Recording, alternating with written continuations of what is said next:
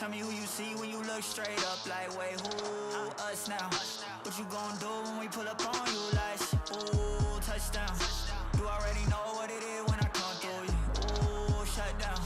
Say, ooh, shut down. Say, ooh, what now? Tell me who you see when you look straight up like, wait, who? Us now. What you gon' do when we pull up on you like, ooh, touchdown. You already know what it is when we come through you. Ooh, shut down. Ooh, shut down. Ooh, give me that crown. I need that now, right now. Ooh, don't make a sound. This is my time. You hear the crowd. Yeah, we need that rain. Me and my team. Deja vu. This here a dream. We done all seen 100 times over back when we was just teens. Now we going dumb. Told them we the one. They would count us out. Now we counting up the funds. Now without a doubt, they we throwing other ones. Like they was always rapping. I believe them if you want. Now they show love. Came with a dub. It is what it is. It isn't what it was. They all love to hate when it don't work out. Tell you that they always been down when it does. Look. Say, ooh, right now. Tell me who you see when you look straight up. Like, wait, who? Us now. What you gon' do when we pull up on you? Like, ooh, touchdown. You already know what it is when we come through you. Ooh, shut down. Ooh, shut down. Say, ooh, right now. Tell me who you see when you look straight up. Like, wait, who? Us now. What you gon' do when we pull up on you? Like, ooh, touchdown. You already know what it is when we come through you. Ooh, shut down. Ooh, shut down. Ooh.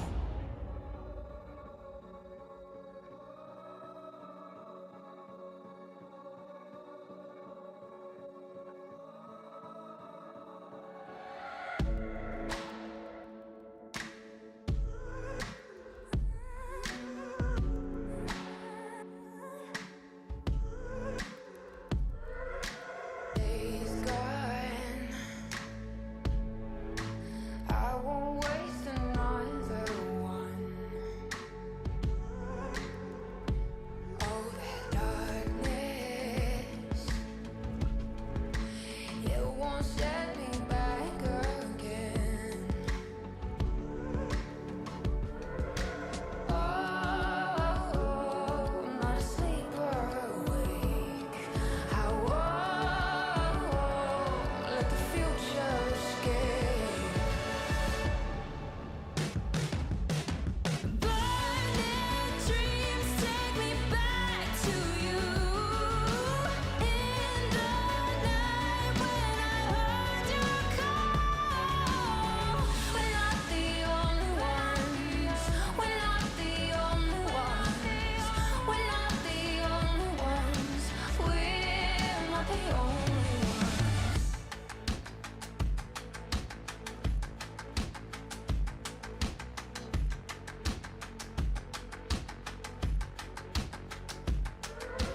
Heads down, they will watch us shake the ground. All this lightness, it will fill the air around. Oh, I'm not asleep or awake. I won't let the future escape. Burning dreams take me back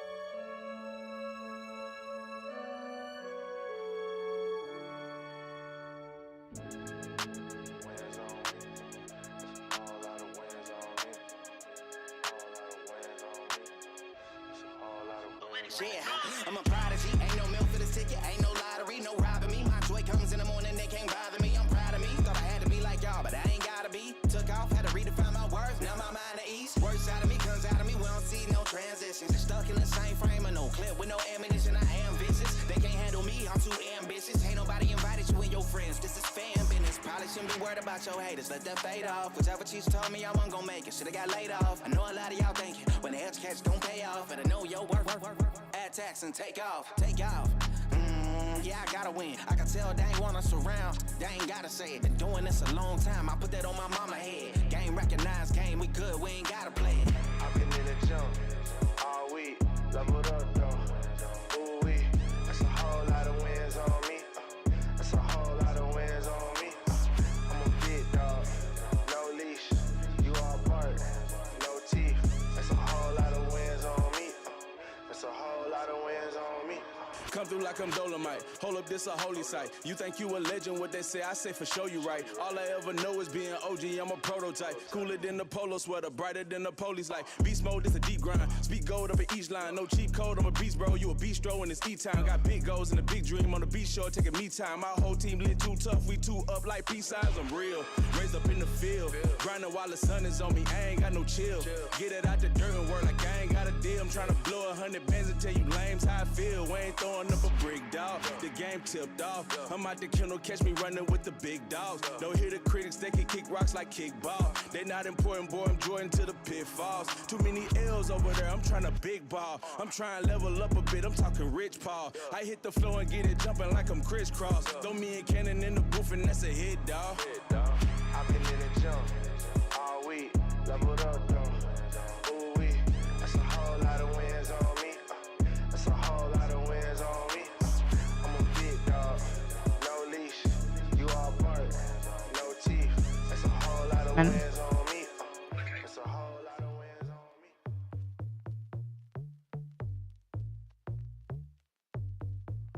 Who do you think that you are?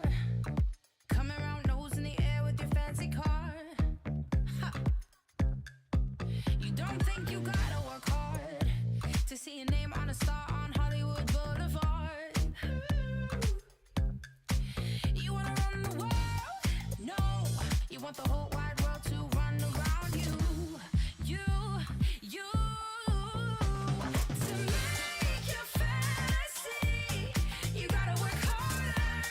You gotta work harder. Turn into reality. You gotta work harder. You gotta work harder. You gotta work harder. Yeah. You gotta work harder. You gotta work harder. Ooh, harder. You gotta work harder. Ooh. Life's not always VIP. Rooftop parties, yachts on the sea. You gotta push further. You wanna run the world? No, you want the whole wide world to run around you. To make your fantasy, you gotta work harder. You gotta work harder. Turn into reality. You gotta work harder. You gotta work harder. You gotta work harder. You gotta work harder. You gotta work harder.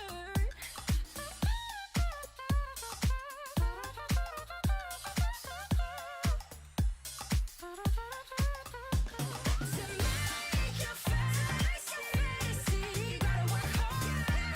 You gotta work harder. To reality, you gotta work harder. You gotta work harder. You got that something that all the girls want, all the girls want, all the girls want. Give me that something that all the girls want, all the girls want, all the girls want. You got that something that all the girls want, all the girls want, all the girls want. Give me that something that all the girls want.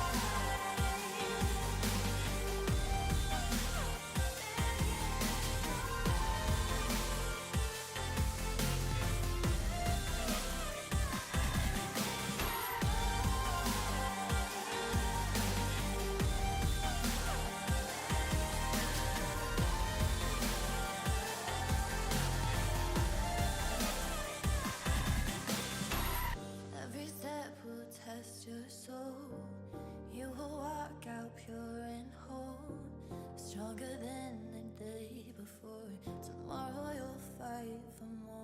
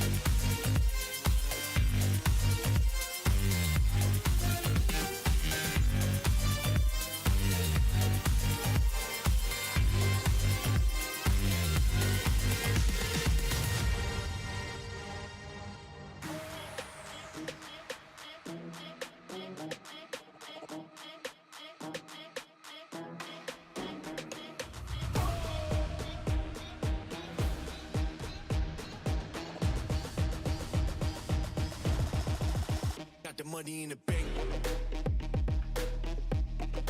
Hit you with the. Hit you with the bank. Hit you with the. Hit you with the 808. Hit you with the. Hit you with the 808. Bang to the break. Bang to the break. Bang to the break. Bang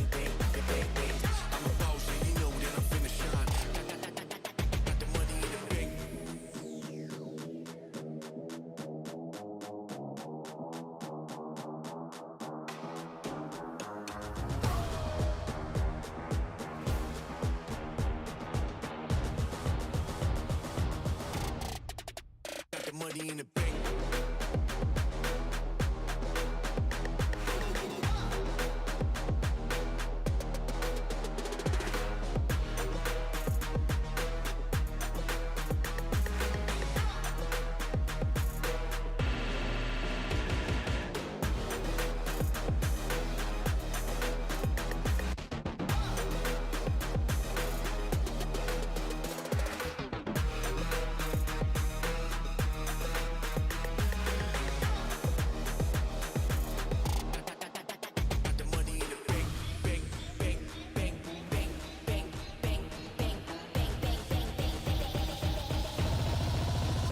Money in the bank.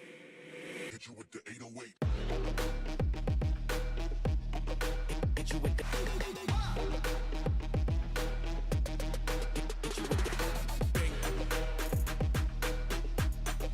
Hit you with the. Hit you with the 808. Hit you with the. Hit you with the 808.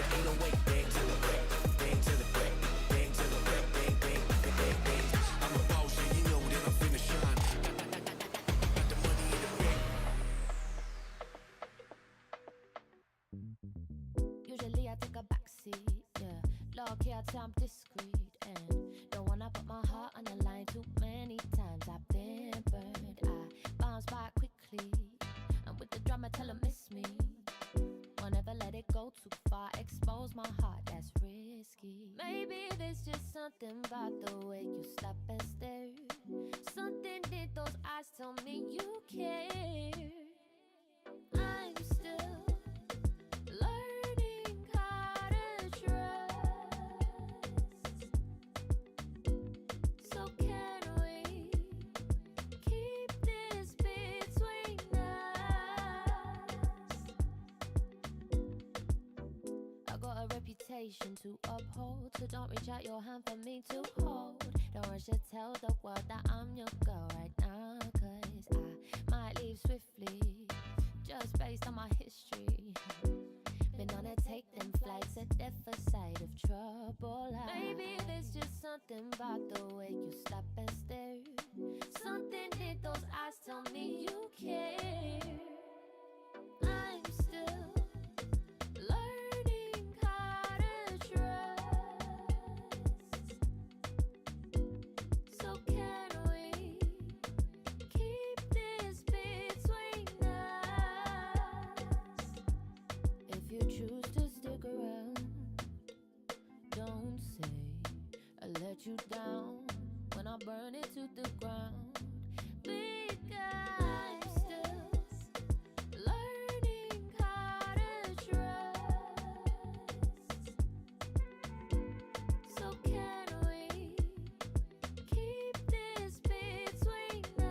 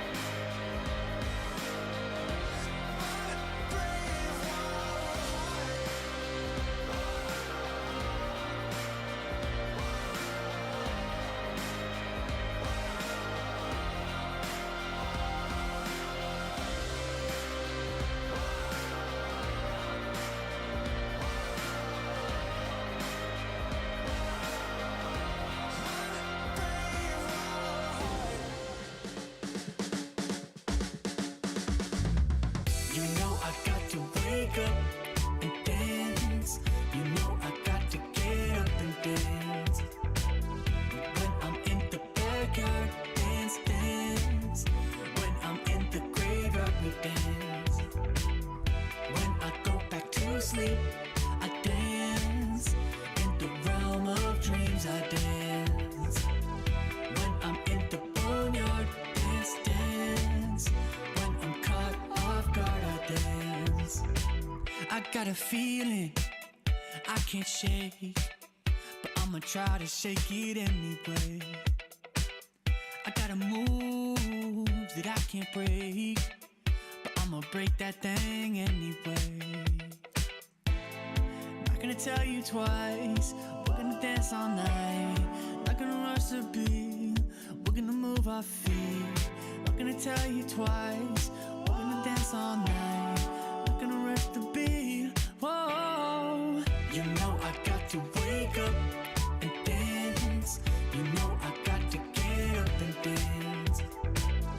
When I'm in the backyard, dance, dance. When I'm in the graveyard, we dance.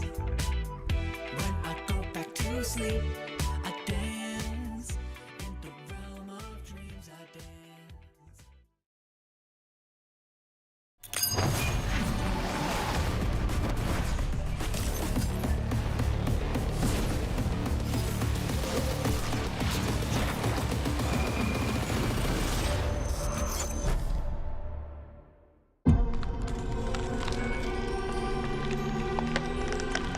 Be delicate, gentle, precise. Calm down. Why are you trying so hard?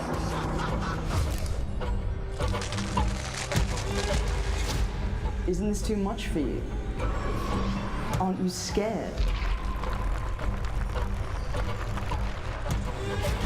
Don't play, don't compete, stop complaining.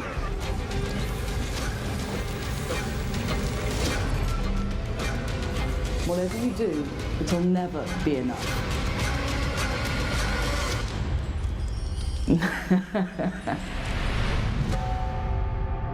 Greatness comes from within. Just wait and see.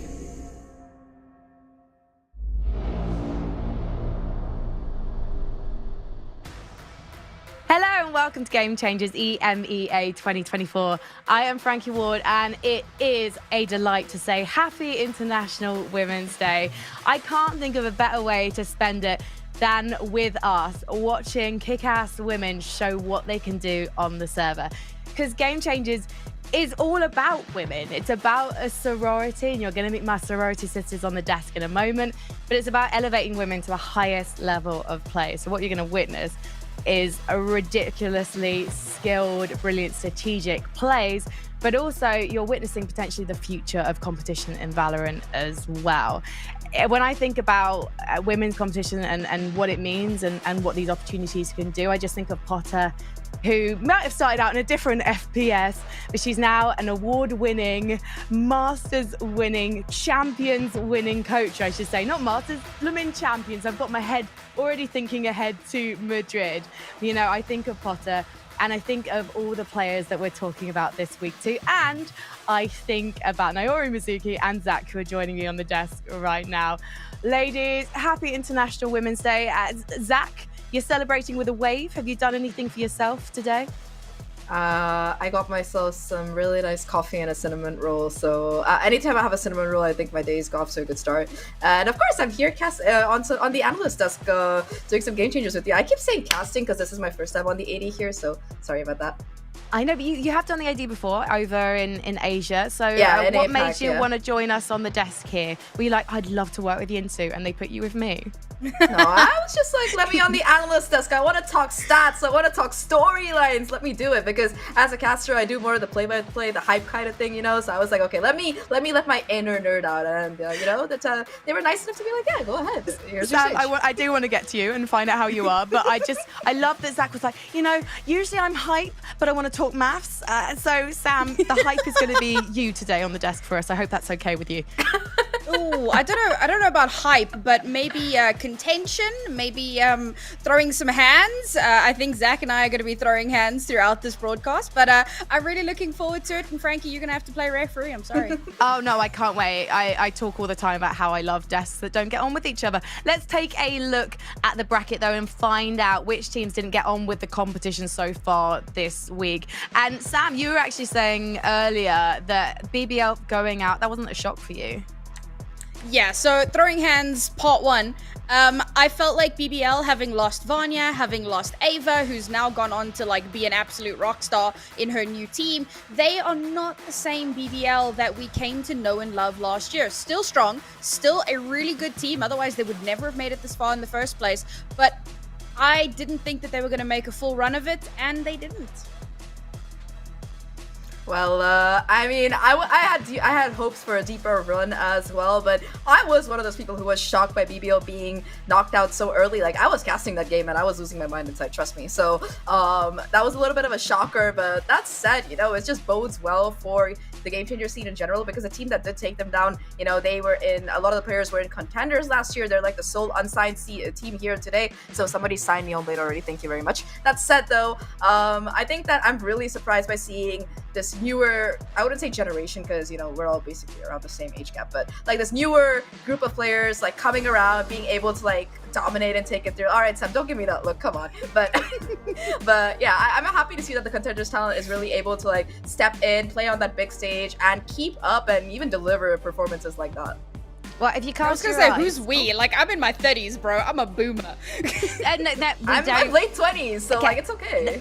Like, this is where the fight begins. For anyone watching this who wants to know what an esports green room is like, to be honest, you just have to look at 20-somethings on Twitter, because when it's their birthday, they're just like, oh my God, I'm 25, my life is over. And now Sam has done exactly the same thing, despite the fact I believe you are younger than me, Sam. I'm 35 and I have a child, a girl. Happy International Women's Day for the baby. So we don't age discriminate, okay? We're gonna add that to the Game Changers values, okay? You're never too old to compete. You're never too old to have a job talking about video games. Now, I don't think we've got time to actually reflect on the action yesterday, but if you took a look at the bracket, you'll notice that G2 and Falcons are set up for an upper bracket semi-final. You'll get to witness that fitness tomorrow, but today, unfortunately, we do have to send 2 teams home. And so the team that beat G2 yesterday, they are GiantX. And this is going to be an interesting rematch against Neon Blade, Zach, because when we last saw these 2 teams match up, it was a very clean 2-0 for GiantX.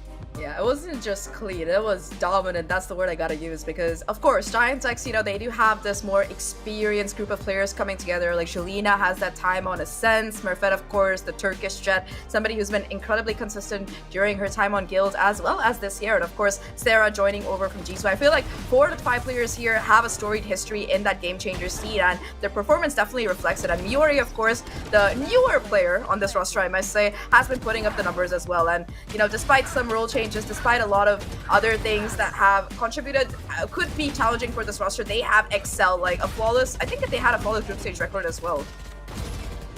I'm glad that you like brought up the role changes, right? Because Sarah was someone in particular that had noted how stressful it's been for her to learn a whole new role all over again. She has played 3 different roles in as many tournaments, but she's feeling confident, she's feeling psyched, and honestly, she's been putting up numbers as well. She's been performing incredibly well, so looking forward to seeing how she's going to do today in this rematch. Sam, do you think that Sentinel role is a natural fit for an ex-duelist like Sarah? Because when I think about high-fragging Sentinels, I think now actually about Amy, who we saw playing against Sarah on G2, and Sentinels are typically holding down sites on their own. So you do really want someone that can go toe-to-toe with anyone, including the best duelists in the game. Right, so fundamentally, duelists and sentinels are very, very different. Duelists need to get onto the site. Sentinels are like chilling on the site and looking for flanks, but that explosive power, if you can translate that across, that's the only real big thing that you need. And obviously, Sarah's got that. She does, and she's had a masterclass from G2. I'm so sorry to interrupt you, Zach, because actually, Zach, I wanted to ask you about Jolena, because Jolena is very well known to the scene as an incredible controller, and she's really putting up the numbers for her team this week. Yeah, I mean, I feel like, we were talking about how the previous time these two teams faced off during that group stage, it was a dominant victory. And it was a 13-1 and 13-3, if I'm not wrong, when it comes to the map scores there. That said, Jelena, I feel like, is one of the key pieces that makes this team work. Like, whether it's those one-ways, those paranoias, that set Smurfette up for those early opening frags, or just great utility usage. And overall, I feel like Jelena is really the perfect Omen player, because you have no idea where she's gonna pop out and get you from so many of the rounds. It's just her lurks, her plays that have that consistent impact, and I'm really happy to see her continuing to have that this year. Like, I feel like in 2023 as well, for Ascent, she was one of the players that was like, I know that Amy got a lot of that spotlight, but Jelena, definitely one of the underrated ones, and this time I'm happy to see her continue just shining through. I can tell you where she's going to be coming from, guys. Scatter. Oh, no. From the shadows. Oh, it started. Let's talk about Neon Blade. This is such an interesting team. We've got some players who impressed in contenders last year. We've got a really experienced leader in Jade pulling things together. But really, this is a team that we maybe didn't expect to make it to this point. I mean, they had to beat BBL to get to their place in the lower bracket and remain in the competition, Sam. Yeah, I mean, this is a team that finalized their roster approximately a week before competition began. So they've had a lot of adaptations that they've needed to get through, and in an incredibly short amount of time. And bringing in a brand new IGL as well, getting used to her systems and her getting used to the rest of the team. It is a lot to deal with. And honestly, they have dealt with it fantastically up until this point. I've been really impressed with watching how much they have improved from the group stages and up to now. Look, I don't think that they're necessarily on the level just yet. It's getting so much more competitive as we get further along. But the fact that they are improving says that later on in the season, we're going to see them absolutely smash it. Are we going to see a smashing lineup, though, between our duelists, Zach? Let's take a look at the numbers for Adore and Smurfette. Because last season, I think, Stage 3, we didn't get to see Smurfette in playoffs. And yet her name, I swear, came up every single day. People are obsessed with this duelist, Zach. I mean, of course, Turkish Jet, what else do you expect? I mean, it's just the raw aim that Smurfette brings to the table, but more than that, right? I mean, if you look at these two stats, they're going to be pretty similar in terms of ACS as well as KDA, but one thing that I would like to really highlight here is that first kill, right? Like, Smurfette in that series against Neon Blade, the previous time that these two teams faced off, was just consistently finding those openers and really setting up the team for the rest of those executes, whether it's the op on defense, the aggression on defense, or just being able to slice through your opposition like, I don't know, like sushi. I guess that's what you slice up. My brain's not working quite yet, but yeah, she's just a terrifying force of nature, and I think that first kill rate was what really ensured that GiantX were able to find that dominant victory against Neon Blade the last time. Slicing up like sushi. Keep those analogies coming. So we can really sense that you've done your fair share of casting as well as analysing, Zach. And earlier today, I did one of the things I like to do most, interviewing. Hopefully you can tell I've had a little bit of practice, but probably not judging by my interviews. I've already done them. Spoiler alert. I spoke to Jade though. This is one of the better ones of the two. What did she say to me? Jay, thank you so much for joining me. Last time we spoke, you were on Rebels Velvet for Stage 3 of the 2023 season, but now you've got Neon Blade. Tell me how you ended up with this roster. Well, I mean, it's not an interesting story, but it's quite a surprising story. We failed to qualify as Azure, right? As many Carmine Corp fans would know if you pay attention to Twitter. We failed to qualify, and I just get a message random night, it's like 2 days before the roster log. They're like, hey Jade, you want to come? And I'm like, okay. So I don't know, I showed up, and yeah, I'm very happy to be here, get to learn some more, prove myself as a player, as an IGL, and just have some fun with it. It's interesting that you are the last piece of the puzzle, given that you've clearly organised this team and set your magic ways of leadership on them straight away. How difficult is it been? Because you only joined the team at the end of February. Yeah, it's been, difficult or stressful, I think are good words to describe it. I mean, yeah, I basically just came into the team and the whole team trusted me. I just came and I said, guys, we're doing it this way. We're packing this amount of time. We're doing these things, these maps, even these comps, blah, blah, blah, these roles. And yeah, I mean, I don't want to say I did everything in the team, but more or less yes. And that's just big respect to my team for trusting me to do it. And yeah, I've tried my best to apply the system in this short time. Did your experience come in handy when you were playing that rematch against BBL? Because the group stage was a difficult one for you guys, but it's understandable. Inexperienced players, you've just joined the team. But then when it came to your match against them in playoffs and how you sent them home, clearly you were able to read that team and capitalize on the mistakes they were making, given that they've also had some changes recently. So tell me about how you were able to take advantage of those situations. Yeah, I think talking about the fact that some of my teammates are not so experienced, like they get this experience, they kind of grow from this. Like if you saw the groups, how many maps did we lose? 11, 13 or OT? It's so sad. But yeah, we just kind of get some experience, we get some games against these better teams, and we learn game by game that actually they're humans. They're not doing anything crazy, and we watch how they play, we watch their games, and I adjust the game plans, adjust some comps maybe, and we do our stuff. Like these people can shoot, man. My teammates can shoot. So yeah, it's nice to play. It's nice to play. It's going to be nice to see this rematch again against GiantX, because this was definitely a rematch that you probably weren't hoping for, given the result last time. It was a 113 scoreline on your side and a 313. So with this rematch, odds are against you. But I want to know, you guys got it in you, and what have you been doing to try and keep your place in this stage? Listen, it's going to be a different map pool. I'm not saying I'm going to pull out some crazy things, but we'll see what happens. It's going to be a completely different game for sure. Like obviously it's unreasonable to think, yeah, we're going to stomp them back, but I really think we have good chances to win, and it's going to be a really good game to play against my old coach Aska, some people I know, some friends, and yeah, we'll see on the server who's the better team. Oh, you're going to get in Aska's head. I can feel it already, sense it. Good luck, Jade. Thank you so much for talking to me. Thank you. Thank you, Jade. You're talking to Jade, and actually you could just hear at the end of the interview me being like, thank you, Jade. She's such a star, and she waited for me to finish my orange and my lunch before we did that interview. Just again, I'm always giving you guys a peek behind the scenes. I am too casual for my own good, but this is going to be a really interesting one. I'm looking forward to getting into the map veto. Before we do that, just looking back to the BBL game that we saw back on Tuesday versus Blade. As Jade mentioned in her interview, Sam, her girls can shoot. Is that the reason that they were able to come out on top, as well as capitalizing on the mistakes that BBL were making? Look, being able to shoot is pretty important in a tactical shooter. Now, this may come as a shock to many of you at home, but you should be able to shoot. So definitely was a contributing factor. But I think that there's so many moving parts to that, right? It's the fact that BBL are struggling to reform and recreate their identity. It's the fact that Neon Blade have just been on an upward trajectory over the last few weeks. There's a lot of things that kind of move together to make that result happen. And, well, maybe we'll see that replicate itself today. Just to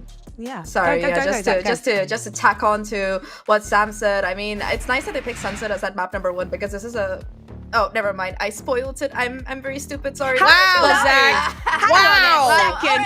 I see the joke. I'm Prescience. That's the thing. But talking about the map picks here, I would like to see teams stick to areas that they're a bit comfortable on. I think that for Neon Blade, it is definitely this map number 1 that we're gonna be seeing as Sunset. I apologize for the spoilers once again, but hey, that's what I'm here for. But I think that this map number 1 is somewhere that they're very confident on, because they managed to defeat the likes of both Falcons as well as BBL on this particular map pick, and it's familiar home territory. They have like 100% win rate so far. I know that we're very, very new into the year, but that newer map, it's somewhere where Neon Blade have definitely been comfortable in the past, and I think that if they can take that, we definitely have a series on our hands. This is evil. The Icebox pick is evil, Sam. This is interesting on so many levels. So Sunset is a map that NB have historically banned. So I love that that's coming through here. I think there's a little bit of BM involved in that. The Icebox is like it was actually one that NB had picked previously. Neon, they had actually done that in the past, so it's really cool to see that coming through here, and it is something that they do feel comfortable on. So unsurprising that we're going to see that in the mix. And then the Lotus float all the way to the end. That is also interesting because that's one that's been banned out in the past by Neon Blade. It feels like this whole veto has gone a little bit topsy-turvy, guys. I'm not gonna lie, but I'm looking forward to seeing how it plays out. I mean, Zach, are you excited?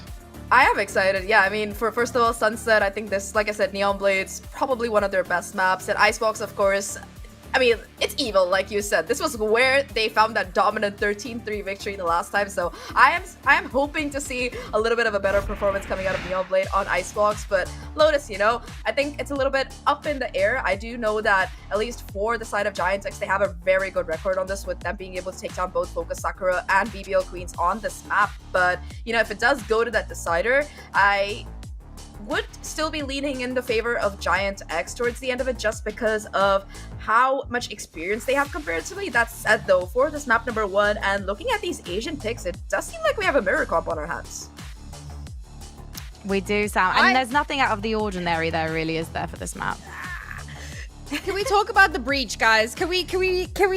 So here's the thing. Breach is a bait, right? It's one of those things that people really want to play because there's some cheesy stuff that you can get done with it on this map. But the problem is that within a week or two, when teams have seen all the cheesy stuff, it's not gonna work anymore. So I'm a little bit concerned about this. For now, it'll probably work, but long term, kill the breach, guys.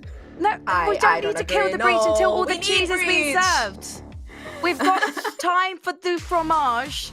And I appreciate du fromage. And you know what I really appreciate? International Women's Day. And you know what? It's also about allies. And so we have got a couple of lovely casters who I would call allies joining us today. We've got Mitchman and Pilski joining us. Well, I was about to say from Down Under. Pilski's Down Under and Mitch is in Germany, but it counts. Have a good cast, guys. Enjoy. Thanks so much, Frankie, Naori, and Zach. I mean, look, I'm really excited to get into this matchup. From what, a lot of the stuff that Desk has highlighted, I think Veto's interesting. We're getting the resurgence of Icebox coming back in again. Neon Blade obviously done a lot of work since they played GiantX on that map, and hopefully a lot of work since the last series, Pilski, because they're coming back for revenge, aren't they? Yeah, they're going to have to turn it around faster than the, orange beard man slander that we had, and then coming straight into calling me an ally right after that. So, look, you know, we're going flip-floppy, hopefully, for Neon Blade as well after that Icebox performance, because, as you mentioned, in week 1, very, very strugglesome series against GiantX. It was like a 13-1, 13-3. They got absolutely slapped. But into Sunset we go, Mitch, and we're going to see this same mirror comp. I feel like I've watched this mirror matchup on Sunset in this league like 4 or 5 times already so far.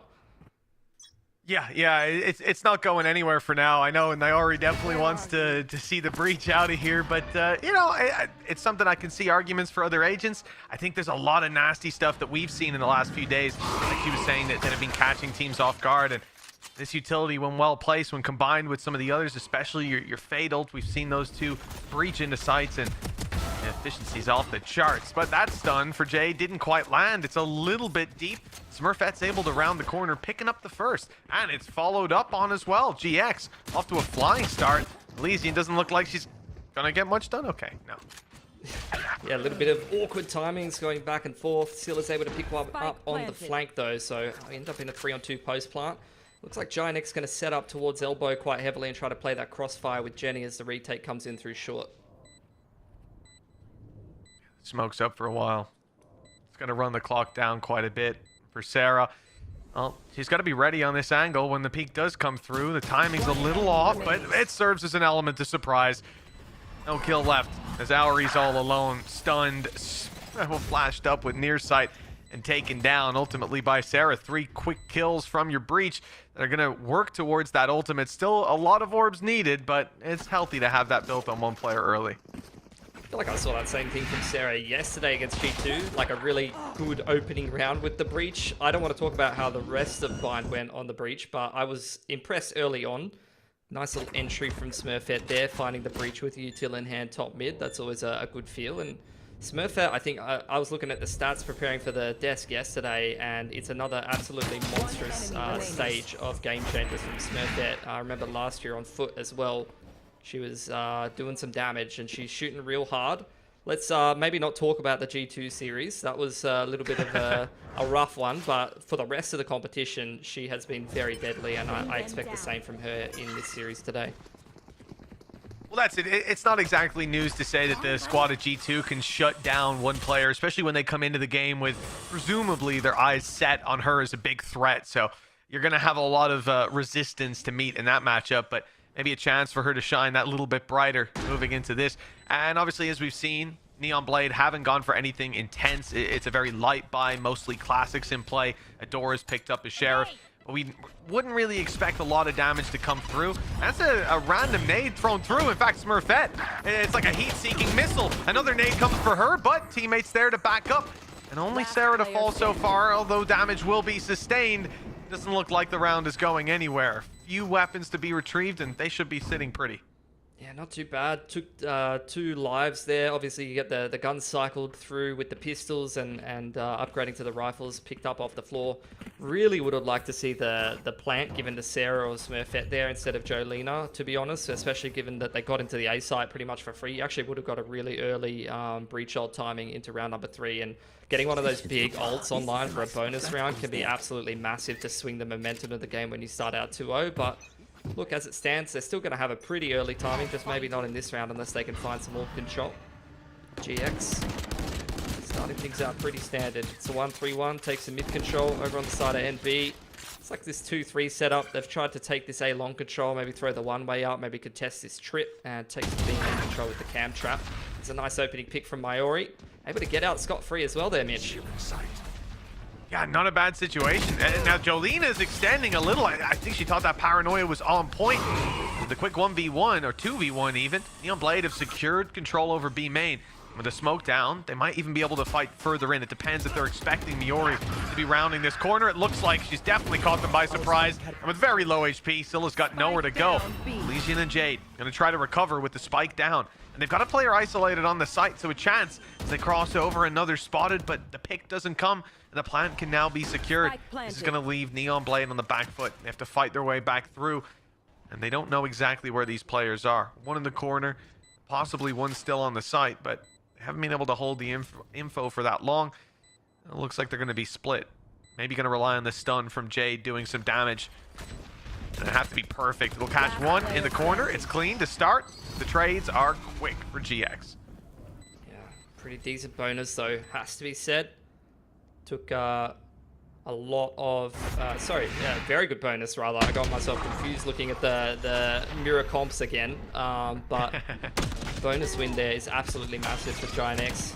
And that's exactly what I was talking about. Obviously the ult timing not coming into factor this time, but breaking that economy early on is massive to start front running on this attacking side. So Neon Blade going to have to go back to the drawing board, try to do some damage with the Sheriff's armor, try to keep that economy a little bit more honest for GiantX, but they're already off to the races here. Here's this little tiles dive coming in from Neon Blade. Quick one straight down mid from Adora, looking for this timing off the back of the breach util, but it's a great reaction from GiantX there. Oh, the flash is perfect as well, but a good shot by Scylla just before it popped. Evens up the numbers a little. Damage can be done, and I think that was the name of the game when it came to this round. You know, they mostly had pistols on Neon Blade. As you said, it was a big bonus in the last round from GX. That cripples their economy. And yeah, the fact that we're in a 1v3, it should be fine for GX to tie a bow in this one. The damage has already been done. We'll see if they can chip away that little bit further, make it more costly.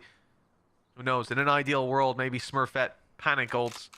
You manage to get serious value. At least, as we're seeing, they're going to take B and plant. But at least Auri's got a rifle.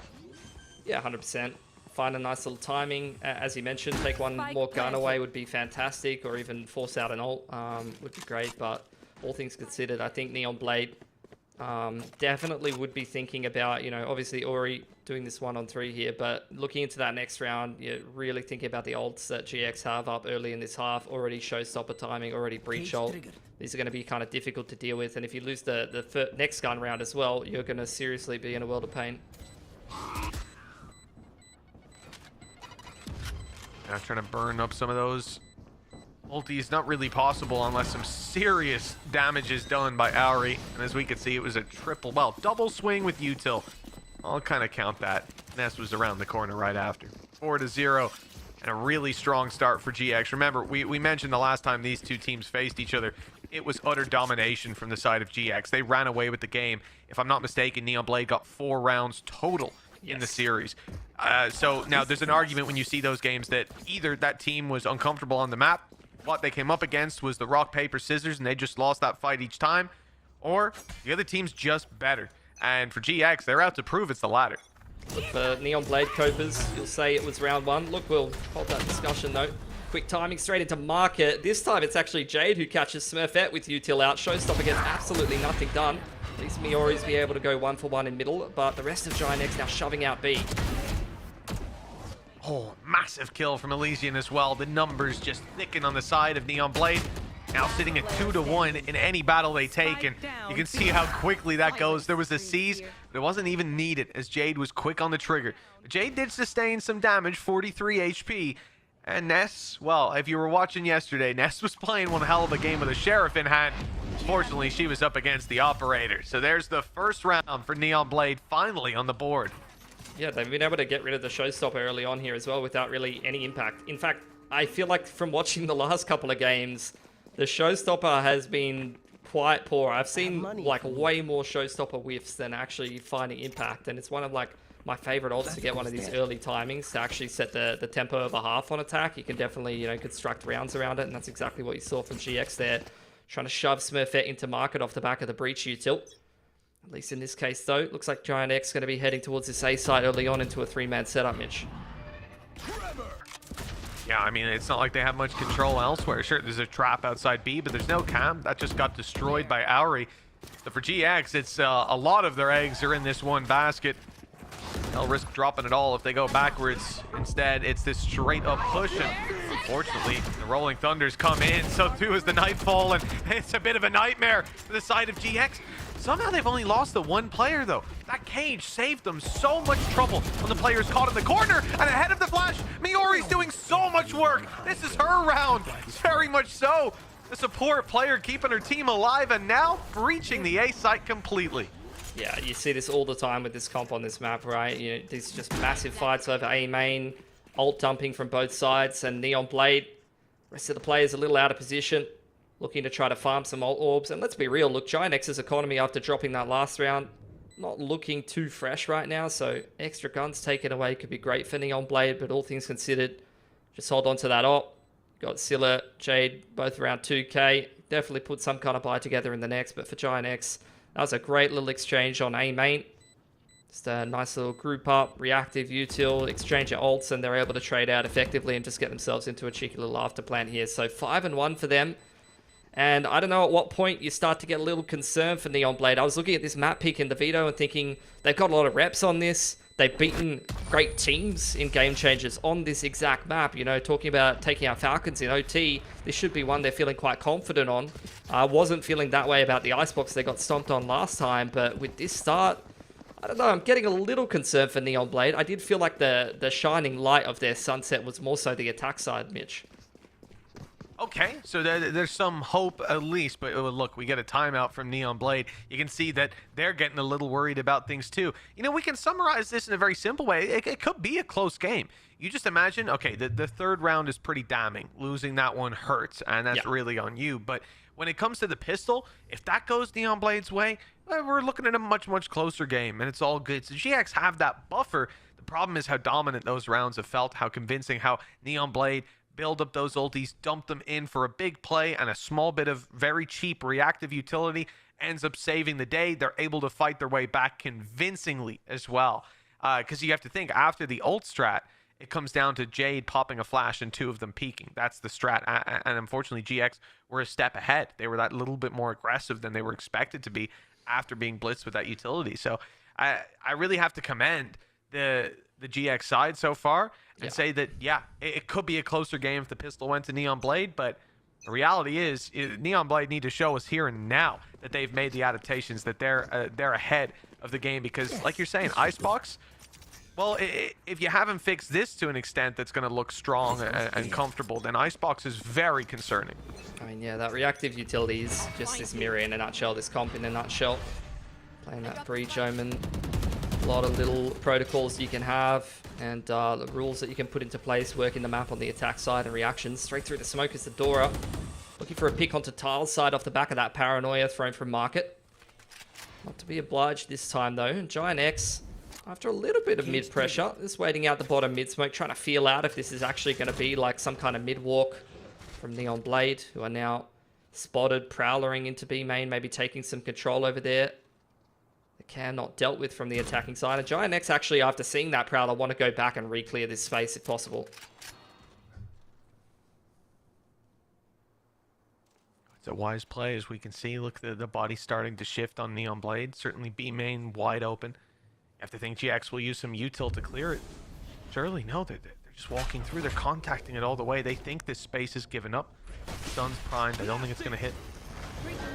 Aftershock to the left, stun coming in on right, and actually it's a good stun on backside. That's a lot of pressure. Now put onto Scylla and the flash! Oh no! 30 seconds Well, we'll pretend we didn't see that from Smurfette. It's all good. Eyes closed on the way through. Jolina able to recover this and somehow dodge that op shot. It looked dead on, but apparently not. The numbers stay in GX's hand, and they're going to be able to set up for the post plans. They have no intention of it. No intention of setting up. In fact, they're just stepping forward, taking fights into the spawn. A double setup is nasty on that corner. And after Adora's seen with this up, I don't think she's getting out of here. It's going to have to be a crazy shot, and Jolene is a little quicker. That's rough from Neon Blade. Another reset round. Going to have to go back to the drawing board post timeout as well. Credit to GiantX. Very reactive play from them in that round. They were just feeling out the pace of the round. Really good mid-round calling. You know, you had that bottom mid-smoke. They were worried about the mid-walk. After clearing that out, they used the Cypher Cam well. They spot out the Prowler and feel like they've lost control of B main with the deep smoke.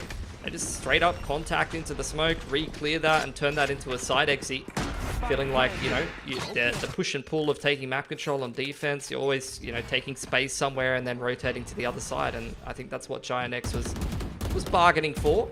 At least in that case, it was still a three-man setup on Market from Neon Blade, but it didn't really help them defend the side all that much. Got some aggression right now. And yeah, here we are on board with Auri. This spot, remember GX last round, they played for some control and they shift walked back into B main, played full contact.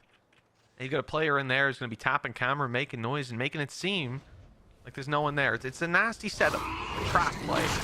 If GX do fall into it, no real threat onto Scylla. She's just smoking up and playing it safe. Yeah, just denying that Market control after the Prowler comes in. And this just really seems to be the name of the game for GiantX so far. Going and taking map control, walking back to the other side of the map, creating pressure. Trips dealt with by Ori though, so I think they have to be aware of that flank. They're going to have to start to speed up here, but into Adora with a showstopper online could be a risky side to be hitting. Well, not only that, but 4 players here as well, and very quickly firing off that showstopper, telling them there's no real danger here. You can push in now without a care. And in fact, that's when the big play will come through. Flank watch as well. Niori's got this on lockdown, ready for Auri to push on in as Adora is caught in the corner. No support. They're scattered and being isolated in these duels. Oh no, Neon Blade not finding any legs to stand on this site with Jade just 30 HP. It's an easy cleanup and a triple kill for Smurfette. Close to her ultimate being online, and 7-1 on the board. You know, this is what we were worried about. The snowball seems to have picked up a lot of speed for GX and Neon Blade. If they don't win this buy round coming, it's going to be very hard to get back into the game. Yeah, they're just not trading out when the site hits are coming in. You know, they're just not shooting back effectively enough. The reactions, you know, the showstopper didn't hit the mark in that round. But as you mentioned, like they had a 4-man rotation over on A. They had a great rotate timing and a big ult to stop that push. And I think what GiantX are doing really well is what I was kind of talking about before, the pacing and the way that they're scaling into the site and just working it. Making sure they're not getting caught by the fault line traps. They're not getting caught by the reactive util has been excellent to watch. And once again, it's a bit more of a contact play here. Spotted out by the Cypher Cam, though. We'll see if they're going to pull the trigger. Seems like the answer is no. Not feeling comfortable enough to shove into B. They've still got a minute 20 on the clock to explore their other options. And you can see the rotations for Neon Blade. They've just left Adora on that deep A info line. GiantX may look to push her off and try to keep the rotations honest before they re-execute on B later on. You know, the thing is, I think they destroyed, it was either, I don't know, it can't have been a camp. So Neon Blade destroyed a trap that was on A. The GX think maybe there's a player pushing up. They run 2 players all the way back, clear that there's no A push, make some util, and now go out on B. But the players on Neon Blade are still here. 2 with breach utility close by. They've lost Scylla in the initial fight. 1 player down, smokes out of play, and we already saw the paranoia for Sarah. There's no need to even fire a gun. Miori's just going ham. She is out for revenge today. My goodness, they won the last matchup, but looks like they lost it and they've got a grudge to settle. Yeah, 3 on 5. Looking very, very rough here for Neon Blade. 2 players looking for picks out market side. Elysian trying to pressure from CT. Ooh, that's a nice shot from Ness, but they're so far down in numbers that even with a 2-man entry on the breach that's running out market side, it really doesn't make a difference. Pretty unwinnable 1 on 3 for Elysian. As the timer starts to really tick down at this point, and look, Neon Blade not getting too much done on this game of Sunset. Smurfette for 3 to shut that one down and farm herself yet another showstopper. That was just not too much of an awe-inspiring round from Neon Blade there. Just the Prowler to pull that extra rotation back across over towards the A site. You see the Fade rotating over there on the minimap in that replay over to meet up with the Raze. And as far as shoving out B late into that round, they get out in front of the trip for free. No one's able to play off that trip. And then you see Scylla just solo play, try to paranoia and fight out market by herself and not really get too much done. It just feels very disjointed from Neon Blade right now. And they're back on a half buy again. They just keep getting reset, Mitch. I can't help but wonder if that small bit of a fake on A, just those 2 players running up, if that did just put Scylla out of position. It did. So then when the push both comes through, her she's and like, Ori were a little out of position because of that. You want to compete for the space, right? You overcommit because you make that quick judgment call and you can't really judge all the facts in that 1 split second. Then you've got, you know, a good 40 seconds to sit there and think about what happened and realize your mistake. Unfortunately, this is not the round to realize your mistake and fix it because it's Nico, right? They have pistols. And actually, these are my favorite rounds. The ones where you, well, the Andalucia flawless rounds, get that in first. But the ones where there's nothing really noteworthy there. That was just a good round from GX. They won their fights. They were up against pistols that had a disadvantage. They used their utility to make sure that advantage was even more. I love it. Just using util to minimize risk. That's the way you want to play those anti-ecos. Just playing that pack mentality, using the gun advantage. It's good stuff. So look, Neon Blade, it's looking really rough. Even if you can kind of craft a narrative that they've had a pretty strong attacking side so far on this map, this is a pretty tough one to recover from. Once again, it's going to be a 1-4 here from GX, contesting that A main space. And this is the pacing I'm talking about, you know. They're just feeling out the setups, a lot of dry contacts, a lot of walking in as a pack together, not overusing utility, just little bits of util. Just the Prowler doesn't necessarily showcase that there's going to be an exec. Here's a Tiles walk, though, from Neon Blade. They take that mid control after losing the A space, and they're going to get a quick 3-man flank on. There is still a trap waiting for them there, but keep an eye out if Miori goes down in any of these fights. I say these fights, there's only one. It's Scylla, much more patient in this round, and well, the reward is there. Oh my! Well, she dodged the first shot, but not the second one, unfortunately. That's ridiculous. I don't think Smurfette's in too happy of a position, but they're a little slow to execute on the back of it. Taking their time on the walk up as Auri was picking off one, and even though Smurfette should be at a disadvantage, 2 players swinging her, she's still able to hold strong. Reveal up as well, no diffuser spotted, and Ness is left alone to do it. She swung wide, and Adora's punished with 12 HP left. There's still the tiniest bit of hope for Neon Blade. It's waiting, but it's there. That's what it takes. 12 HP from Adora to get it done. That's about as tight as a round gets, Mitch. And I gotta say, bro, like, the GiantX rounds have looked very good. Bro, I don't know what it is. The showstoppers don't hit in Game Changers. I've seen every showstopper whiff. Please confirm my bias. Like, please. I'm with you. I mean, that should have hit, right? You could, there's a corner there. Actually, there's a corner. Shut up! It's a rocket launcher, okay? Right? Steps don't save you from rocket launchers. It's just not how it works. I don't know. That player's at least deaf. I'll say that. It is what it is. We got the TP play out, but apparently the play is to wide swing into the Raze. I respect it, honestly. Neon Blade, look, down to Guardians and half armor. And look, I'm feeling a little blue right now, Mitch. I don't know about you. Dabo-dee-dabo. Oh, here we go. Well, we're out of the Yoru ult, and we're wondering where he came from. Back to his dimension, though, thankfully, as we're going to see a push, presumably towards mid. That trap, though, blocking the way through. I can't hear all too much of what's going on, but I can see it, I'll tell you that. And Smurfette, she's not wanting to get too aggro with the util that was meeting her on the other side. And in fact, it was all a ruse to bait out further aggression. Jade, well, she bit the bait, and now they're in trouble with the B site relatively open. Auri's just gone swinging and done so much damage for her trouble. Yeah, seeing them hunt down Adora in B main, who's trying to play the time for the rotations. You got the Cypher flanking top mid, trying to pick that rotation timing, and it's looking good for Miori, waiting for the contact on the site retake before she actually pulls the trigger. There's the fade ult and the breach ult, both thrown onto CT. The reactive utility is not keeping the defenders safe. They're just trapped on market stairs, and Adora flashed off in a 1-on-3. GiantX, double digits for them in the first half, Mitch.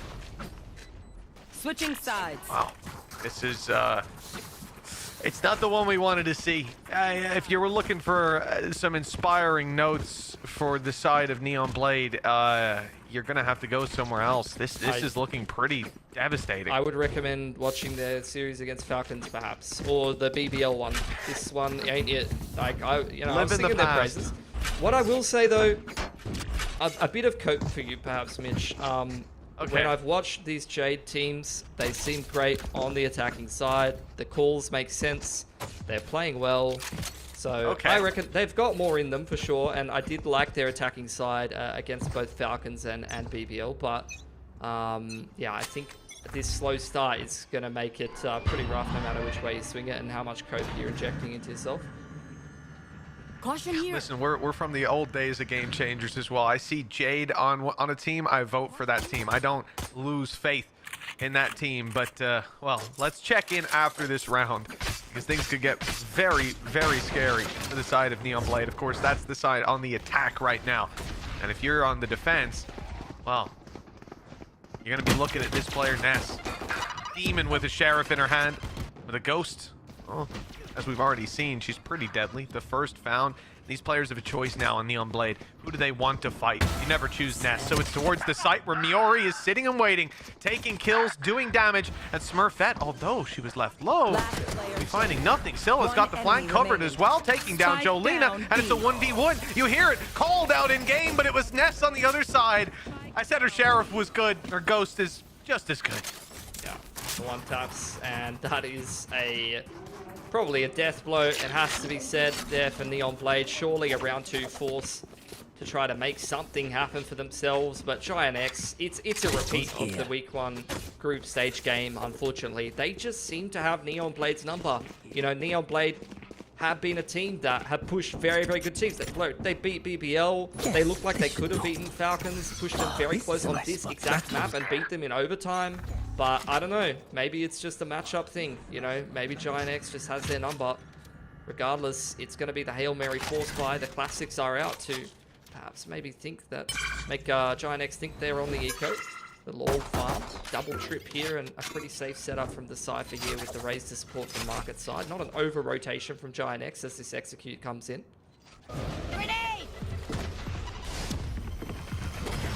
They don't quite know yet, right, that they're up against that buy. It's going to be new information. The force has come through. Let's see if these players overextend in the first fights. Miori had backup. Smurfette, though, now isolated. Teammates on the way. Might not need them. Nade back online. It's fired into the right. Nice headshot by Smurfette. And a shutdown of this buy-up. A force buy that might have just forced them into a corner. Now the score sits 12-2 for GX. And you hear the call out in-game. Match point. One more, and they've got plenty of chances. Just another 4K from Smurfette. You know, Ness with the multi-frag plays as well. That old duo just seems to be worth its weight in gold here on GiantX right now. And I think there's a reason why Smurfette is just a monster statistically. Last stage of last year, as well as in this this competition. I was looking after the groups, and she was topping the stats right up there with Turkey as well. Same main pressure once again. It has to be the force buy. Hail Mary from Neon Blade after a very rough start to this game. Reactive utility keeping them at arm's length for now. A 3-person short setup here from the defenders, and they're just going to creep out onto the line. Ness with that one-tap potential off the back of the flashpoint, but it's not really landing, Mitch. No, it's not worked out at all. In fact, the support's already there. Quicker rotations again by the side of GX, and the slowing utility that's come in has left them a little scattered on that attacking side. When the fights eventually come through, there's far more numbers there than were expected, and they've narrowed it down to just one angle to push from. It's looking like GiantX, the defensive side, the 5 versus 3. The team sitting with the advantage will be pushing this across the line to a 13-2, and a devastating reminder of the last time that Neon Blade played up against this squad, and it's a showstopper online for Smurfette that's hunting down the final players. The corner is wide open for the kill, but Smurfette's taken herself and Ness down.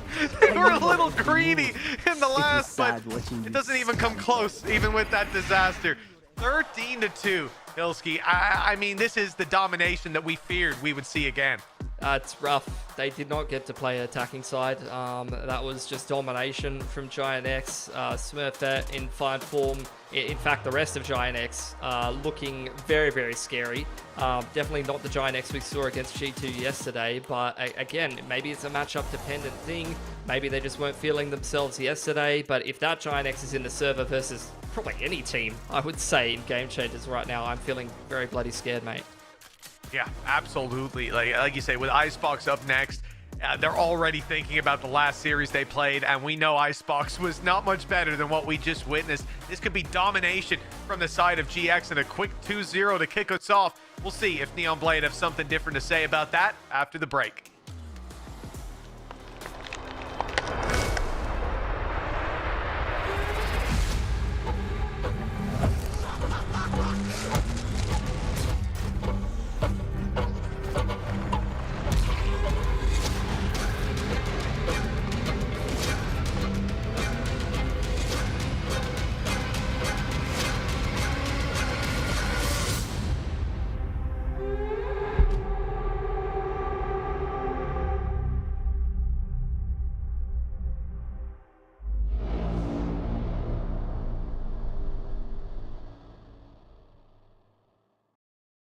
I know a place that will break you into 1,000 pieces. Stay away from them. Stay away from Lorca, Paco, and Picasso. Don't ask about Lola.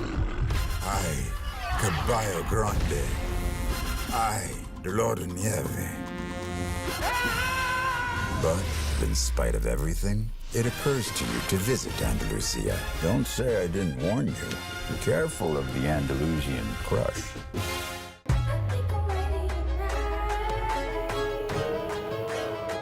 Hey guys, it's Jimmy Lin. In this series, I'm going to walk you through Attack on Pearl.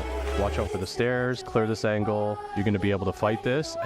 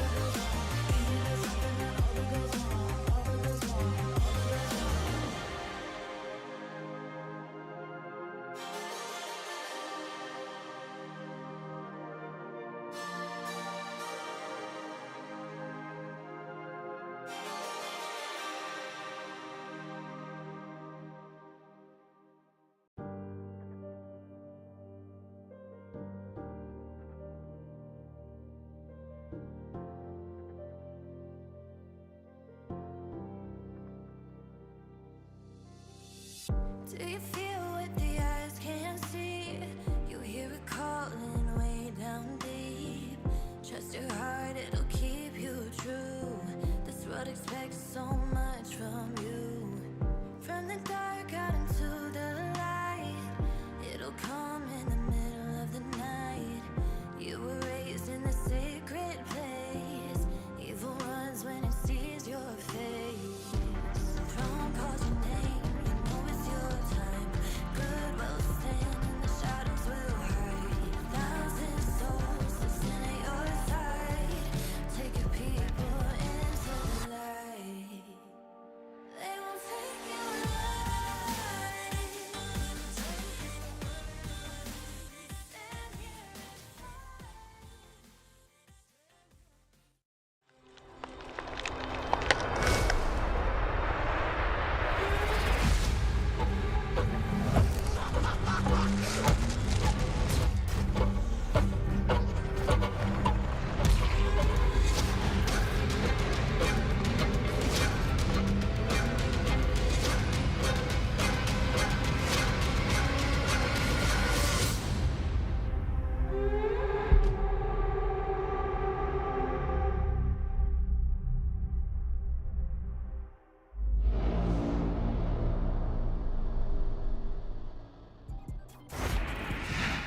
Hello and welcome back to Game Changers EMEA. I'm Frankie. We got Sam and Zach on the analyst desk to talk about the first map in this must-win match between GiantX and Neon Blade. It was Sunset. It was Neon Blade's pick, but it wasn't the result that Neon Blade wanted because GiantX, you know, they like to keep it squeaky. By squeaky, I mean squeaky clean, Sam. Yeah, I mean, the utility usage that they had was freaking phenomenal, right? From site takes, making sure that you've got everything covered, using fault lines, using the haunt, making sure that you're covering every single angle, but on the actual push, right? Because they don't use a ton of the util on the lead up, and then they make sure that they've got it exactly for the execute, and they go in and it's perfect, and they can shut it all down. There was another really great moment of like reactive util, where you see a showstopper come through and a paranoia hits it immediately, and so the showstopper gets absolutely nothing because the Raze is like trying to gauge, like, oh geez, where do I throw this thing? I'm blind. So the util from GiantX was so good, and it felt like Neon were really struggling to keep up. To add on to what Sam said there, I think that the reason why GiantX had so much control was because in those initial rounds, for a lot of these executes, you know, it just felt like they were going in for these contact plays, and I felt like they were just shooting better today. Like, yes, we highlighted that it's a tactical FPS, everybody's got to be able to shoot at some level, but GiantX were on a whole other level, and you know, one player in particular that I think we all agree was absolutely bonkers that map was Smurfette. Like, she was slaying out. Yeah, I mean, she was insane. She was kind of playing 1v10 because in that one round she even killed 2 of her own teammates, right? Like, she doesn't discriminate. If you're on her screen, she's going to kill you, right? Like, get out of my way. I've got a job to do. And honestly, that's how I like my duelists. Yeah, I mean, throughout that map, Smurfette was incredible, whether it was, like, in terms of fighting the damage. Like, you can see that 250 damage around is crazy. I mean, of course, if you're a Raze, you've got that those pain shells, you know, you can satchel into people's faces, take them down. But I remember what was constantly going through that map the entire time we could see Smurfette was, like, triple kill, quadruple kill, triple kill. And yeah, it was just a Smurfette show. I mean, of course, the rest of the team had her back. You saw Miori on these incredible lurks. Like you mentioned, the util usage from the initiators really setting up Smurfette for success, but I felt like Giants throughout that map, they just had the upper hand, and I feel like this is really, really scary for the side of Neon Blade because this was their map pick. And you know, the next map that we have coming up here, these two teams have some really bad history on it. Well, at least bad for Neon Blade. I think that GiantX are going to be pretty happy about that 13-3 the last time. Well, before we talk about the 13-3 on Icebox from the group stage, let's talk about GiantX's approach because, Zach, plenty of contact plays there. They've always got util in hand to be able to lock down and hold that site. It didn't seem like Neon Blade could really do anything once the spike was down. Do they need to be more proactive early rounds? I definitely think so, because I think in yesterday's game against BBL, that was kind of what helped them win out. Like, you saw this constant aggression coming out towards that A side, and I feel like they were very passive on a map like Sunset. When you have your Cypher hard anchoring that B side, you want to be a little bit more proactive on other parts of the map, especially that mid and that A lane. And I feel like compared to yesterday and the previous times we've seen this team on Sunset, they just looked a little bit lost or a little bit more passive, I would say. And of course, in that post plant, right? I mean, you saw them try to go in for that retake sometimes, but the problem is, you know, if you play for that retake from the start and you try to keep as many people as alive as possible, so you have that utility. But with the kills going in favor of GiantX so many times in those early rounds, in those mid rounds, I just felt like there was nobody alive to really retake. Like, so many times, I mean, you saw it on the screen, it was like a 2v4, 1v3 kind of situation. And I feel like that lack of spacing, kind of like that awkward situation that GiantX found themselves in, was because of that lack of proactivity that you talked about, Frankie. So, like, the thing with Sunset is that this is a map that Neon have very often banned previously, so I was a little bit surprised to see them bring it up here, and they do still look very uncomfortable. One of the things I noted was that they really seem to struggle with normal fundamentals, normal protocols. They're not getting that early information, and they don't know how to respond when something's happening, so they have to go for these like crazy one-off plays, like we saw where we had 3 players moving in through mid and then flanking all the way behind and having to come up from, you know, the attacker's spawn as their only way to be able to retake. And you can't keep doing that every single round, because eventually you're going to get caught out, you're going to get stopped. So to rely so heavily on these like one-off use plays, it's just not going to work. And now they find themselves in do or die. Here we go then. Moving on to Icebox then, Zach. Just talk me through what we're seeing here. Not quite the mirror matchup. I mean, the Sage and Thera, that's kind of standard, I suppose, on Icebox. Is it a bit 2022 though? I mean, the meta comp for Icebox, I know the map has changed, but honestly, it hasn't changed that much aside from mid and maybe a little bit on that A side and B lane. So I feel like the meta comp is still pretty much a meta comp for the reason. Look, I'm a believer in Euro. I think that Euro should be played on every single map, so I might be a little bit biased in that aspect. But that said, I mean, this comp works. If it ain't broken, you don't need to fix it. But one thing that interests me is that Adora has pivoted over from that Jet to the Reyna on this map. And the problem, or the good thing, both of them are the same thing when it comes to Reyna, is that you need to be able to perform to find any value with their utility. And I feel like Adora better be bringing her A game to this, because we already saw Smurf it. She's ready for it. When you said Yori should be played on every map, and also because we're on Icebox, I nearly went like this. And that is BSL. And if you don't know what that means, you have to look it up as we head to Alcata's Pilski and Mitchman. Thank you so much, Frankie, and our wonderful analyst. Yes, we've had quite a discussion around the agent comp even there. A Sage coming in. I love what Frankie said. I could tell she's been hanging out with Lothar over in the studio here, because, yeah, in 2022 kind of look to it. I don't mind it too much, though. It depends how they're playing around it. Yeah, there's nothing wrong with it. You know, it's the meta comp, and it was the copy-paste comp for a long time for a reason. I'm a little concerned, though. Neon Blade has to be said. Throwing a rookie in a do-or-die match on something like Arena after they just really struggled to shoot back on Sunset is going to be an interesting one. It's something I don't anticipate working out. If it does, though, I can't wait to see it. I can't wait to give credit where credit's due and have a really high fragging performance from Adora on the Reyna. They've changed up their comp a little bit from the last time they played. They played BBL on this map, and they were rocking the Chamber as well as the Reyna. So changing things up a little bit. Instead of the Chamber, they're actually mixing in the KO this time around. GX just with the meta comp, though. It looks like a main control from Neon Blade. 3-man walk from GX, taking that B long control and info. And out comes the drone from Jade to kick this one off here, Mitch. Yeah, looks like there's no going back. Full commitment with GX already behind them, but the turret watching passively as the movement comes through from MB. Full control over the back of the site.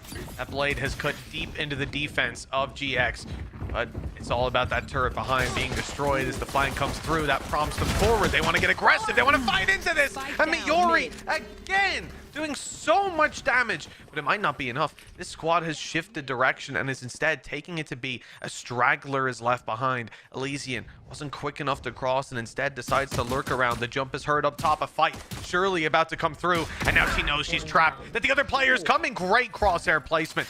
A good kill rewarded on the back of it. Still 100 HP. Another fight presents itself. And wow, Elysian is absolutely dominating in the spawn. It's Ness with a Sheriff. Now, I mentioned this last game. It can be very, very dangerous to peek Ness, but they've got time on their side. Yeah, I mean, triangle crossfire pretty much, although no mid presence. The yellow swing, 180 crossfire between Snowman. Really good protocols there from Neon Blade. And interesting little pivot in the pistol, has to be said. You know, they went for that A exec. They saw the retake setup. They felt like they lost map control from the flank. And they just shove into spawn here. You know, not a play that you see that often. The Reyna got the instant overheal. I thought the Reyna was going to be the one to stick around and actually, you know, play those rotation fights, use that overheal. But look, Elysian got good value out of that. And Neon Blade, a call that you usually see as kind of like a reactive protocol on other maps. You know, just noticing the retake setup and choosing, rather than to get sandwiched by the flank, to shove spawn. Ends up working out really well for them. Yeah, it's a rare one, right? It's usually a last-ditch attempt, a panic play that doesn't work out, or that you're trying to recover an advantage. They did it proactively from the start. Miori, you gotta stop, Miori. You gotta stop! You can't keep getting away with this! That's 3 in a row with the Sheriff up top, completely unchecked. And now, well, Elysian and Jade have got a lot to do to make up for that.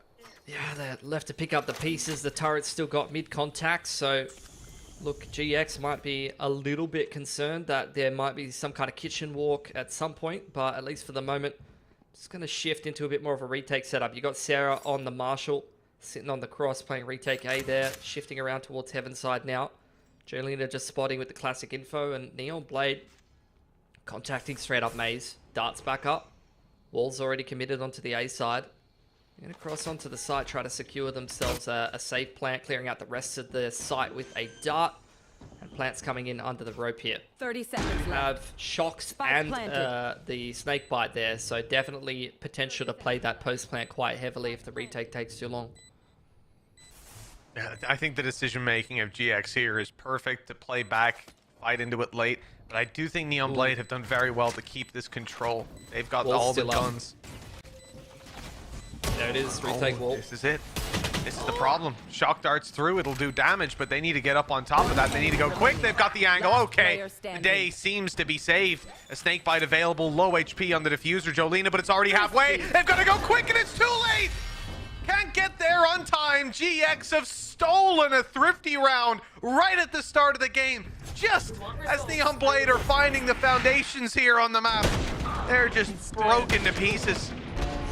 It's going to be a rough one to recover from momentum-wise. Massive 3K from Miori, playing up from Ness there. And that is one of those situations where, you know, it sucks to not get the wall off in the pistol. If you remember last round, Sarah, I'm pretty sure, is one of the people that got shoved on playing retake on A and just died almost insta. That wall ends up coming in real handy, winning them an eco in the post plant. And now a massive, massive start here for GX.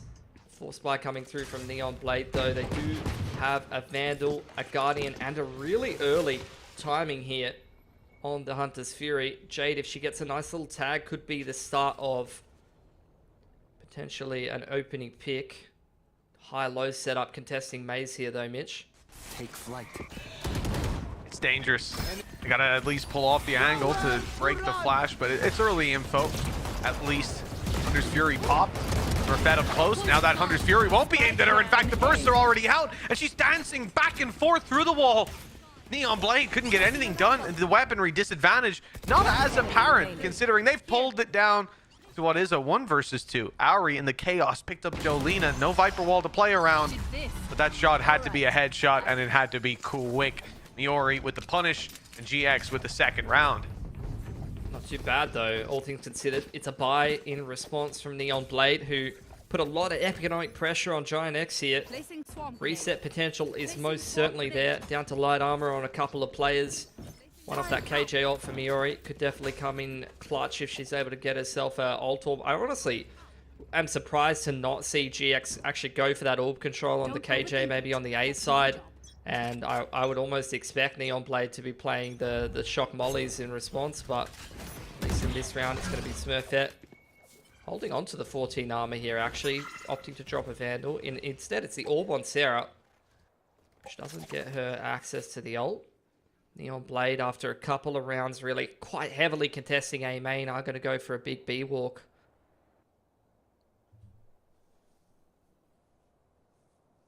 I wonder if Jolena decides to tuck in on this. I don't think she'll have the choice if she does go for the peak.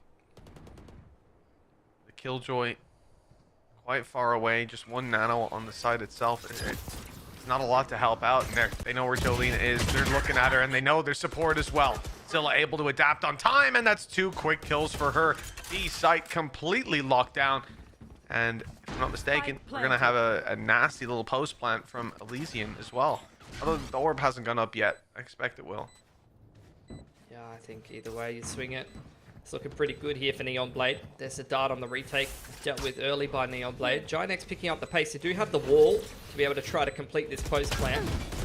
Cross into yellow now. Nice little dart. Reactively does scan them on the retake attempt. Nice snake bite as well to make Smurf out vulnerable. They break the wall instantly. And Neon Blade all over this post plant for the most part. It's just up to Ness to see how much damage she can do to the economy, but Jade puts her down as well. 2 apiece. And Neon Blade, I mean, we've seen them a lot on this attacking side. Mitch play these quite dry contact plays. It really wasn't working out for them against this team on Sunset. But it's something actually that worked really well against Falcons in their series against them. And I think Mad V even saying they had a tough time adjusting to that pacing. So, look, it's one of those things where when it works for you, you get those rounds in B where you catch a good timing walking up on the B site. And you're able to just trade out effectively, get yourself into an accelerated post plant and do really well for yourself. And that's a reset round there for Neon Blade. So, look, a slip up early on. But I think they've kind of recovered things a little bit now. Yeah, absolutely. I mean, they've nullified the effects for sure. That was one of the concerns, right? We saw GX get off to such a good start last map, and they really couldn't stop that ball from rolling once it picked up the speed. Remember, it was like 6-1 in the beginning. You just had that little flash in the pan from NB, but they lost the 3rd round follow-up after pistol and everything. This is a much better look in the early stages of the half. Now we get into the deeper stages in the next round. This one, it should be a throwaway. It usually is. You're going to have the ult pop by a door. It's not the most valuable one in the world, just to give that little bit of extra dueling ability, and dismiss as well. Be healing up the whole time, but you have to get a kill for that to work, and unfortunately she's gone down. But, you know, the point is they all have pistols, so damage is going to be minimal. And as you can see, it's all under control in the end for Neon Blade. But now the rifles come through, and the real game's on again. Yeah, good plant from Scylla right at the end, getting the KO ult online.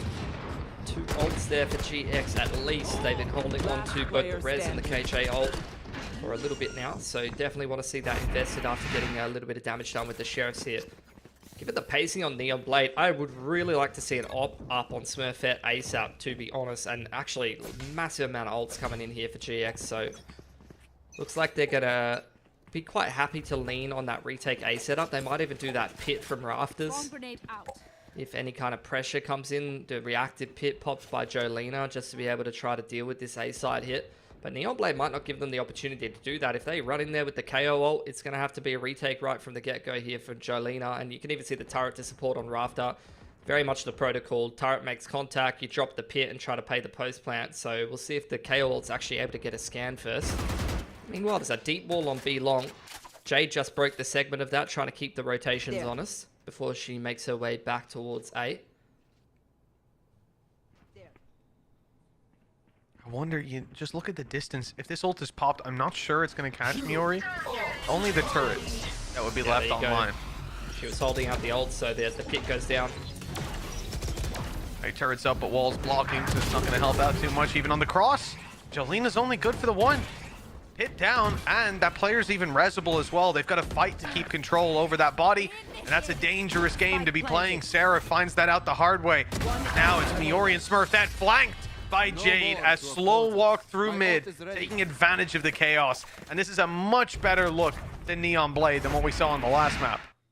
They read that one so well, like despite the fact that the pit still goes down reactively, they're able to lead with the KO into the pit, instant trade as soon as the KO goes down, like you mentioned, resable kill, and Jade, I think doing a really good job, you know, in the IGL role. Obviously, she's 11-3, but you can see the cogs turning the way that she's playing right now. She's running over to the B side of the map, breaking the wall segment to try to keep the rotations on her. She goes for the late flank mid after the initial ult exchanges. She's reading this game very, very well.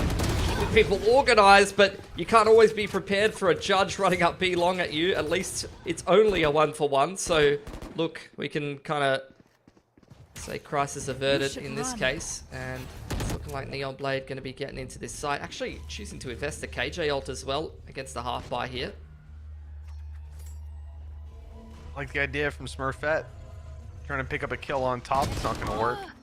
And that aggression from Auri, I'm not sure I like as much. I mean, obviously gathering info, but plant's only coming in now, and the res is online. So yeah, the punish of 1 kill, it doesn't matter at all. It's completely negated. The advantage now sits with GX. It could be a little slip up, but also Auri was incredibly low. I think she was like 40 HP. So just the risk to try and get something out of her life. A Viper's Pit online, but not used and not going to be either. Smurfette's made sure of that with a quick kill, and Jade flanking through the kitchen is going to be quite a while getting to the party. In fact, that spike is going to be the real pressure because now she's last alive. Has to pop the ult to try to pull them off it, but it's already half. That player's dodging the rest of the pulses, and they'll just stick it the rest of the way with no possible contention coming in from Jade.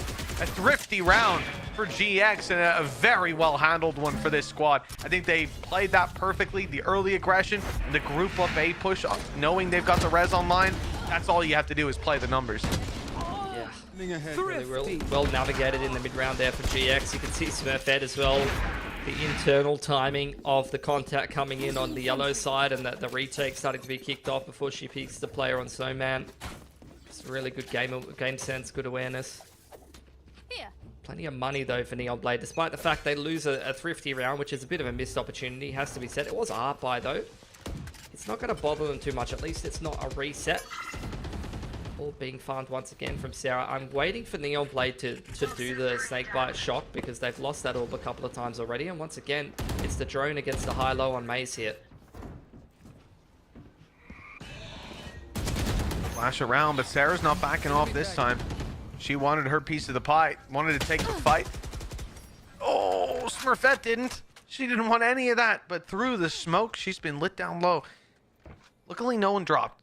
No over rotations coming through just yet, but a reload heard down below. Auri knows there's a player there. The turret's going to give it away, but at least cause some problems for this defensive side as they now have to question where these players could be coming from. There's more gaps in the defense, and that can send players rotating. That's the idea. That's the hope. The recon being destroyed and getting a few reveals is going to keep these players firmly planted on the A site. Miori, no opportunity. Those players have backed off. It looks like Neon Blade want to take it elsewhere, though. Yeah, there's still a molly on default there. Jolena with both snake bites, so the plant denial is definitely a possibility, and she's spotting out the retake, but she's not actually in position to deny that plant. Adora hearing all of these footsteps, should be a free kill on Ness getting off the site. That's going to cause a bit of a panic for GX. They're wondering if there actually is a B commitment, and Jolena only now just spotting out all of those players. Drops the snake bite on the orb, 10 seconds on the clock, but I think they can get this plant down, or will the flood stop it, Mitch? Oh, it looks like the floods come in a little too fast for them. Miori, she's just so good at this game. The time was going to win it on its own, but most definitely secured now, thanks to that Killjoy. 4-4 as the round win falls into GiantX's lap. A team that I think have set out to trip me up every step of the way. They keep changing names. They're always iconic names. They always change it. But GiantX, it's manageable. We'll get used to it. We'll adapt. We'll overcome. Love that from you, Mitch. And look, you're inspiring me. I think you're inspiring Neon Blade a little bit, given the already... It feels like a better game from them. That was a bit of a panicked round, though, and I think that's a side effect of the style they're playing, right? They're just 1-4ing everything or 5-manning everything. It's very much just B or A main control. Yes, they had a mid lurk, but that's not really given them the ability to pivot back to B. Is this yellow set up once again? Drone trying to keep Jolena safe. She's getting pinged, she's getting scanned. There's the leer to scale up and a great flash from the KO, but they're not taking advantage. How have they not converted those frags, Mitch? Oh, and Adora can't even heal up quickly enough. The Hunter's Fury caught her on her low HP. And Jade, okay, a chance to chop this up into a couple 1v1s. The first was found, but the second will not be. Of course it won't be. It's Miori on the other side. Another 3K. This Killjoy is stealing the show so far. And I say that especially because yesterday, Miori had, I think especially the first map, was really rough for her. She was getting shut down. And well, fair to say that she's found her form here, 14-7. Incredible. Yeah, I think GiantX, they're starting to read the pace, right? Especially like after the A main or the B main control comes in, there's a lot of telegraphs to what they're running, what part of the map they're pressuring. You always have the KO knife to kick things off. You always have the drone, the dart, these little pieces of util that gives you an inkling of where Neon Blade's going. And, you know, you're always in the same patterns of play from your practice, from your scrims, from playing other teams, thinking like, oh, it's only the drone, or it's only this piece of util, it's only that. Against Neon Blade, really, they are just wolf-packing everything. And it's not just this map. It's just their attack style in general. They're very much sticking together. And I think GiantX, they're really starting to adapt to that game style. It's actually something they did against G2 as well yesterday on their bind defense. They very much kind of read what G2 was doing and did make some adaptations. Wasn't as successful if we know how that series went, but you could see the thought process behind it. I get the same sense from them against Neon Blade right now. They're very much reading the attack style of Neon Blade. You're seeing these very quick flanks come in. They shove mid as soon as BIA main control's taken in the mid round, and it's working out for them very consistently. They're constantly catching really, really good timings. It's been impressive so far. I think from both teams, like we've said, for Neon Blade, expectations were low after the previous result against this squad, granted a little while ago, not too long. And then obviously the previous map, the 13-2 on their map pick. It doesn't get much worse than that. And that's the upside. It's already better. How much more can they build on it from here? You have got Elysian moving into this round with a Viper's Pit. Lock down on Miori because she just keeps getting 3Ks. And so you're not really going to have a lot of space to use that pit in without being pushed right back out of it. Oh, this could be dangerous. And orbs just ran out. Elysian's trapped. The pit as well. I mean, I don't think they were really thinking about it because the Viper's been left on the lurk in the 1-4. What is that shot from Miori? Everything is hitting from her. Neon Blade, got to try and recover this 4-on-5 though. Top site plant will definitely help with that. They're fighting forward towards screens as well. Reyna ult's active. Not gonna use just yet. Imagine be popped soon. The side of Neon Blade, a couple of quick kills that keep them in contention. But it's Ari and Adora that have to do it all. Adora a little further back as well. The pressure on. In fact, the Nano put aggressively. They want to hold their ground, but the lockdown surely will send them running. Send them fleeing! Ari fighting every step of the way, and it's on to Miori. I shouldn't doubt her, but it's a 1v2. The time's against her. The shot's not landing to start either. The signs are good as Neon Blade finally push it across the line for another. We're tied 5-5. They're not letting this game go. Yeah, despite dropping that peak in mid, that's very unlucky. I mean, that didn't even look like it was on, to be fair. Maybe a bit of RNG versus bullet accuracy in this game is definitely producing some interesting results. You know, especially when I'm bringing the classic into piss around after, you know, buying full util for the boys and none of it being used. But look, we'll talk about my ranked experience later. Half buy coming in here for GiantX. A lot of ults online for Neon Blade here. Hunter's Fury, got the KO ult and the Viper ult. Quick push from Miori. It's actually just a glass cannon Vandal. She's shooting real hard at the moment, but at least Adora's able to trade that out 1-for-1. Has put them into an interesting position now. On the side of GX. Flank up on B, the push-up was made. The turret is there watching and waiting. At least it was. With Ari down, they can run it straight up. The players on site need to just defend. Run down as much time as they can, and, well, that's one way to do it. Scylla's dead inside the smoke. Smurfette's got a second. That was actually the Viper inside the pit taken down, and 3 kills that made it look like Smurfette was smurfing in a DM. I don't know how she got away with that. She literally sprinted into the pit with 25 shields, 100 HP, got out with the same, and 3 kills. Jade's dead. Sure. Oh, picked the right way. The direction is perfect. This is one step ahead, though. Experience being shown here for sure. Full 30 util. seconds Oh, no left. drone, but at least the dart here. Oh, the outlaw Spike could make this planted. one tricky. That's just... Oh, that's what I was saying. The missed shot. I thought the crosshair placement was so good. But Jade, that is a huge clutch for Neon Blade. Has to be said. Avoiding the loss against the half buy. Obviously, you had a couple of hero vandals in there. Smurfette. I mean, you know, the contrast between running into the pit and getting a 3k and then holding an angle and falling asleep and not being able to get the kill onto Jade when she walks into the crosshair is, you know, it's something to behold for sure.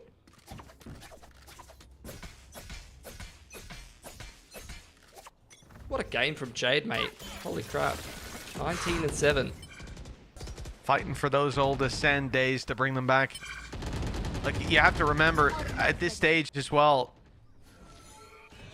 it's funny because either it breaks teams or it brings something out in them, but it's elimination. And for this squad, Neon Blade, they're coming into this matchup, the underdogs for sure. The first map completely destroyed them, but this is where they've done some work, some research. This is what they look to improve on, and, well, it looks like the time in the lab has been paying off so far. The advantage sits in their court coming into the halftime. And a key thing to notice that GX have that res online again. That's something to play with. Bladestorm, obviously, as we've heard, as we've seen, dancing around the site. That's something Neon Blade need to be a little conscious of, that risking their lives for one-on-one picks might not be worth it. It was the player with the res running in for that fight, by the way. That's how confident Sarah's feeling right now. That's Sarah back on the duelist brain. Sometimes hard to get out of those habits. Dropping the reactive wall as well with 30 seconds. Going to make this A-site take very difficult for Neon Blade. They've still got the Hunter's Fury up. But already GX with a good rotation timing over to the site here, Mitch. Yeah, they've got a lot of players stacked up. This element of surprise now fading as the first players round the corner catch all the info, aiming the Hunter's Fury in the right direction, but leaving Jade all alone. A quick kill from Smurfette might just have crumbled the round. 8 seconds and some headshots needed immediately. Oh, that's a bit of a whip. That's not ideal, but the time. No way. The time is where we're going to win it. Run for your life, Jolena. She's made it away. Come back with a vengeance. 6-6 at the halftime. Oh, that was a bloody great half of Valorant. One of the best ones so far I've seen in the playoffs. Neon Blade really fighting tooth and nail for this one. You saw Jade again in the mid-round, trying to push and pull the rotations, droning the Viper off the line, coming back towards the A side of the map with the Hunter's Fury. Again, GiantX, it really feels like that peak from Sarah is a side effect of seeing the same pacing, the same timing on the attacking side over and over again. You know that the other team every time is just running this 1-4 kind of map control style. 40, 50 seconds are just sitting around before they kick off the exi. So you know, like 45 seconds to a minute, you make those info pushes, you make those info plays. Either you catch them trying to set up the exi, trying to retake the space, or you're going to catch them going to the other side of the map and cheat the rotation timing. That is a quick timing onto top 2 from Smurfette. She's actually raid boss this round. Ghost armor, but it's really not going to do her too many favors as Adora and Elysian combine to get that opening kill on the Jet. Wall has already been used there for GX on middle, but they're actually going to reroute back towards the A side off the back of this drone. Good read by Neon Blade, though. So many players in position. You have to think utility's on its way, and it certainly was. Nice shot as well. Jade delivering the headshot just to make sure that the damage done doesn't matter at all. Neon Blade don't stand a chance of losing this one. You have to think Sarah's alone, hitting headshot after headshot, but time is her ultimate enemy, like us all. As we go 7-6 for Neon Blade, they've taken the lead. We were just talking about how old we feel earlier off stream, so that reference is a little too real.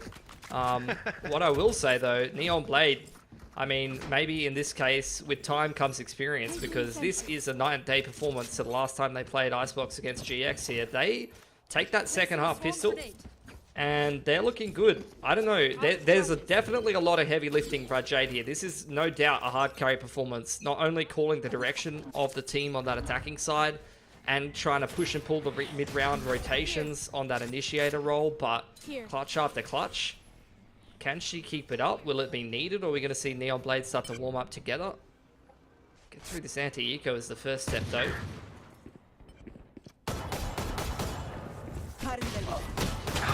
The shots aren't landing for Jade this time around. Instead, guess who? Guess who stepped up to the plate?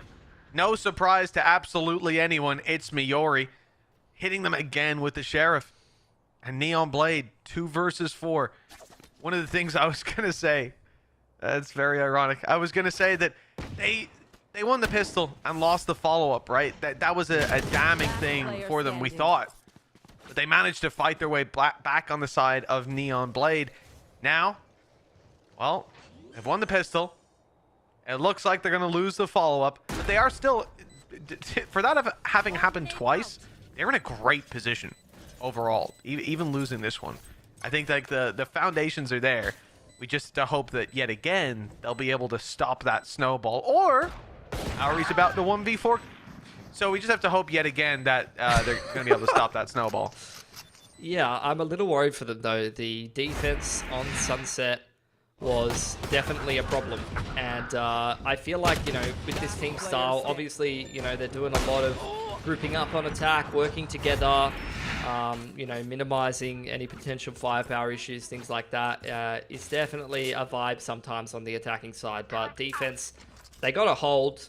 They're also playing the Reyna comp. You got to be shooting hard against GiantX here. It's not going to be happening this round, most likely. Down to the Sheriff, the Guardian on Jade.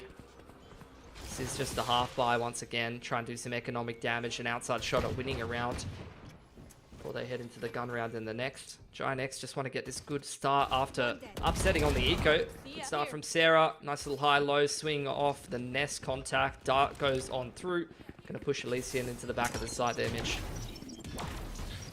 Decent nade as well to force them in the corner, but if they try to punish, the wall's just squarely in the way. Jolena with another as they float over the site. And yeah, for Neon Blade, it goes as expected. The question that we had was damage, and that question is not really sitting in our mind anymore. Again, yes. It's Auri, 1v4 before, or 1v5 now, just to make it that little bit worse. Get Sarah the res. That would be great. Even if she dies here, I'm down for it. Lose a Spectre to get a res.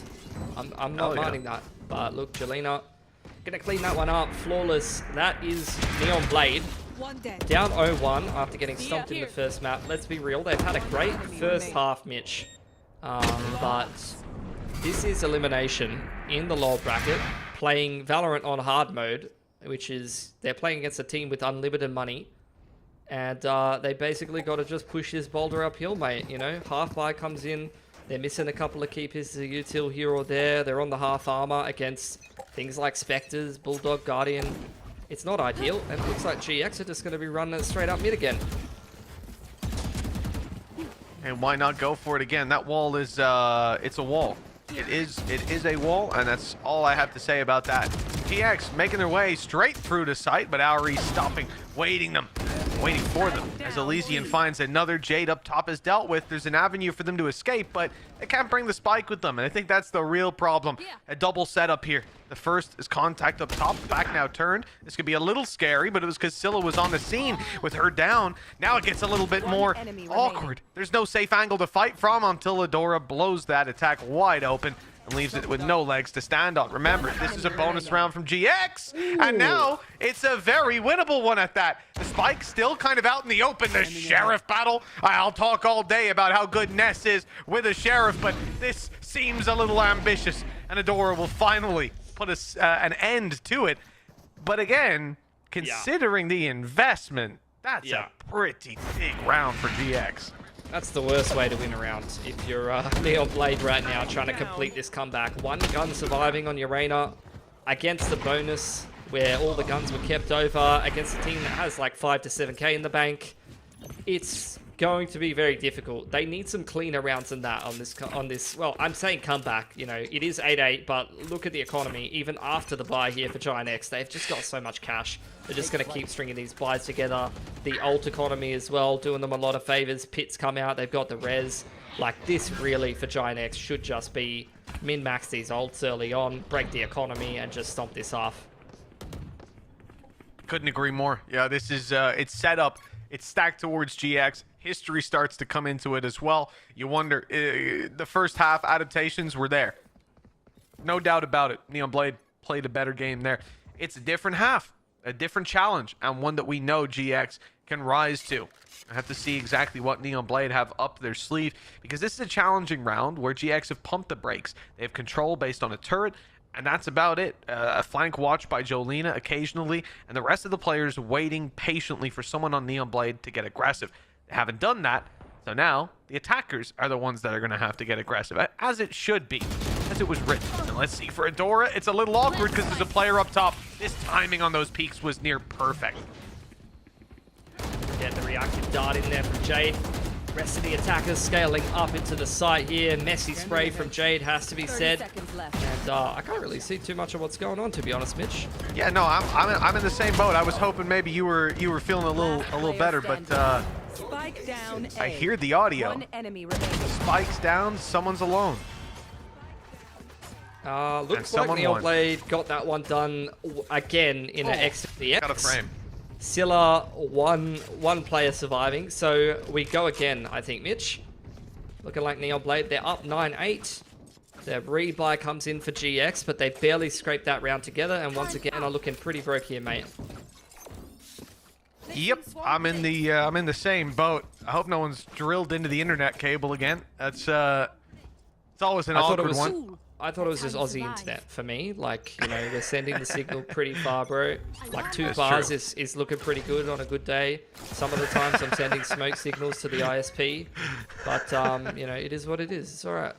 Yeah, I've heard the horror stories back in the day. I mean, at least I used to work Maltese lands. The power of the whole island would go out sometimes. That was those were good times. But yeah, I'm Nice. back to normal at least. Everything's flowing as it should be. The data's in the right line. And as we can see, yeah, GX, they didn't come out on top of the previous round, but they're in with a chance here. The B holds were tough in these very same positions for GX. They weren't able to get a lot done on back yellow. Elysian's already picked up the first, and a Viper's Pit online to back it up. This is going to be tough now for GX. Never mind. Because Miori, of course, Miori, through the goddamn smoke, has taken down the Viper. She's too good. It should be illegal to be this good at the game. It should be, and with that kill, that actually gives her KJ ult. She's going to drop that on B long. It was a great reactive play there from Neon Blade. You know, the Sober ult pushes them into yellow contact. The Reds coming through. Smurfette back on the field here. Wall to try to establish that plant for GX, but it's already been broken, so they're in a bit of a pickle here, Mitch. But again, whenever the GX is in a pickle, Miori steps up. Every single time, man. Every single time. Like clockwork. It's unbelievable. Another 3K from Miori. The spike planted. And she's on her way towards having another lockdown. I'm betting halfway by the end of this. Yep, there you go. The 4th kill comes in, and it's very close to halfway. Got done by the increased orb, but yeah, look, the point stands.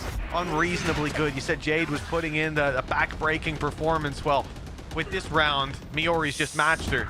Oh, that is so rough. Like, that was such a good setup from Neon Blade. I love the way that they felt that out. You know, you had the contact on B long there. The reactive Sova ult from spawn pushes the Jet out of position. The rest of the team can't scale up. You even got the double tag, the reactive Viper's Pit. The pieces were all coming together. You freeze frame that round for Neon Blade, and you say they take that all the time. What ends up happening, I mean, Miori just steps up a 4K in a round, which resets Neon Blade's money at 9 apiece. I don't think you get much more impactful than that, mate, especially with the spam through the Viper's Pit to shut down that setup. That's crazy. I think the chances are understandably low for Neon Blade in this round, and with clears like that, they get even lower. And Nano into the shock, into the sprays as well. No way out for that squad. Now GX have a little bit of a problem because that position's been retaken. Elysian will find one with the element of surprise. That's enough in a round like this. I need one player to step it up for the double, but everyone has to do their part, and well, there's not much to be done. 3 kills for Smurfette, another round for GX. This one was expected, but it marks the lead changing hands. So again, just got to continue fighting uphill, scraping these rounds together. They managed to win multiple XVXs, Neon Blade, and let's be real, it would be great to see them close out some clean rounds, get their economy going and streak this half together, but at a tight scoreline like this, I mean, really, they could put together enough close rounds, enough clutches to nudge this one across the line. Still very much favoring GX, though. has to be said. Taking stock of the ults, you got the Hunter's Fury to play around the KJ ult there. You got the Pit for Jolena, could set that up for a nice little post plant, something like that. I think Neon Blade, they got to take a timeout here. They got to be very clever about how they combo the ults here, if at all possible. Would be great to see the KO ult with the KJ ult together, try and deny that opportunity for the Hunter's Fury to cancel. But that's something that GX are going to have plenty of times to consider as well. Obviously, these timeouts, definitely a double-edged sword sometimes. You know, I'm sure people out there will also be like tuning in just now, wondering like, how can you be saying it's favor to GX? It's a one-side, not a one-sided game per se, but it's a close game, right? 10-9, it should be neck and neck. How's their favor? But the simple answer is we've been paid by GX. No, that's not true. They're paying us with all the money they got in the bank, bro. Look at that. Jesus. Buy GX skins. But no, in all seriousness. This squad right now, it's the history, it's the fact that we already had that past matchup on Icebox. Now they're starting to come to form on attack side. We're also, you know, back of your mind, you're already a map down in this 13-2 in the first. How much longer can Neon Blade hold on? It feels like their fingers are clutching onto the edge of a cliff. And here there was a real sign of life. They started to lift themselves back up, but Jolena and Ness immediately kicked them back down. The pressure's applied again, and with the Viper's Pit to fall back on, this is not going to be an easy round for Neon Blade if the spike hits the ground.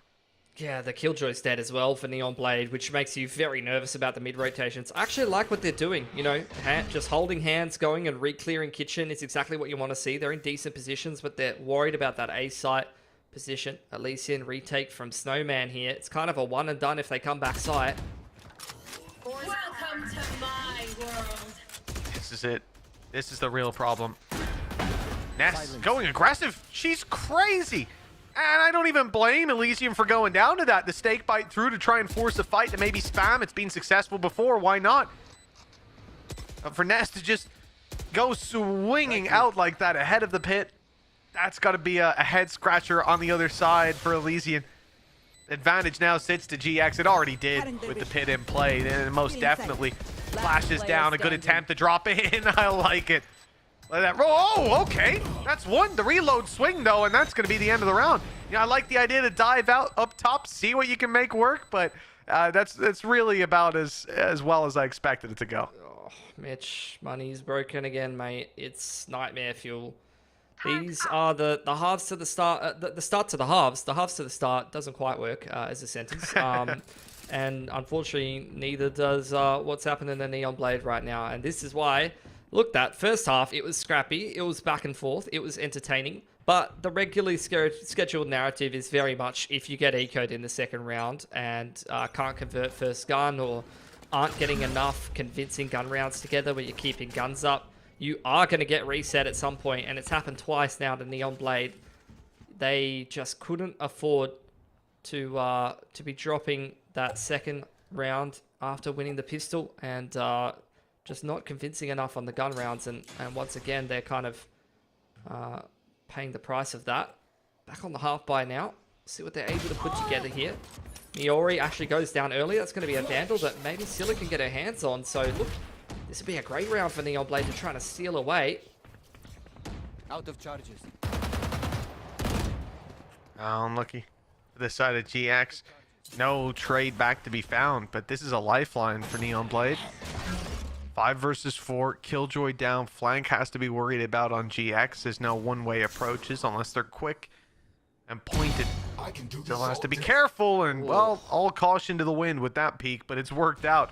A clean kill, another rifle dropped on mid, and even if GX plant the spike here, they're going to probably give up that control, and those rifles can be retrieved on the way back through. This Neon Blade buy now bears some serious teeth.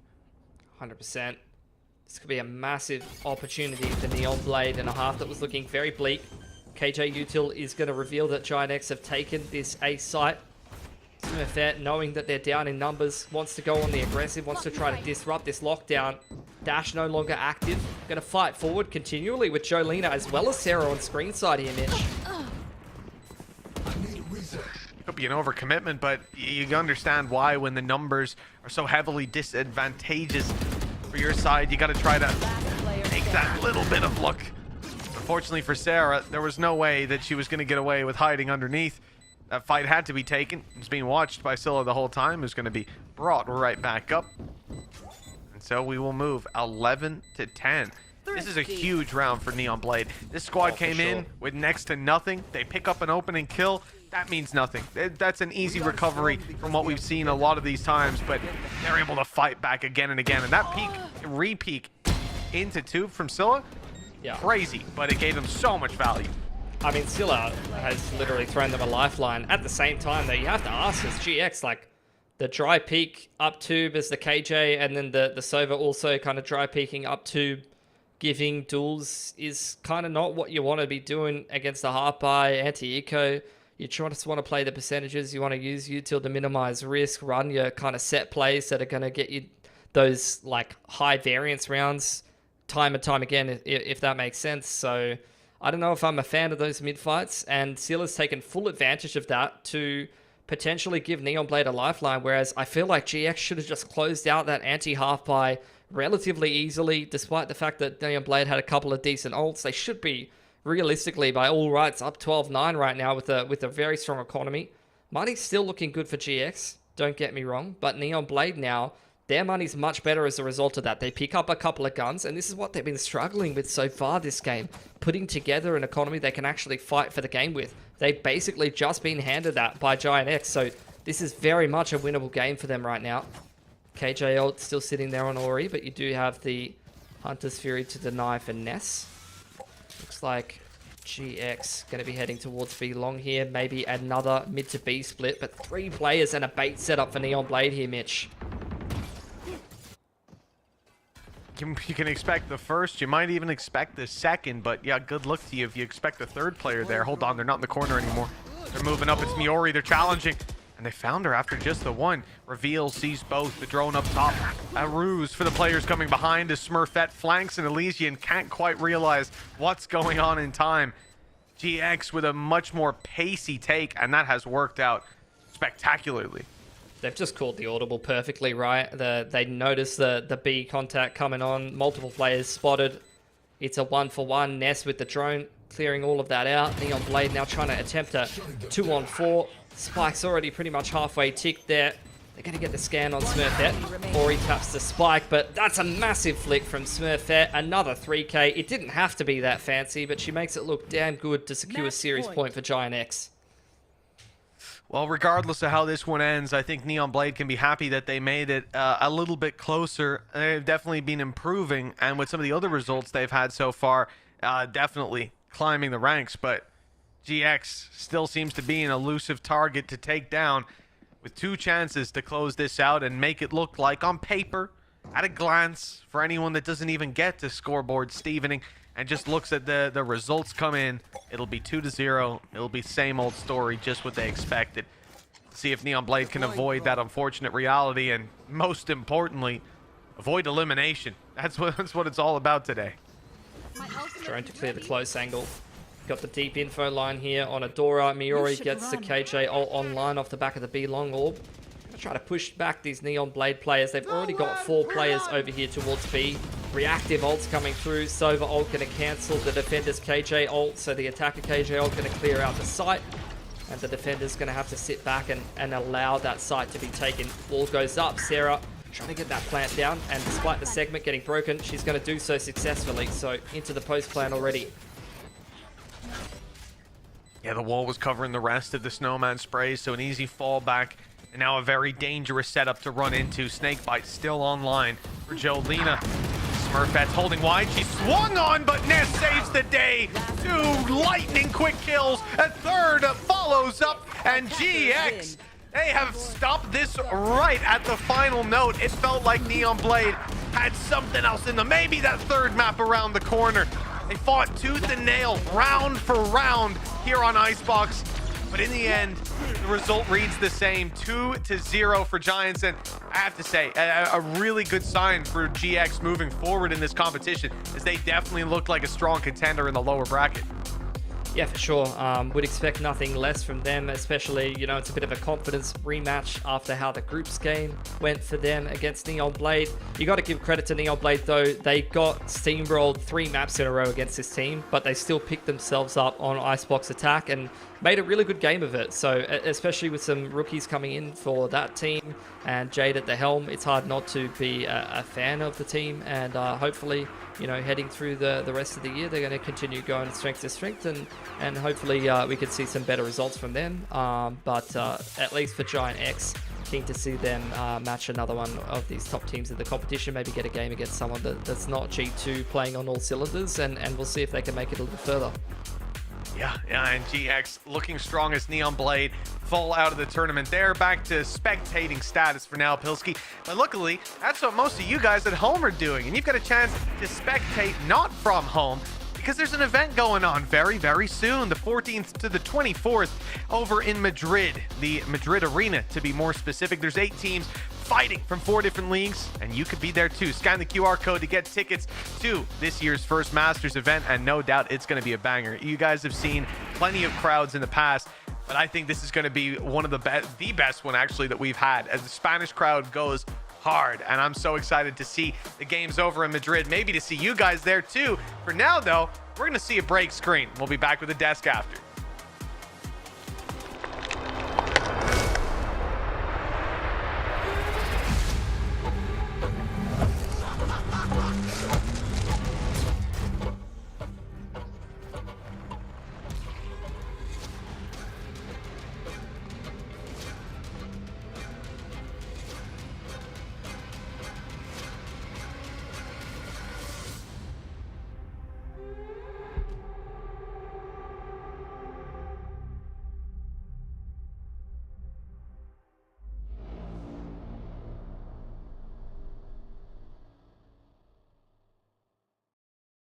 I know a place that will break you into 1,000 pieces. Stay away from them. Stay away from Lorca, Paco, and Picasso. Don't ask about Lola. Ay, Caballo Grande. Ay, Dolor de Nieve.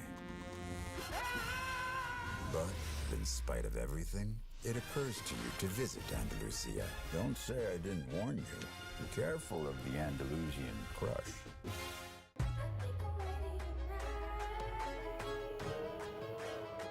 Hey guys, it's Jimmy Lin. In this series, I'm going to walk you through attack on Pearl. Watch out for the stairs, clear this angle. You're going to be able to fight this.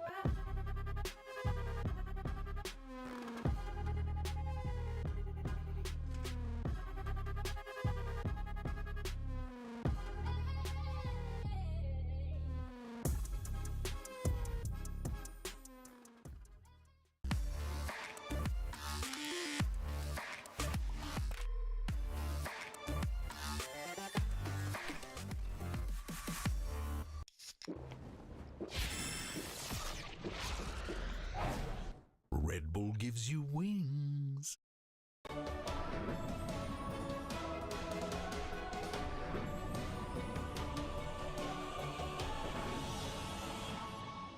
What you gonna do when we pull up on you like, ooh, touchdown.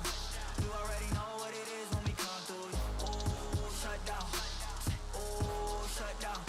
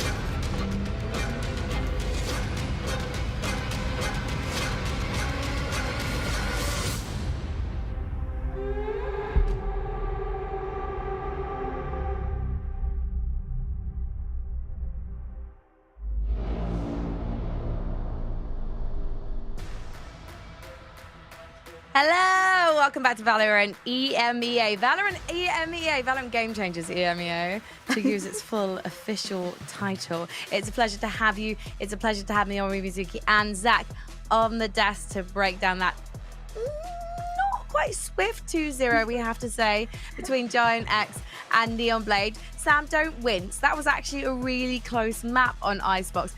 And we have to say, it was impressive to see that adaptation, I can't speak English today, from the side of Neon Blade, and show that there is a lot of potential in this lineup. Yeah, 100%. You know, it was something that we touched on. We said they've improved a lot from the group stage. And after the first map, there were concerns. How's this going to go? The last time they played on Icebox, it wasn't great. But Neon changed up their composition. They brought up some new stuff. And I mean, I'm looking forward to deep dive into that in a few minutes. Yes, we will deep dive into that in a few minutes. But first of all, we need to welcome Jolene. Hello.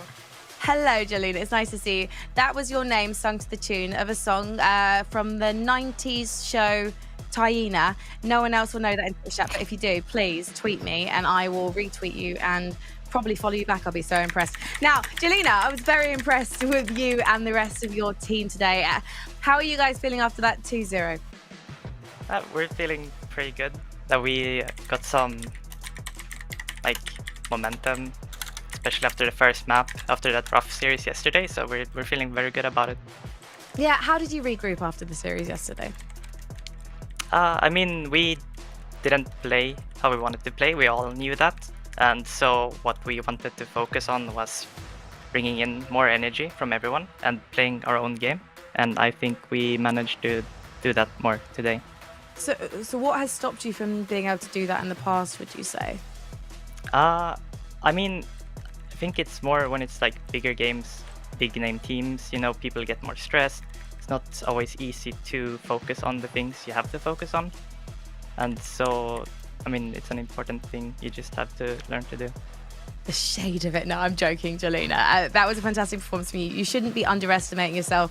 You and these players, it's been really interesting to watch because you do have a lot of experience on your team, yourself included. Do you think that this is a team that by the end of the year we'll see making it to LAN?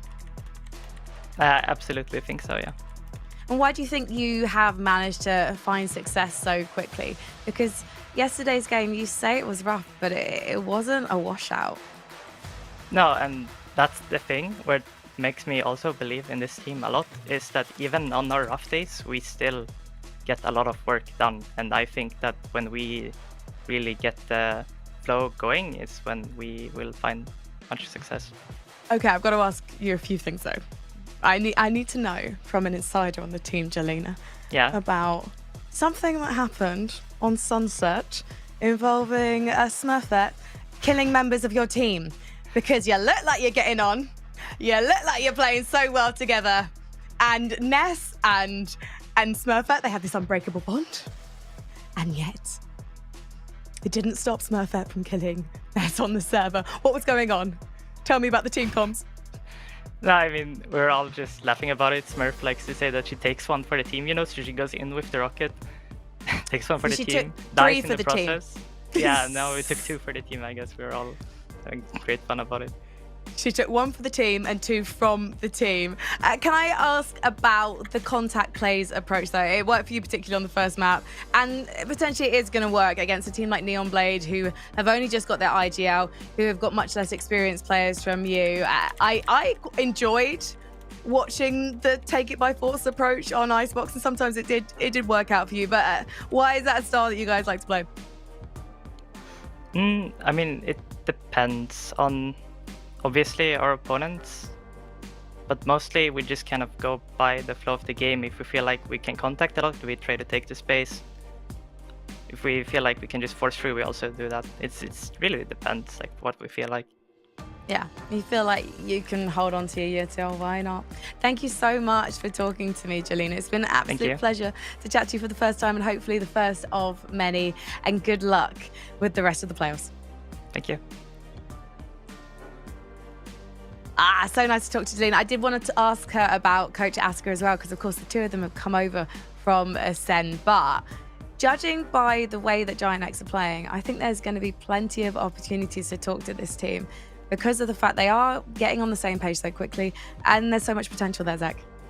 Yeah, I mean, we talked about potential, right? And before heading into this, we talked about how GiantX, they have that more experienced squad with the exception of their newest player, Miori. And I feel like, you know, if anybody had any questions about Miori, everything was put to rest in that last game. She was absolutely popping off. Like, I was trying to keep count of the number of triple kills, but I mean, there were too many. I just couldn't really take care of that. So I would say that this year, before the season even started, I put GiantX as one of my top 3 teams, and I'm happy that they're continuing to prove me right. Yeah, it's nice to be right, isn't it, Sam? Yeah, it is. And I would have been a lot more right if I'd had a chance to talk about the compositions before we got into the map. And now it's just going to look like I'm a hindsight Andy. But I did have some stuff that I wanted to talk about, and I'll get to that in a moment because there's a head-to-head that I know Zach really wanted to talk about. All right, let's pull it up here. Yeah, so, you know, usually we have the same roles kind of facing off here, but I feel like these were the 2 players who had the most impact on this map. Of course, we already spoke about Miori, triple kill queen. I mean, that's like 27 by 3 is 9, like 9 triple kills, but I'm pretty sure there were like other isolator frags as well. I digress. That said, though, I mean, both these players usually expect these numbers to be coming out of your duelists, but no, it's the Killjoy and the Sova on opposing sides. And I feel like, at least for Miori here, you know, starting off on that attacking side and just being able to do so much damage consistently. And I mean, let's not even talk about those lockdowns. Like, girl had a lockdown ready to go every 3 rounds, basically, considering how much she was popping off. It's quite motivating, isn't it, knowing that you can have that game-changing ult. If you just put some numbers up, I'd be saying to my team, right, this is mine. Don't care. You know, like the seagulls, like, mine. I need mine. Exactly. Mine, like an animation. Sam, you really did want to talk about the compositions. Hopefully we can bring up some of the all-important numbers from that game, because it means we'll also get to look at those compositions in more detail. I was slightly shady about Sarah on the stage, not because Sarah and Sage isn't a great combination, because that's an agent and that's a player who can definitely get things done. It's just more that I wonder if this day and age of Valorant will see us have teams bringing more surprises, you know, because we know how to play around the Sage now. So what did you think? So the thing about the Sage, and you'll see something similar with like Harbor, for example, is that it's really helpful to have something that's going to facilitate your plants. And if you don't have something like a Sage or a Harbor, you could do it, obviously, but you're doing it on hard mode, which is one of the things that I was a little bit worried about coming into this for Neon Blade. But they came in with the KO, and it actually worked out quite well for them. They changed up their comp. They used to play the standard comp, and they changed it up for this rematch, for this, coming into playoffs, and they worked off of the KO really well. Some great pop flashes, some great information with that knife, but also the fact that Giant seemed to be playing scared whenever they were suppressed, so they got this free and clear access to the site. So that's how they were facilitated. It's partially off the back of the KO and partially off the back of Giant just not being willing to, aggress onto it and deal with it. I will say, however, I'm not a fan of the Reyna. I feel like if you're not abusing the verticality that is inherently in Icebox with something like a Jet or even a Yoru, like, being able to just move into weird spaces, it's just not going to work out. And to Adora's credit, she made it work for herself, but I think going forward, I would much prefer something like a Jet or a Raze over Reyna. I will raise the question here. We do need to start talking about our next game, but my thought is this is a really important game and you almost want players to be as comfortable as possible. I don't know enough, admittedly, about Adora's map pool, but I wonder if she really loves playing Reyna. And so Jade was saying, you know what, you play who you want to play and just like focus on your own game, as well as obviously the wider team, but just go, right, play who you feel really comfortable on. And I wonder if that was the decision there, but hopefully we'll find out in the future just what Adora can do on Reyna, as we will be seeing a lot more from this lineup, I imagine, in the future. Right now, though, let's talk about our next lineups. This is going to be NASR Ignite versus Valiant. I'm loving this because if anyone's watched VCT, they know that I'm fond of the French. I am a nuisance to the French because I act like I can speak a bit of French, but to be honest, I can speak a little less than that. But when I see French players going up against French players, yeah, I can hardly contain myself. So in a few moments, you're going to bear witness to that, because unfortunately it's pre-recorded and there was no time to edit it. So let's talk about NASR, because this is a rising team of last year. And actually, they're one of the teams that's made the fewest changes to their core lineup, except you'll notice that they are playing with their substitute Klar, Zach. And Klar came in for the playoffs, subbing in for Anya, who actually was one of their newest players on NASR. And so far, she's been a brilliant addition. Yeah, I mean, Cloud was kind of known over the last couple of years in the game changer scene as one of the top raisers in the scene, like, right? Exactly who you want to have on your team if you have a duelist vacancy. So she's been continuing her dominion of terror over the last couple of days, I must say. That said, though, the rest of the roster as well, they've really leveled up since that last year. Like, I mean, we saw the game from Marty coming out, like, I think it was day before yesterday, and just the way she was able to continuously find impact kills with that Sova ult, and overall, just a really good utility user for the team. And I feel like that's the story of this team as a whole. Like, you know, last year they were kind of I wouldn't say they were in that top 4, top 5 contention, and more often than not they weren't really able to make it to that playoff stage. But this time around, right out of the gate, they're looking strong here. And sure, they're in the lower bracket, but I mean, if you consider who they faced off to start with, I feel like it's kind of understandable. Should we take a look at some of the numbers for Sophia as well? Because last year she was a bit of a super sub, and now she is terrifying, to put it bluntly, Sam. Yeah, I mean, Sophia has been exceptional, right? You know, a little bit of a rookie coming into this. We've spoken a lot about a lot of different rookies that have performed incredibly well, that have had a lot of opportunities to really, like, outperform themselves and outshine themselves. And I love the fact that we're so consistently seeing it on players that don't play duelist. Now, don't get me wrong, I love a pop-off duelist. Give me a great duelist with an operator and I am sold. Let me grab my popcorn. But when it comes to, like, your Vanyas, your Amy's, like the players that are consistently excelling on supportive roles, Sophia, this is what I love to watch, because that's what makes a duelist shine. People don't realize that. It's great that you can, you know, click heads, but if you don't have the supportive players that are constantly facilitating that, you're not getting nearly as much value. So the fact that Sophia is able to do that and frag out, queen. I need to ask about something though, because I thought NASR, right, one of the longest standing cores or unchanged cores that we have in game changes, right, things should be set. We should know where we're at when we're watching this team. And yet actually, we know what Clar's role is. But Zach, sometimes things are mixed up by this team. Like, they're reinventing the wheel, but the wheel doesn't need fixing. It's rolling. It's rolling. I mean, yeah, I mean, you know, you could have like a round wheel, but you know, sometimes other shapes work out. I don't know where I'm going with this analogy, but like you mentioned, this is a team that has been very flexible in terms of what roles they play. You know, some maps you see them picking up that initiator, second map it's a controller, third map it's a sentinel. Like, I don't know what's going on here. It just feels like my ranked games, because I end up filling every role as well, except for the duelist. But I guess that's when you have Claw, you don't really need anybody else to play that duelist. Both Claw and Anya have been incredible in terms of prior performances, and they continue to pop off here for NASR. And I feel like this team has really solidified over the last year. Like we said, 2023, they were so-and-so. They were pretty good, but I wouldn't say they were anything in that top level. But this year, man, they're here with a vengeance. They're here to play, and I'm just really happy to see them doing so well here. Like I said, of course, opening game against G2. Probably if you go up against the final boss right at the start, the lower bracket, kind of to be expected. But that said, they haven't really given up at all. They had a 2-0 against Focus Sakura the other day, and they're kind of lighting it up in the lower bracket. Yeah. Sam, I wanted to really quickly get your take on flexible unset roles before we talk about Valiant. Just really quickly. Flexible is one way of looking at it. The other way of looking at it is like lost, confused, not really sure what to play on what map, and throwing people on different roles, and no one really becoming super confident with one particular role. I mean, generally you have a flex player that'll play like initiator controller, but generally speaking, you're pretty solid. So this does not bode well for me.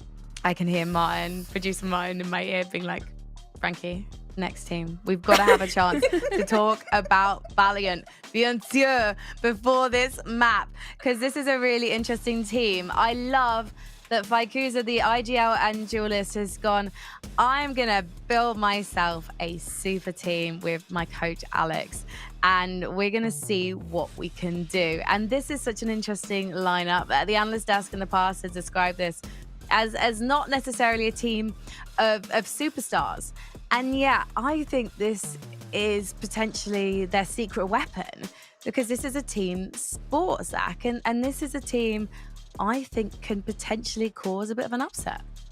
I mean, I definitely agree with you. We have like the experienced players as well, like Melaninu, who've been around part of the game changer scene for a while. Tikuza, of course, in that duelist role. I think we saw her pop off a couple times last year. And like you mentioned, that relationship between the IGL and the coach, right? It is kind of the backbone of a team. If you look at like every single roster through VCT's history, both game changers as well as the main one, you want a strong IGL and coach who collaborate, who bring those ideas to the table, and who kind of set the rest of the team up for success. And I love that the first thought that they had was, all right, we already have that coach IGL relationship. Let's find some players who can build we can build like a really strong roster with them. Like you mentioned, sure, they might not have their names up in that superstar status, but I mean, every team's got to start somewhere. And so far, what we're seeing out of Valiant, I gotta say, it's very trivial. Did I say that right?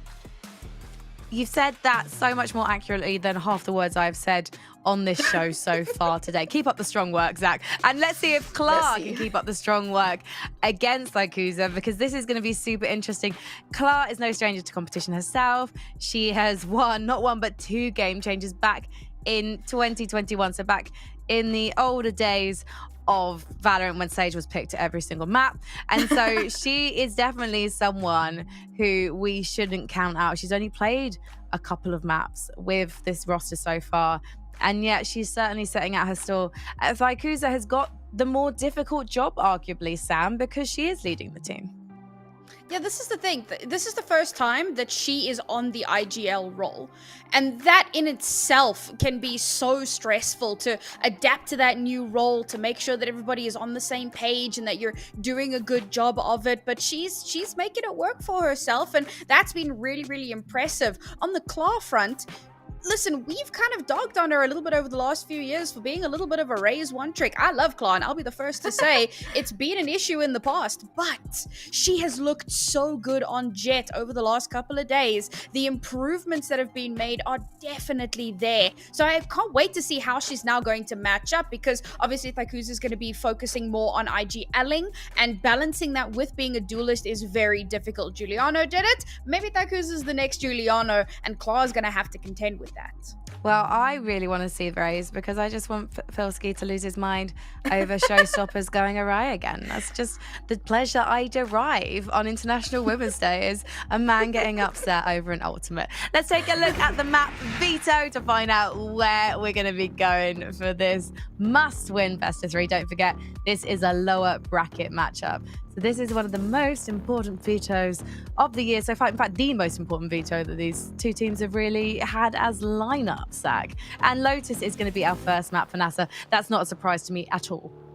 Completely agree with you there. I mean, not only is it a map that NASR have a decent amount of practice on, they've been able to win against the likes of Neon Blade, Carmine Corp in that group stage, and of course, even during the playoffs, we saw them take down Focus Sakura on this particular map. So one of their more confident picks, and also it's one of Valiant's weaker ones, I would say. They've managed to play it 4 times so far, and they only won it against Mad Lions Koi. So yeah, it makes complete sense to me that's the map of play that NASR are going to be heading into. But Valiant, I find this Ascent pick really interesting, because yes, they played it once before. They won it pretty dominatingly, and NASR, even though they don't have the greatest record, at least a couple of games were close. So Ascent, at least I feel like it could be anybody's game.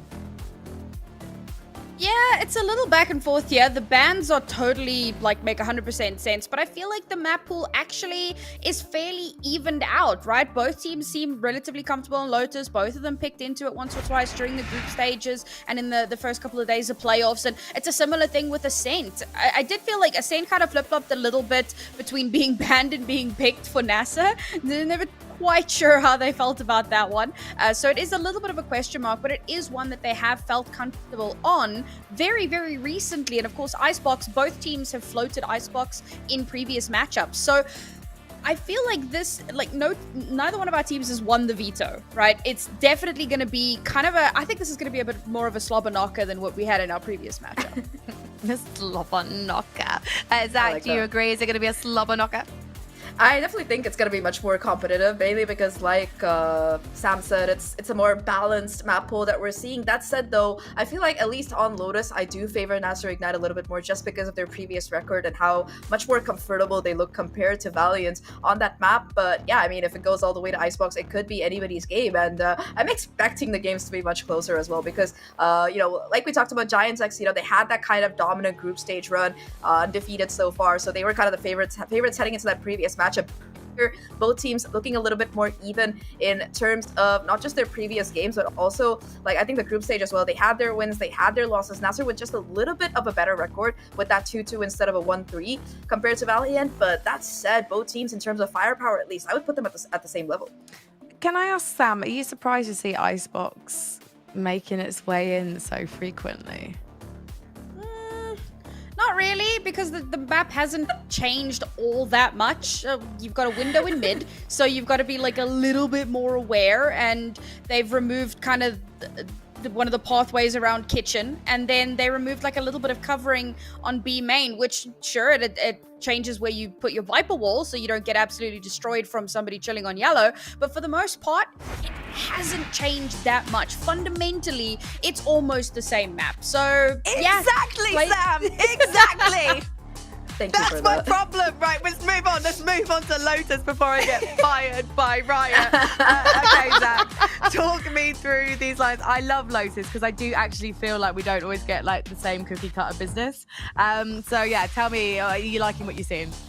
Well, I definitely like what I'm seeing out of NASR Ignite. I've always favored this double initiator. I know Sam has an issue with the Breach, but personally, I feel like Breach is just one of those initiators that has been underpicked over the last couple of years, and I'm happy to see it coming back into life. That said, though, I feel have a like problem with him on Sunset, very specifically. Okay.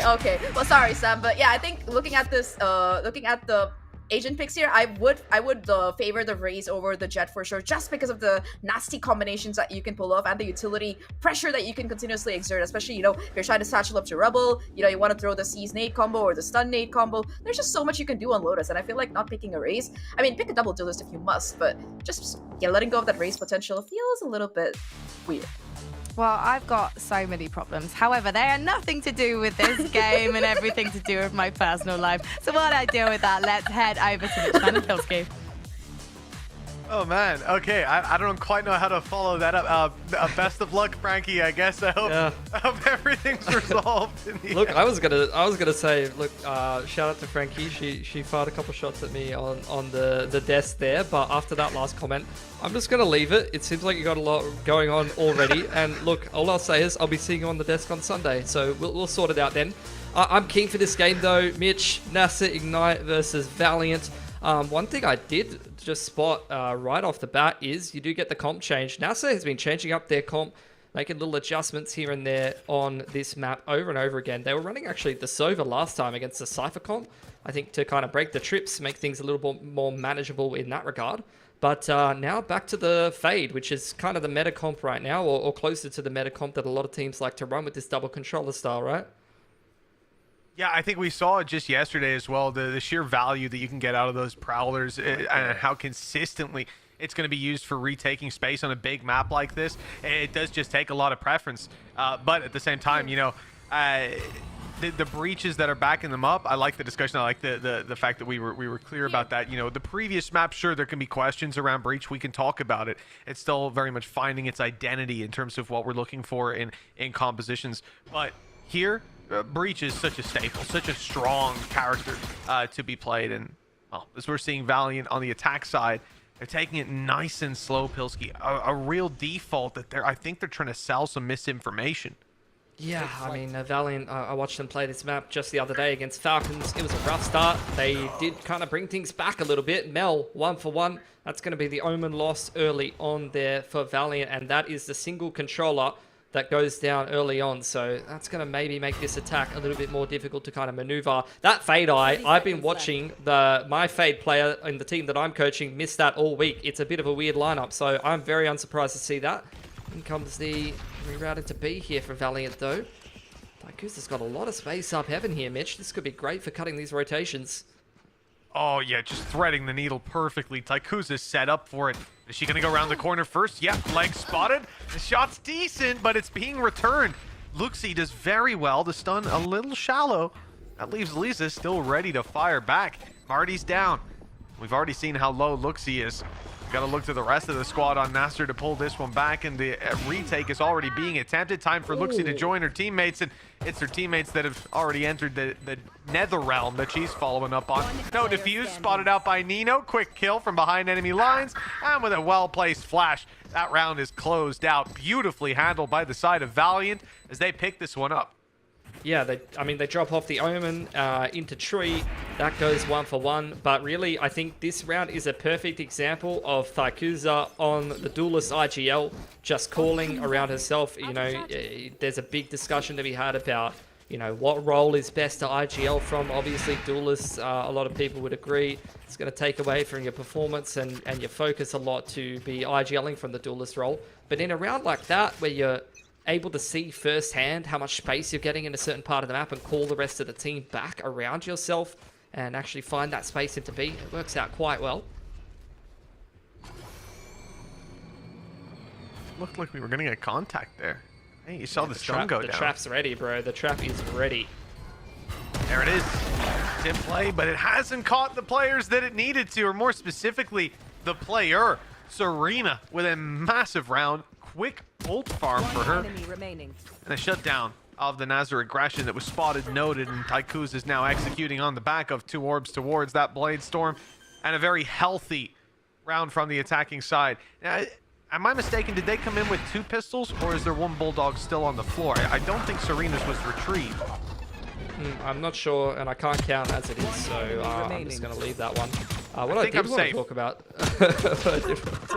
though, is it's something I highlighted on the desk, and it's something that I'm already seeing. Tykuza, very active in the early round.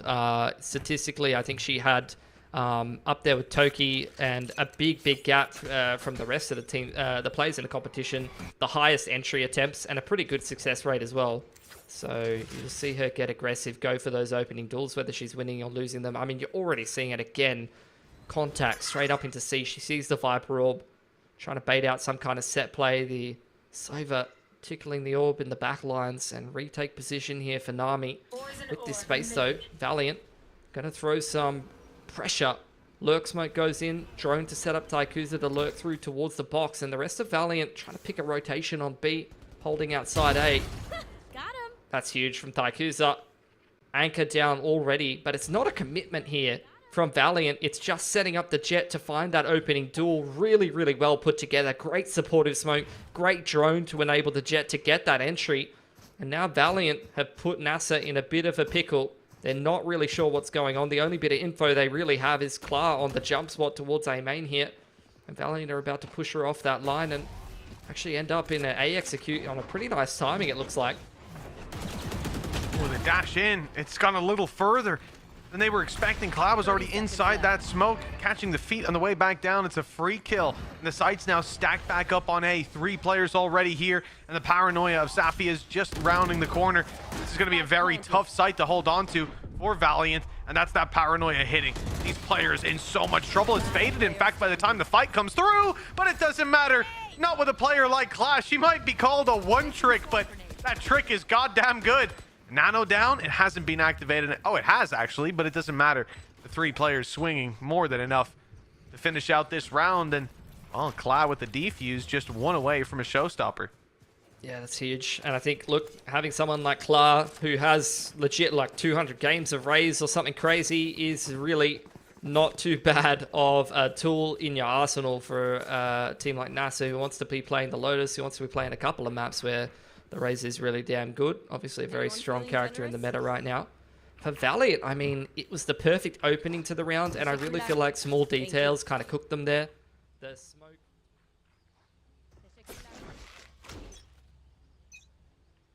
A little bit of an oversight. We get the A control here. Reactive utility ready for NASR. Flashpoint, dash across. Tykuza already set up for the entry. Clark caught out of position. Looks here to trade though. What do Valiant do now? They've wrestled control of A main. They've still got that Killjoy on the lurk, so could potentially call the audible.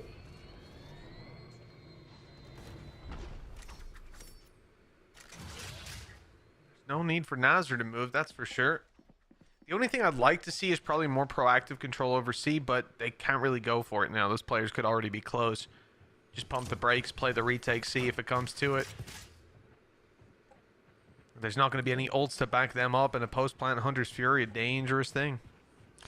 Yeah, not really too many cues being given either here by Valiant. Drone comes up into the site. Actually, ult being ripped off the back of that. How's the dancing looking there for Nami? Not good enough. And in the meanwhile, Lisa gets one on the lurk there.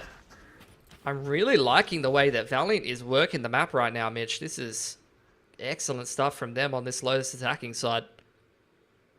It really is, yeah. You see how they hold their breath, play, like, fan out to take slow map control back, looking like the players that are taking control are where there's at least two, so they're able to trade and clear those corners bit by bit. And then elsewhere, it's just people held like turrets, just sitting there, holding the angle, waiting for the fight, and catching the rotations when that two-man push actually gets the reward, which is, again, off the Hunter's Fury, which is a very bold usage of that Hunter's Fury, but the second it got the drone tag, they were going all in. 2 on 4. Looking pretty unlikely unless someone comes up absolutely massive. Pretty safe positioning. A tree crossfire, turrets on front side. Omen's playing with the paranoia ready reactively. Mel just going to drop that one immediately. Looksy. Nice little entry. They're still clearing out the site here. Flashpoint onto the tree line. But there's so much time off the spike here. Aftershock goes in as well. Great flashpoint timing, but they're just too far down in numbers at this point. It was probably never coming together there at the end of the day for NASR. So Valiant pick themselves up a third round, and it's something that I kind of touched on in the desk there that I think is really coming into play. It's a big talking point in other TAC FPS games when you're the entry player and also the IGL. You know, obviously you do have more defined roles in this game, it being a duelist a lot of the time that is going on the entry, but that's a round where Daikusa dies very early on, and Valiant, it seems like they're very well organized in the post plant, in, you know, how they're navigating the mid round. Something that it's pretty easy for your IGL to be doing when they die early on, and they can see everyone's POV and really kind of organize and make sure everyone's, you know, doing the right things on the same page. You know, some players don't like that micromanagey kind of style, but it's definitely something that I've seen work in some of the teams that I've seen play in the past. Big props to Nino as well. I noticed only 3 assists on the board this early. That's decent. One of them was that stun that got the Hunter's Fury off. Now it's just pistols for the side of NASR's. You see them quickly fall. Not too much of a fight to be put up in these kind of rounds. For the side of Valiant, keeping control of the weapons is all that matters. It's the name of the game, and it's one they're good at. I think this, from what we saw, you know, in that last round, like you're saying, this team is really good at finding those advantages, at taking them back in the situations like where those opening picks are going down. They're on the trades, they're finding their way back into an advantageous spot, and they're not letting go of it. They've got this death grip on the post plant rounds. That could be a problem. Flash is purely a safety one to stop them from peeking, and then the big swing comes through, so completely canceling out that paranoia. Beautiful stuff. Yeah, I think, Looksy, not expecting her to get too much done outside of just damage in this scenario. Gonna flash herself through the smoke, but cleaned up by Serena. Valiant doing a really good job. Flawless anti-eco from them. Their economy is going to start booming now. 2 big ults coming into this round as well. The same thing you said on the other side of the equation, though, for NASR. Both Fade ult and Showstopper could be great for some of these trap plays or potentially to facilitate the retake. But I really have to agree with you, Valiant. The way they're working the map is great. Feels like they have great understanding of the rotations, and Lotus is just this map where you do have to ping-pong map control. You do have to kind of feel out what the opponent's doing and then reactively adjust. And it's not actually something their comp is necessarily that great at. It's you know, something that is the reason you run the Viper, the reason you run the Fade at the moment, the reason why it's meta is the info denial, the ability to, you know, just dog re-clear different lanes of Lotus. But they're getting it done a lot of the time just with this good fundamentals, good dry contacts, circle jumps, reading the rotations really well, understanding the push and pull. So credit to Valiant. Still waiting. This round, there's a lot to work with for this attacking side too. You know, we've seen them be willing to entry on the back of an ult. Well, there's a Rolling Thunder online, a player definitely close. No charges. The Nightfall thrown out, a lot of information, no reaction from Valiant. very, very patient because they've got this lockdown to fall back on. This is going to claim all the space and cancel out those rotations that NASR have already pulled into play. The thing is, NASR happy to play the retake with a showstopper. Yeah, but then you've got the breach ult reactively to try to disrupt this retake. Tykusa playing close with the dart as well. Surely showstopper gets popped here. 1 for 1. No, the showstopper doesn't actually connect, Mitch. It's damage, right? It's something to make it easier in the gunfights, but the numbers are what's going to make it difficult. That could have been a way back through. Serena is caught on the way back. Okay, so now NASR actually have a foothold to fight from. They've dropped down out of heaven. They're dodging the Rolling Thunder, at least some of them, but they're not dodging the bullets. This Valiant find another round, and it's relatively convincing, even despite NASR on the way through, using the showstopper, getting some early fights, picking Serena on the way back. They're just not able to really find any safe haven to play from. I think a lot of that, you know, Luxie going down early doesn't help. You lose all of that re-executing utility that could have cleared so much of this space. And I just really wasn't a fan of the Nightfall reactively. I understand it did buy time for the rotations, but the Killjoy ult lockdown obviously pushes the defenders back, and then when you have the Rolling Thunder as well to kind of disrupt that retake, the way that they ripped that from tree side and fought on A main, like Valiant is very well organized. Like I'm really big fan of how I'm seeing them play right now. They're reading the rotations, working the map well, as I mentioned before, but that post plant and the way they traded down ults and just kind of reacted to the Nightfall. They didn't panic or anything. They just went, okay, we got a Nightfall thrown at us. Just slow it down, see if there's going to be a flood off the back of that. Then they dropped the lockdown.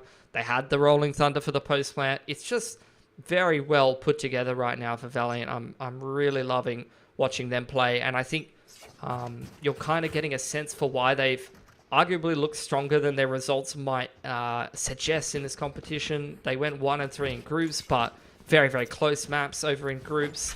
You know, kind of good win early on over BBL, one of the teams to kind of knock them out of the competition. So I think Valiant kind of making a case that they might be, you know, outside of the kind of star-studded teams that you're looking at in Game Changers right now, maybe the best of the rest, especially if they continue to kind of dominate NASR like they're doing right now. There's an argument for it for sure. They've got the individual pieces to the puzzle, that's for sure. Another opening for Lisa, and a huge one. That's Viper down. And in a round like this, having an agent who can chip away at your health a little bit on the way back through, who can make you vulnerable so you're taking that double damage, it's very valuable. That agent is gone. Now, somebody else needs to step up to fill those boots, to find that value. And she's got it. She still won it somehow. You could have a case study on Tykusa's bullet dodging ability. I don't know how she's managed it, but she's won the round on the back of it flawlessly. Andalucia flawless for the Valiant side. Yeah, I mean, stonks right now for the economy. Not going to be running out of cash anytime soon. Going to be bankrolling a couple of rounds of drinks at Madrid at this point, I'm thinking. NASR, though, they got to get something going here. Been a very flat game from them. Especially against the style that Valiant's playing, we need to see some traps, Mitch. We need to see with their comp. There's so many traps, there's so many cheeky plays you can be doing. Valiant is just kind of working the map slowly. They need to be patient with the traps. They can't just pull it straight away in the mid-round. I mean, Tykusa, I was talking about her opening duels. And the op on attack, honestly, on Lotus is something I'm a big fan of, especially on that C long line when you're not expecting it. You can lose picks to that so early on defense. I see it all the time. Even on comps that don't run the jet, even just a KJ or something, picking up an op on attack when you've got the money for it. And then posting on this line. I absolutely love everything I'm seeing from Valiant right now. Oh, it's a masterclass. Really is in Valorant 101. Even here, the opening duel found obviously on C. They go back to B, look to set their op up in the same position to find a pick. Shot doesn't land, and they give up immediately. Fall back to another part of the map where they've got control, where another element of surprise pick could come into play. If someone on NASR decides to peek out and see if there's anybody home, it'd be quite a welcoming party. But they haven't. They've decided to take it nice and slow on this defensive side, at least on A. They've pushed all the way up on C, which is why Luxie's just double-checking. She's having a little look-see over there, and unfortunately more players than she was anticipating. Now he's going to play right beside her! In fact, One on either side, sandwiched and taken down. Oh, another nightmare retake. Maybe it's a little easier if no one's actually looking at the flank. Obviously, your KJ died, so they were not ready for the alarm bot to be going down, but all good. Taikuza now picks up the Phantom, traded by Safia, but in this post plant, going to be a difficult one to put together, Mitch. Yeah, it definitely is. I'm just looking at Nino. That utility has been fantastic that she's been putting out so far. And an Aftershock's in play, double flashes as well. She gets ahead of it, though. A great idea from Safia to try and catch them while that breach would be putting utility through it. She was right.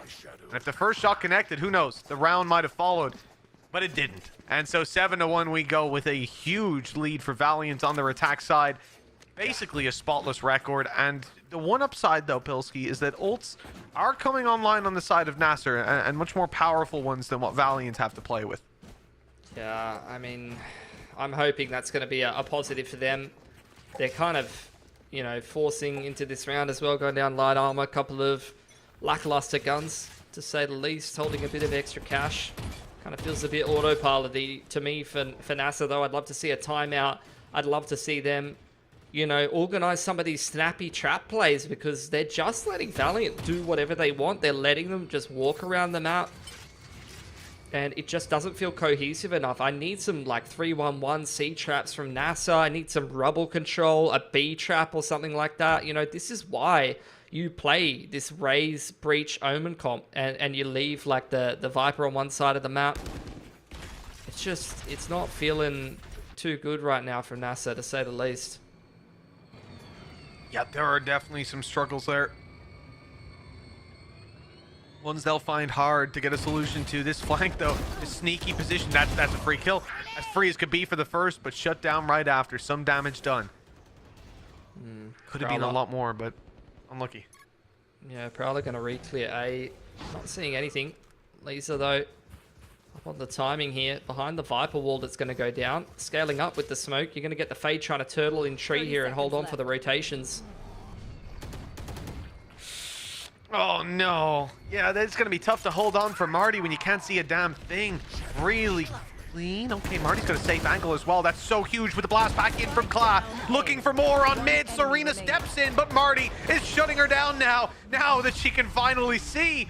It's 7-2. NASR avoided the initial execute, and they had a little retake of their own plan.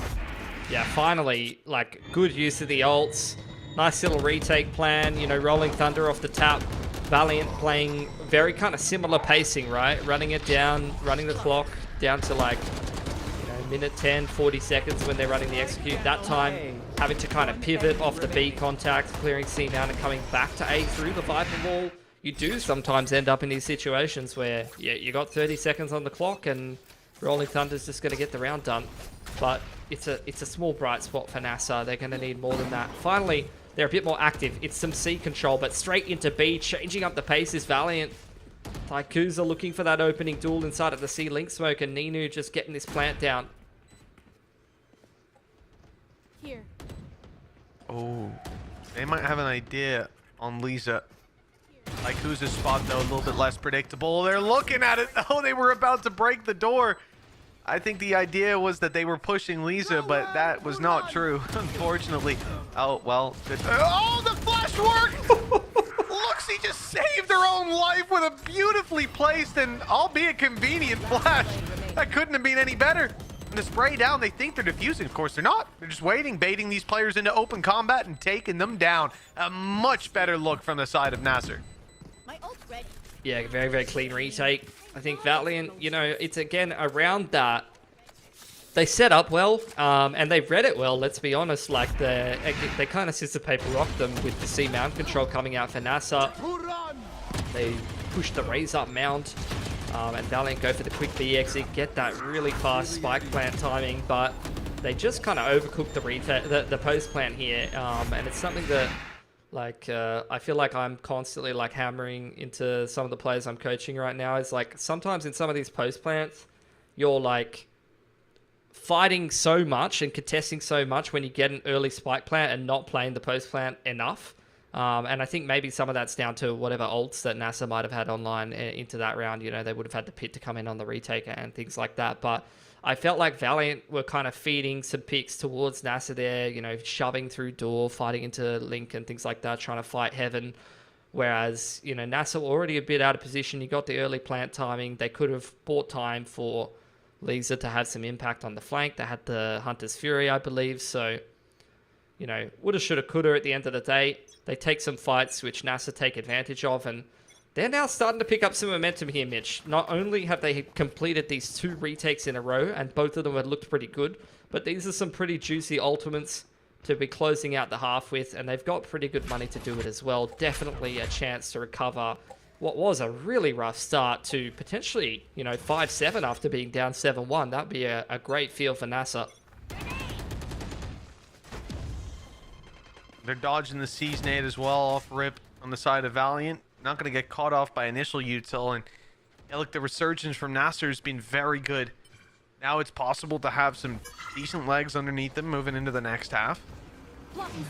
Ikuza, we've seen it before, the entry right through, not using the dash, instead looking to updraft, try to take a fight on the side, and in fact, I think catching them off guard a little bit if she rounded the corner, and she does eventually. Couldn't be any better. Paranoia, although it caught Taikuza, the swing was there after to clean up anyways, and it's only Luxie and Marty. Some low HP players, some opportunities, but Lisa's hand is still hidden, and I think that could be the big play. She's just hiding away, allowing Luxie to step out, and when the flash pops, there she is. Here I am, back on my loving Valiant, everything they're doing. I mean, like, that was just such a beautiful little set play. They've seen the Viper play that same retake position over and over again. They've got a nice little util set to isolate that. Fault line, dart. Nice little wrap to close this one out for Taikuza. 8 for Valiant. But that was such a beautiful little set play. Taikuza, she's already conditioned it, walking up C with the drone previously. You see that lurk smoke is very popular at the moment, thrown in onto the C side to allow the walk across to the double box. And that round, Taikuza obviously making it look like it might be a C creep or something like that, or it might be some fake pressure. And they set it up with immediately a fault line on that C side pillar, a dart scan with the updraft dash. The nice little flashpoint to follow up, and the multi-frag, and the site's just done from there. Like, really, really nice play from Valiant. Now NASR, let's see them make some good use of these ults and try to scrape a fourth together at the end of the half here. We've seen the same thing again, the attempt to put down the Seize nade. It's not worked. Got them A control, but the problem is they've lost some B control. Some, not all. Luxie had been sticking around trying to catch a quick kill to trade it out, but she's forced back. And the real problem here, Viper's Pit for Nami, a big old rocket launcher for Clab, but it's hard to stop the show. The Valiant are here to see. They have a lot of ultimates. The lockdown is the first. There's a rolling thunder. The snake bite, it will actually cost quite a bit of HP on the way through, but the decay, once it fades away, you see it's negligible. If there's not a player taking a fight on the other side of it, you can feel much more comfortable. Here comes Clad, though. Shot not going to be fired. The knife puts a stop to the show as Taikuza takes a third, a fourth, close to the ace. A chance with Nami stunned up, and they're running for it. Taikuza, the one wrapping all the way around. Don't you dare steal it, Nino. No, yes. Yeah, oh, no, Mel took it. I thought it was the ace. Savagery on the server. Switching sides. Oh my god, Valiant. I mean, they're just all over this game of Lotus. This team looks incredible right now.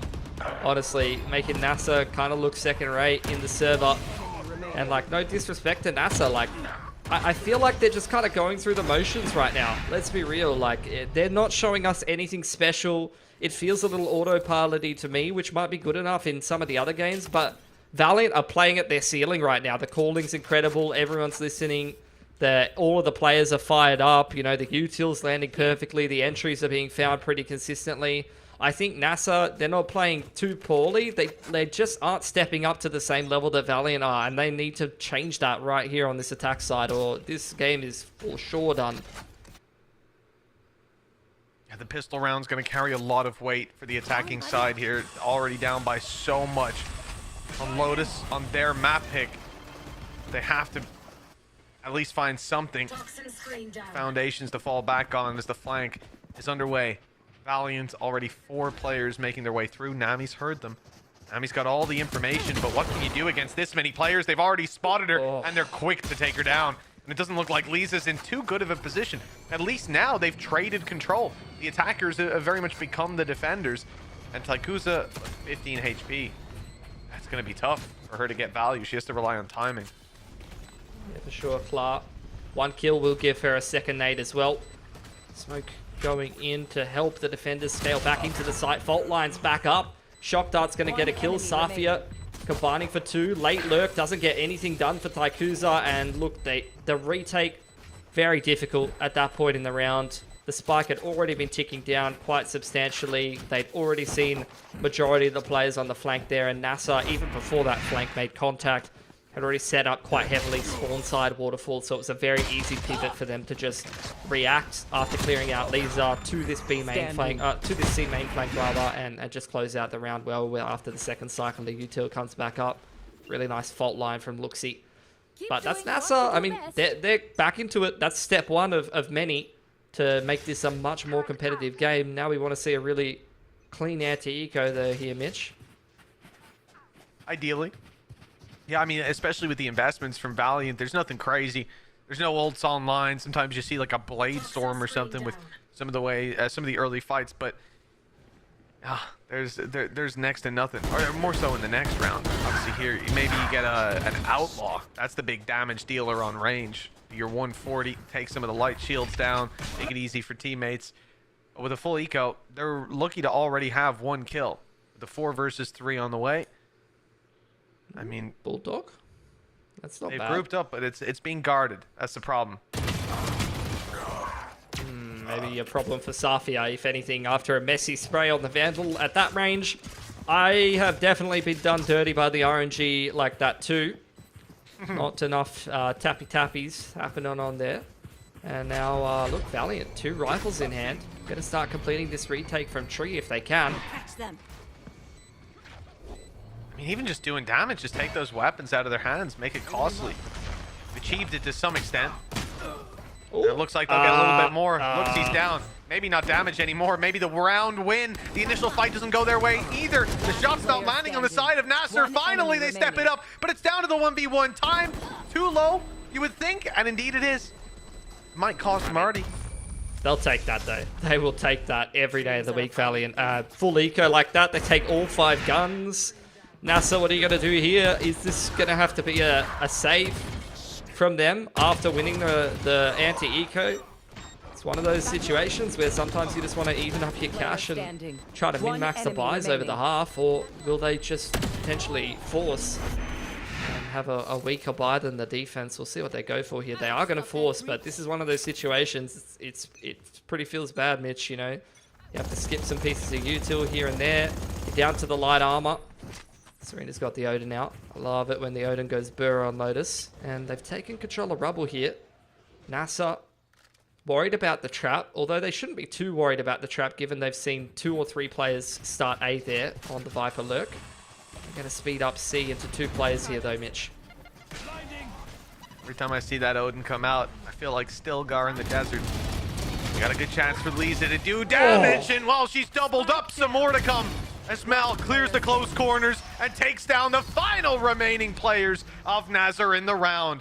A loud and clear response from the side of Valiant as they now push 10-5. And the problem, like you said, they had invested, they bought, they went for a slightly weaker approach, but one that still gave them teeth to bite back with. It was a good response from Valiant that's now left NASR on an eco. They're going to be losing even more rounds, and a 10-5 down.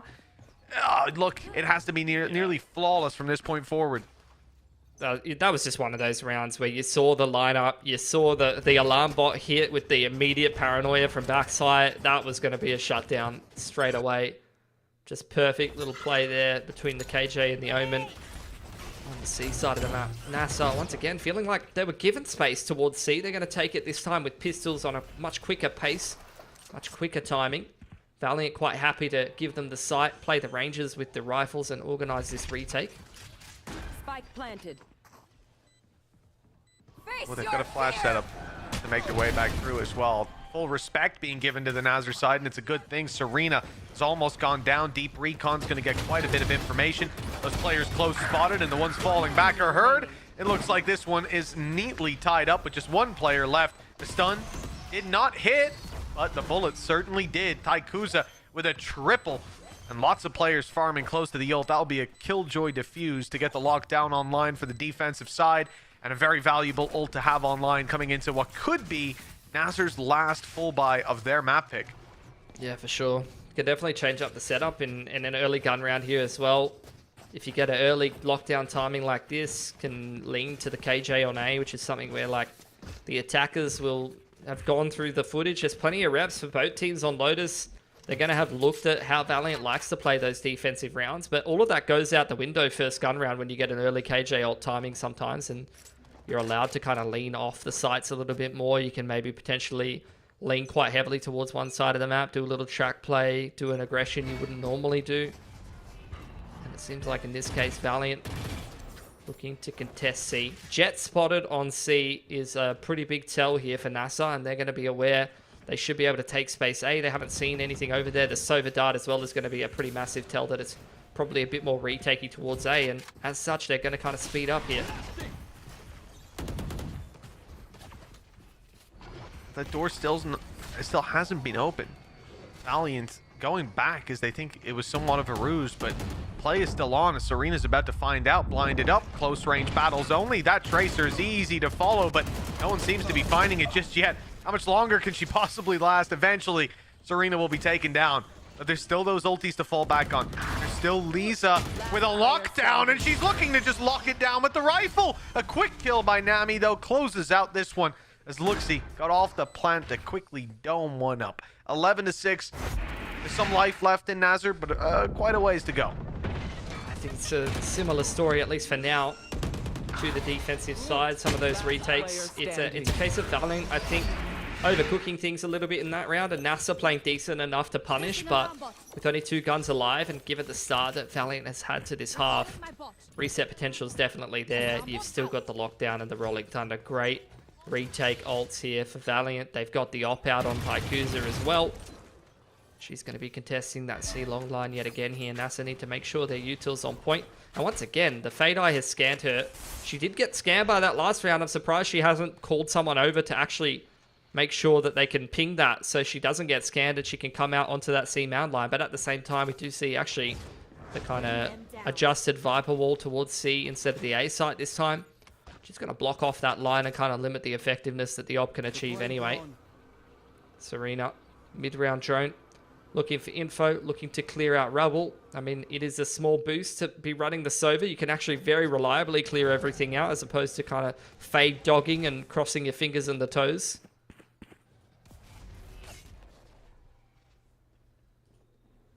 It's kind of nasty to have Nino just stood there with a stun. Alarm bot goes down, stun comes in, Nano's active. That's rough. And Taikuza elsewhere has got a little trap set up of her own. It's just her with a gun.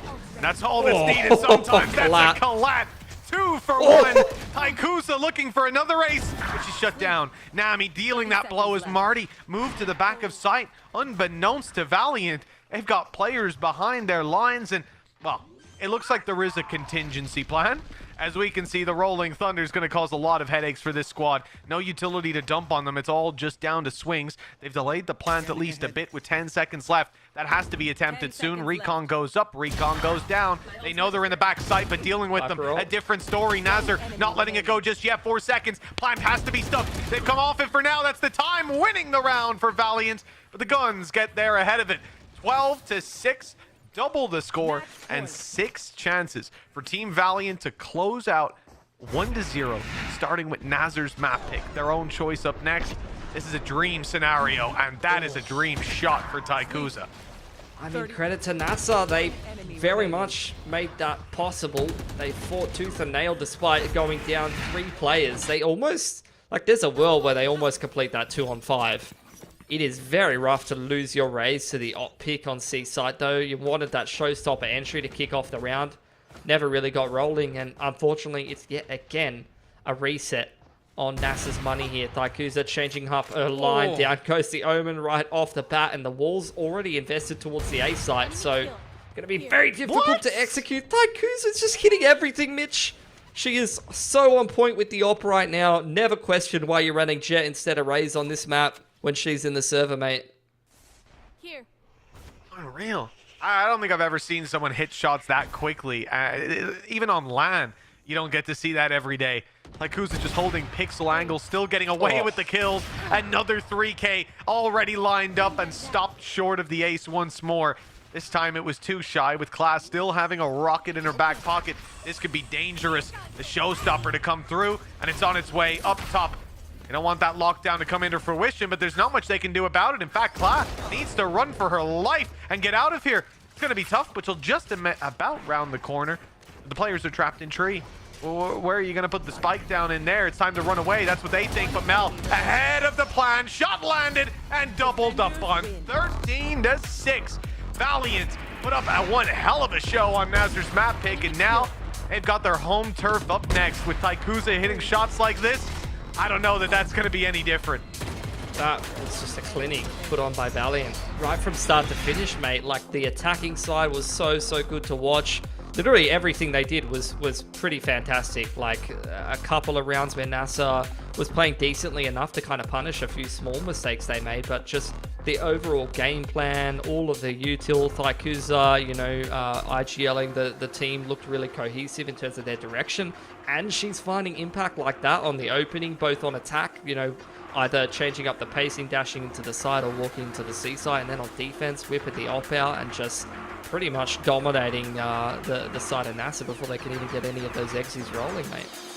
Yeah, this was a very clean game, a display of Valorant brilliance from the Valiant side. And now, as we said, the next map up is their pick, their home turf, where they look to close this out 2-0, just like our series earlier on. For now, we're going to toss this off to a break, but don't miss what comes next.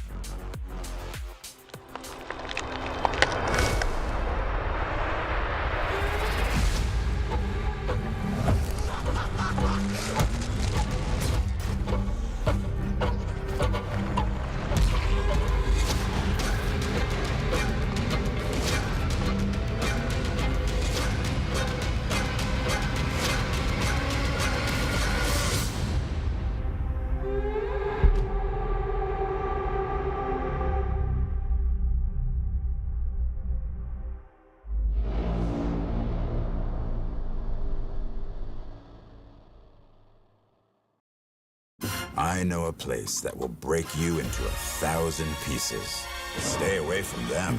Stay away from Lorca, Paco, and Picasso. Don't ask about Lola. Ay, Caballo Grande. Ay, Dolor de Nieve. But in spite of everything, it occurs to you to visit Andalusia. Don't say I didn't warn you. Be careful of the Andalusian crush.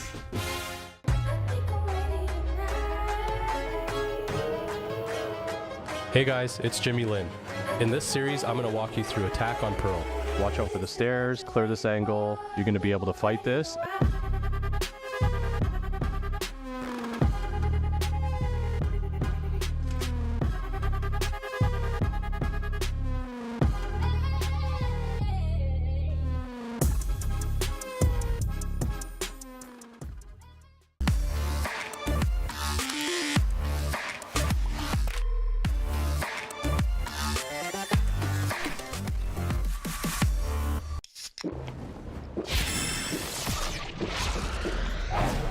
Red Bull gives you wings.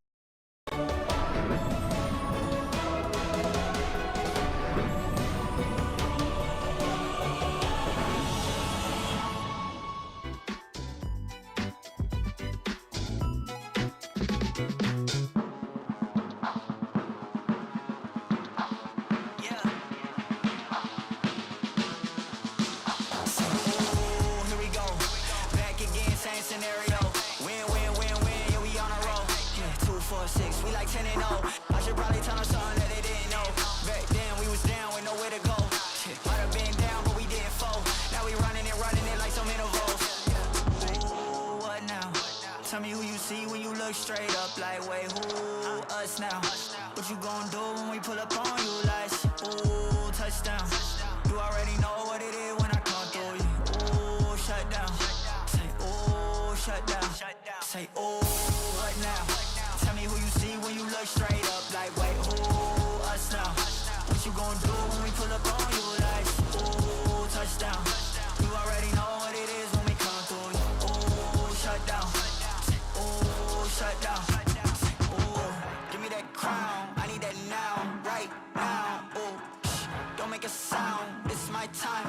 You hear the crowd. Yeah, we need that rain. Me and my team. Deja vu. This here a dream. We done all seen 100 times over back when we was just teens. Now we going dumb. Told them we the one. They would count us out. Now we counting up the funds. Now without a doubt, they be throwing other ones. Like they was always rapping. I believe them if you want. Now they show love. Came with a dub. It is what it is. It isn't what it was. They all love to hate when it don't work out. Tell you that they always been down when it does. Look. Say, ooh, what now? Tell me who you see when you look straight up. Like, wait, who? Us now. What you gonna do when we pull up on you? Like, ooh, touchdown. You already know what it is when we come through. Ooh, shut down. Ooh, shut down. Say, ooh, what now? Tell me who you see when you look straight up. Like, wait, who? Us now. What you gonna do when we pull up on you? Like, ooh, touchdown. You already know what it is when we come through. Ooh, shut down. Ooh, shut down.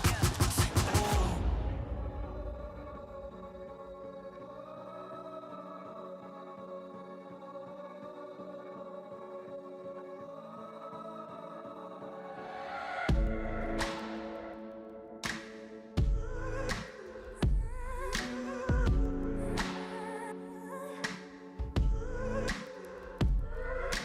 Days gone. I won't waste another one. Oh, that darkness, it won't set me back again.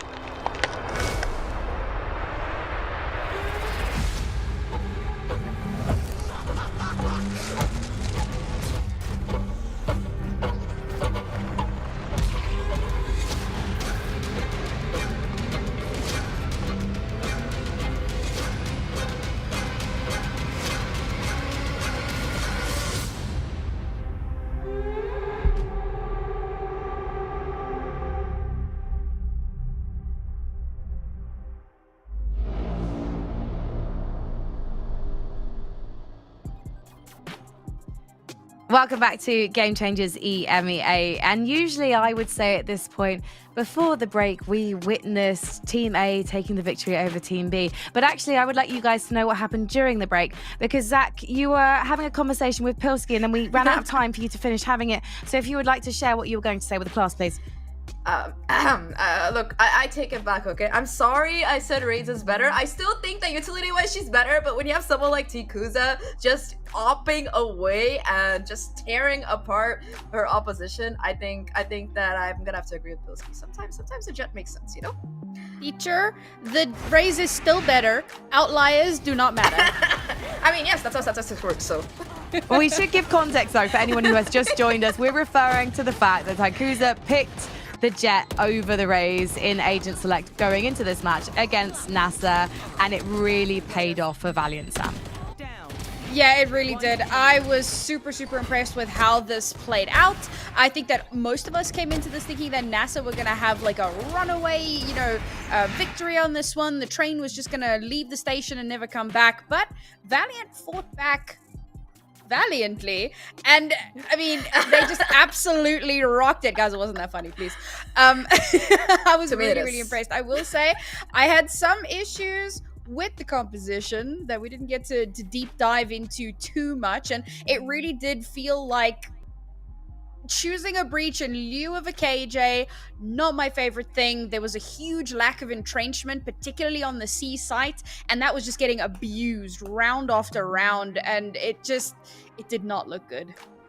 I mean, just to add on to what Sam said, I completely agree. Like, while I love seeing a breach, you know, I feel like if you're having that double controller, it's better to have that additional bit of stability with the Killjoy. Like, you could see the difference in both of these teams' defensive halves. Like, you know, you consistently had Lisa being that anchor sentinel, consistently, like, just like locking that site down for business, denying any kind of value for NASR. And on the opposite side, you saw that 1-7 start for Valiant, right? And I feel like a lot of it is because they didn't really have that Killjoy. And talking about Lisa, you know, we were talking about, like, Killjoy, amazing agent, sure, but it's not just the tactical part that she was thriving at, it was also the shooting part.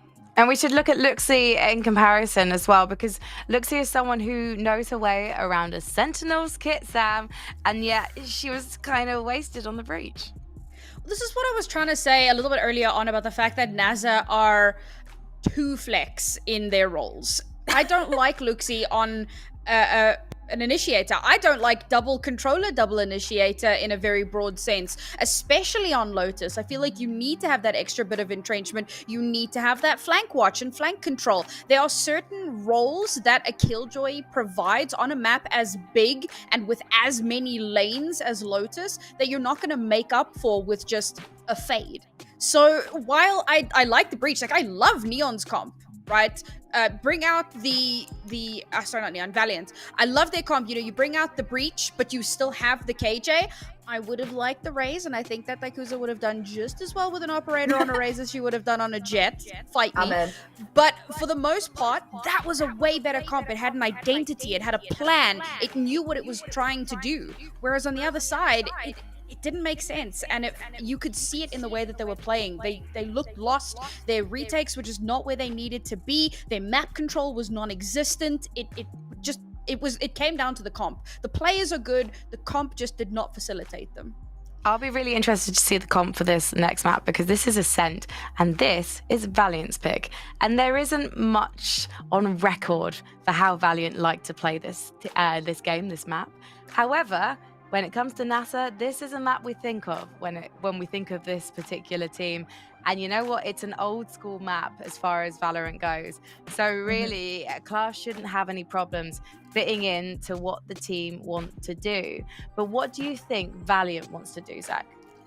I mean, you mentioned that Valiant, they don't really have as much experience with this map, but like you mentioned, they've played it once before, and that was like the most meta comp of all meta comps that you can pick on Ascent. You know, the Killjoy, the Sova KO, the Jet, I don't know, who am I missing? Yes, the Omen. So just every single cookie cutter Ascent comp that you've seen in VCT over the last couple of years. So that's what I'm expecting to see. I mean, why fix what ain't broken? It's a strategy that we keep coming back to, and it's a good question to ask as well. But what interests me about NASR's comp here, I know you didn't ask about it, Frankie, but I still want to say it because I did cast them during that group stage. They have a Phoenix! They have a Phoenix! And you know, I've been saying this for a while. Get those 6-point duelist ults back outside. You know, the run it back is going to be super useful, and I hope we see it again. Oh, this is going to be really interesting though, because they like to do the double duelist, and obviously the Phoenix can facilitate. However, you're not playing with Anya at this time, and so I just wonder, is that going to work? Surely they're going to consider changing that composition to fit Clara into the system, because it's so unusual that surely it's not going to like be an instant fit, Sam? Yeah. So in a very, very general, broad sense, I don't like double duelist. There are some teams that get it right because there's a lot that goes into making it work. But for the majority, I don't like it. You're giving up so much. And sure, you can come at me and say, oh, but Phoenix is a pseudo-initiator. It's not the same thing. It's really not the same thing. Unless, of course, you are high tier, like way up there, one of these teams that can make the most ridiculous strategies imaginable work, PRX. But most teams can't do that. So why put your game on hard mode unnecessarily? And I think that the big issue here, the last time that I can remember seeing Claw on Ascent, again, playing that Raze, and the entirety of her team had to consistently adapt around her to make the Raze work, and it didn't work. Jet is just, you know, better. So I'm a little bit interested to see. I would love to see a Yoru. I think Yoru is probably meta on this map now, but I don't think that my wish is going to come true. So Jets it shall be, and hopefully no double duelists. I wonder if we're ready to go into Agent Select. I haven't heard from production yet that we are, so I'm just keeping my fingers crossed. I've just heard not yet.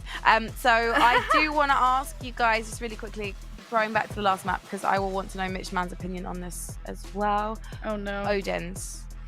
Are we? I like them, man. I think they're really toxic, and I'm here for it. You know, I play the Odin all the time, and it works wonders. What do you do when there's somebody with a giant gun that goes through walls, firing 100 bullets simultaneously, you know, just spraying at you, causing all of that fire to run down? It really warms my little heart. I'm a Killjoy player, Omen player, Fade player on occasion, and every single time I can tell you the Odin just pops off.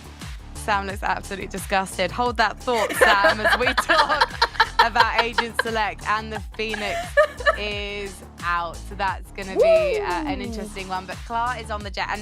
And we had questions about whether Klar was going to adapt to the Jet given her propensity for the Raze. But actually, Zach, she's shown what she can do on the Agent, and it's pretty hot on it.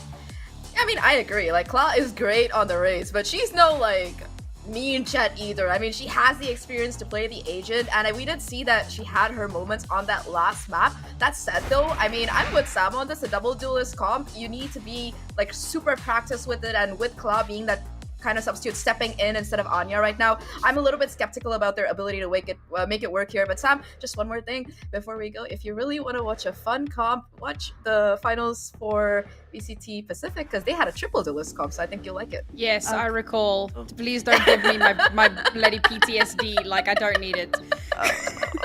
Just one more thought, Sam, and before we head to the casters, in one word, the Omen. The Omen, I'm so sorry. The Odin. Situational. Situational. Let's head to the situations that are Mitchman and Pilski. And Mitchman, earlier on, I did describe you as looking a bit like a Norse god, and I think that's why you like the Odin. All right. You know what? I will. Thank you, Frankie. I will absolutely take that. Bit of a stretch. Whoa, I mean, slow down. Frankie knows. Frankie knows what she's talking about, Pilski. I don't know about you. I'll tell you who else knows what they're talking about. Zach, I heard you bigging up the Odin. I appreciate that. It's the way everybody should be playing. It's a shame that not everybody can think as clearly as us. But I haven't seen any of the Outlaw Pilski. Like, very little of it so far. What's going on? What's happening? Yeah, I don't know. Maybe it just hasn't been the right time on some of these rounds. I felt like a lot of teams have had some pretty strong economy. Actually, yesterday, I think it was Petra was buying that thing on bind like every round and just peeking B long and absolutely doming anti-eco. So, yeah, maybe wait for some G2 gameplay. You get your Outlaw, and I'll just let you know, Mitch, little secret. When this game came out, and I played a little bit. I was a Sova main, and I was a certified Odin abuser on Ascent when the wallbang started. So, nice. So I feel you. I think it's just a Mitch thing, you know. Other people it's a Mitch thing. Yeah, of course we call it Pilski, but he's Mitch as well. You didn't include it in your gamer tag, you know. I'll give it. You were a little more original than me, but. And I'm so excited to see more of that weapon. I mean, I was casting yesterday. I got to see Petra doming people with it. And that's really why I'm thinking, you know, aside from Petra, I didn't really get to see anybody picking it up consistently. Thinking to North American VCT, you've got teams with 9K in the back pocket still playing the Outlaw. You know, say what you will about that. I'll say bloody genius, but not everybody's going to agree with me, and that's fair enough. I think that this map, though, you know, the Outlaw, maybe once or twice. Economically situational. Odin, always. As soon as you can, get that out. That's what I want to see, and I'm sure we're going to get to see plenty of it. Dash already in. Taikuza is not looking to slow the pace in this round already. Pushing into Boathouse. Looking to sink the ship that is the B-site defense. It quickly crumbles, and we see NASR now attempting a retake, but they might not have any players left if Taikuza keeps going.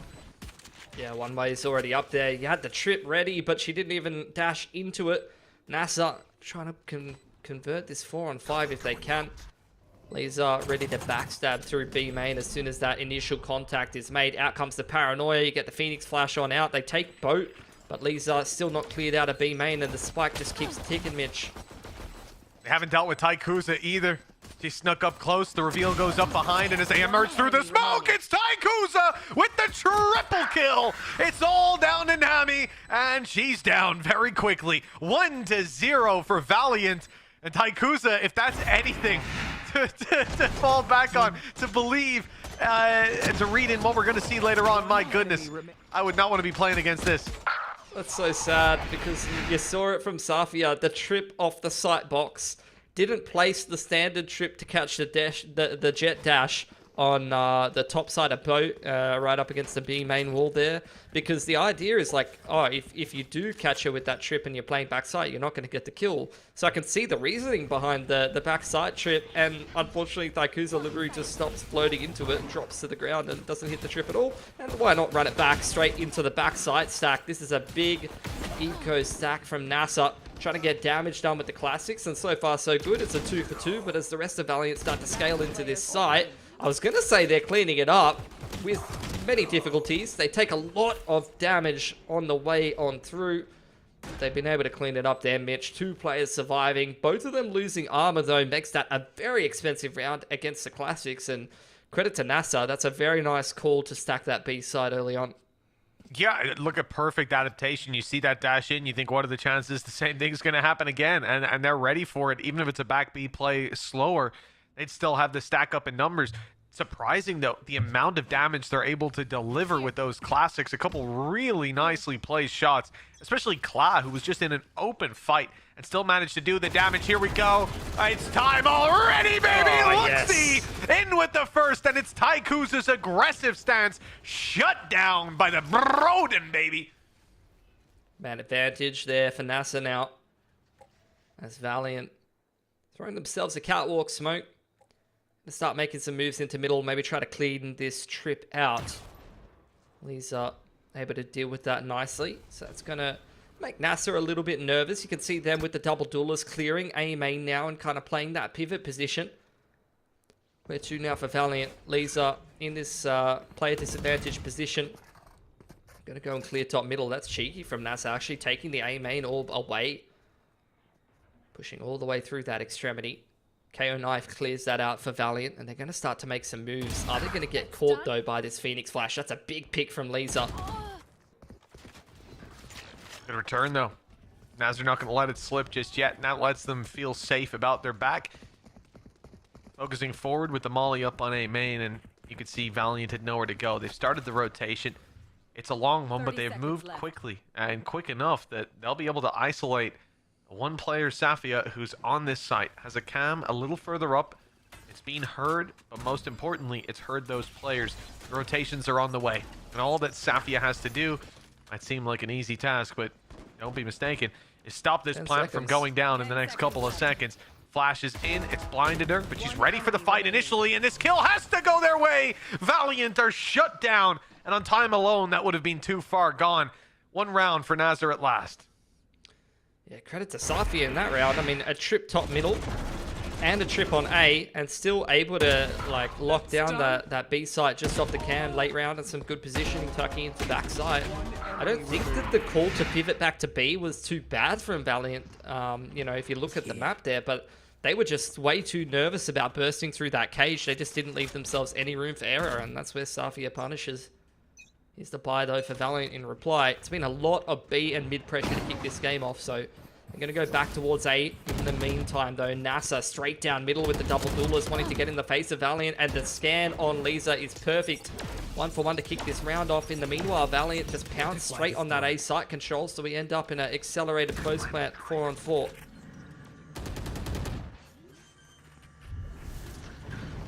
Back for Valiant, no, just a 3, now down to 2. Thaikusa's quick to fall, and, well, you're going to have to make a very big play to make this work. The reveal gone through as well. Any attempt to spam will be met with resistance. Serena finds out. Mel lined it up and taken down before it even fully popped. Beautiful stuff for the side of NASR, and in particular, Safia. Big 3K, putting 2-2 on the board, equalizing the scoreline, and putting Valiant in a bit of an annoying spot. After a very convincing first map and a good start to this one, they're left down to an eco. And the one saving grace being the Blade Storm, but I'm not sure how helpful that's going to be. Really nice position NASR found themselves in.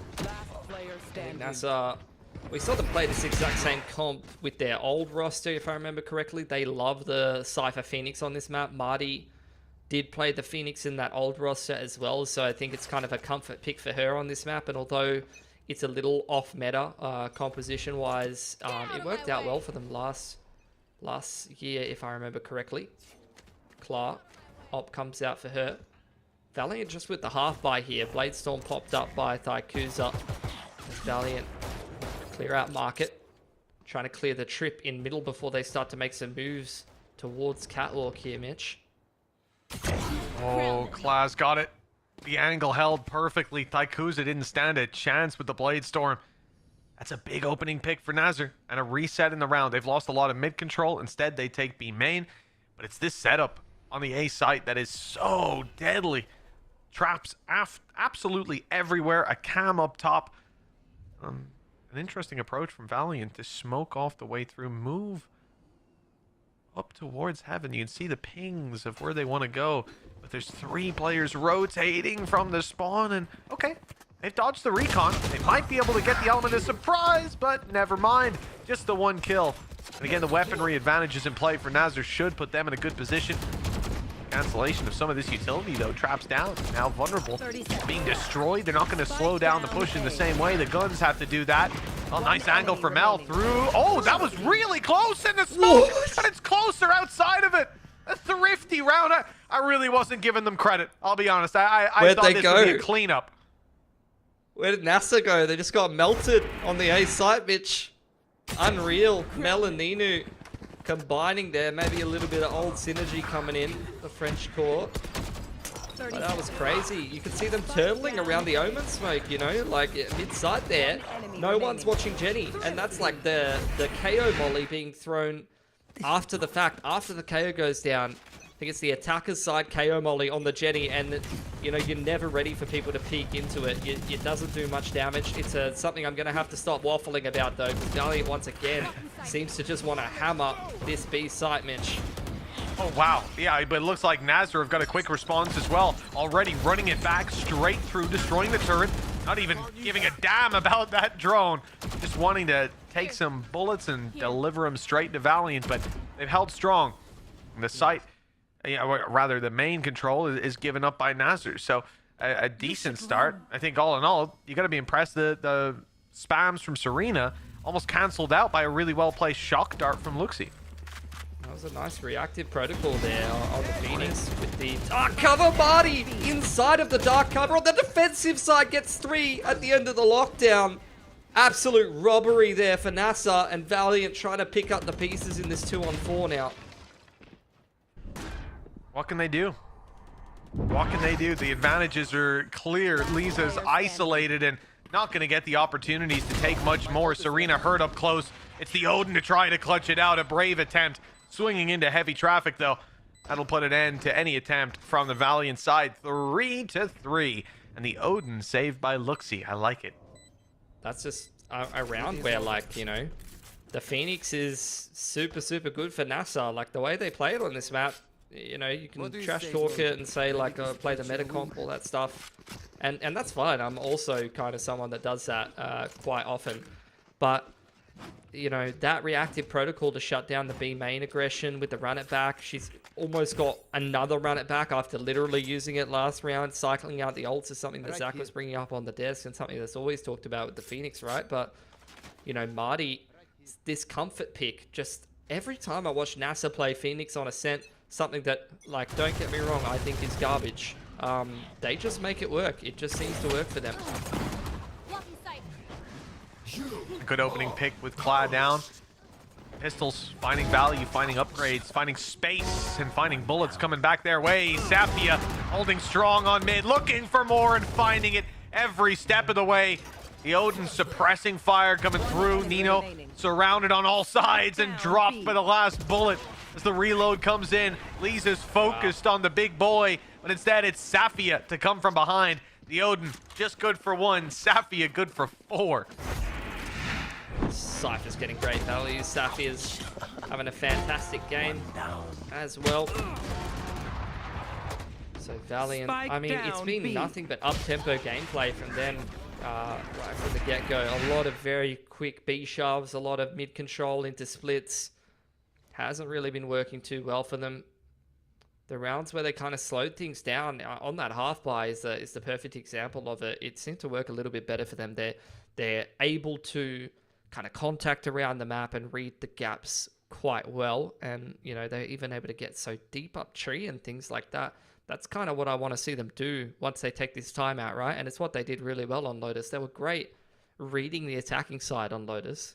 And this is their map pick, I'm pretty sure, right? Yeah, this is their map pick. So they should have a good approach to this attacking side. At the moment, it feels like it's all pedal to the metal and they're just running into brick walls. So I want to see some pace change now. Yeah, just looking back at the last game we saw from Valiant, and the only one so far recently, you know, the Ascent game up against Focus Sakura, their attack side was pretty good. They lost the pistol in the follow-up and one other round. So a very, very convincing one that they then just dominated and closed out the half really quickly.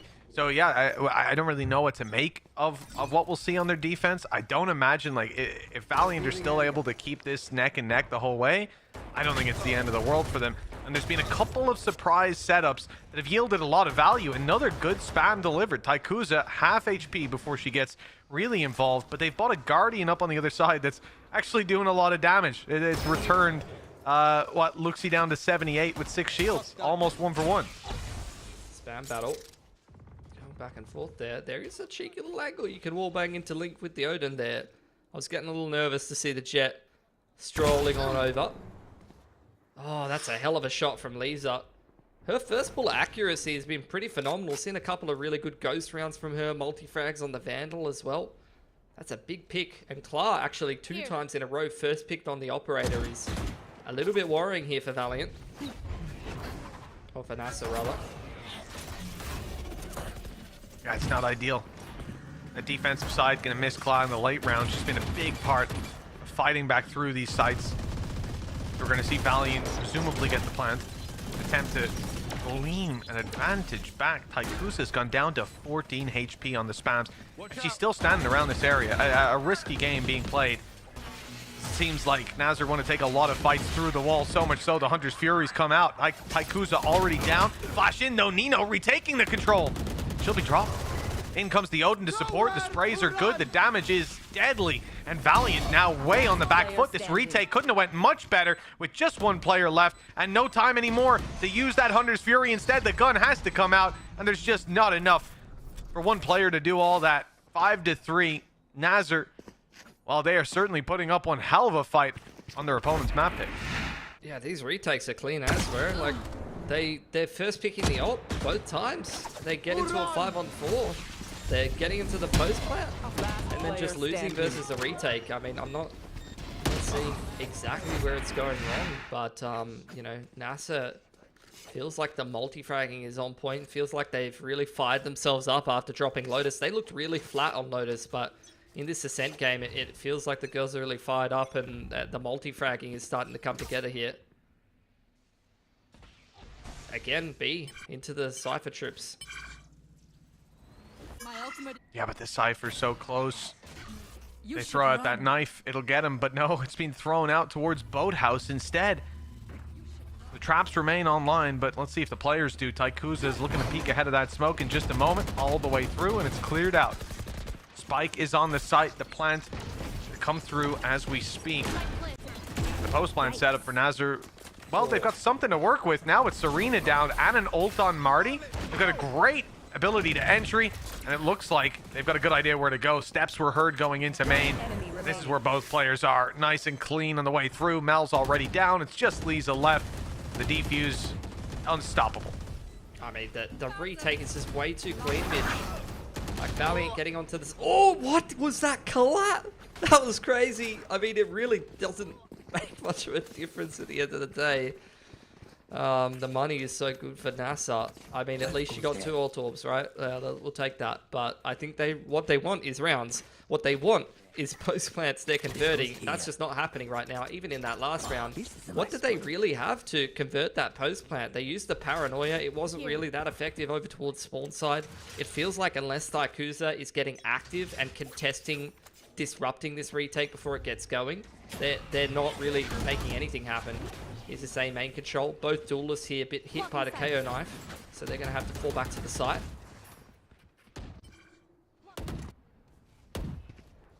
I have to agree as well. You know, so far it looks like the plan is Taikuza take space, take kills, and when those players on NASR are ready for that, they're playing a little further back. There's not been a lot to work with. Ult orb taken, some control. As they look to shift things up on the Valiant side yet again, it doesn't look like it's straight back to B. They're thinking about fighting around middle, just denying the control that NASR might be looking for. Not a bad idea, but there is some aggression coming through up on A, and then this is where there's a lot of trouble for a player like Mel. Paranoia has to be used, and the Shrouded stepped across sides. Mel just wants to get out of there with her life. In the meanwhile, Valiant picking up the pace. Trip cleared in middle. Can Nami get done from the corner in market? It's too messy of a spray. Not able to pick up Taikusa. Safia playing inside of her cage, trying to buy time for rotations as the Omen TP comes into backside. Lisa's ready for it though. That is a clean round that Valiant cannot possibly mess up this post plant for in the 5-on-3, right? Oh, well, you want to watch out. Reveal online for Luxie. Shock darts on their way. And the Odin to play with. Some serious wallbang potential with Taikusa and Mel both low. And Nino already sustaining a bit of damage. It would be a miracle of a way back in. And, well, with that reveal from the Valiant side, it's now an impossibility, surely. Locked in for 6-4. And for Valiant, it's just about building up those rounds on the attack side. Doing a good job so far. If they can get one more, it's still anyone's game at the half. Wrestling that A main control. Great KO dagger, shutting down the aggression from the double duelist and NASR.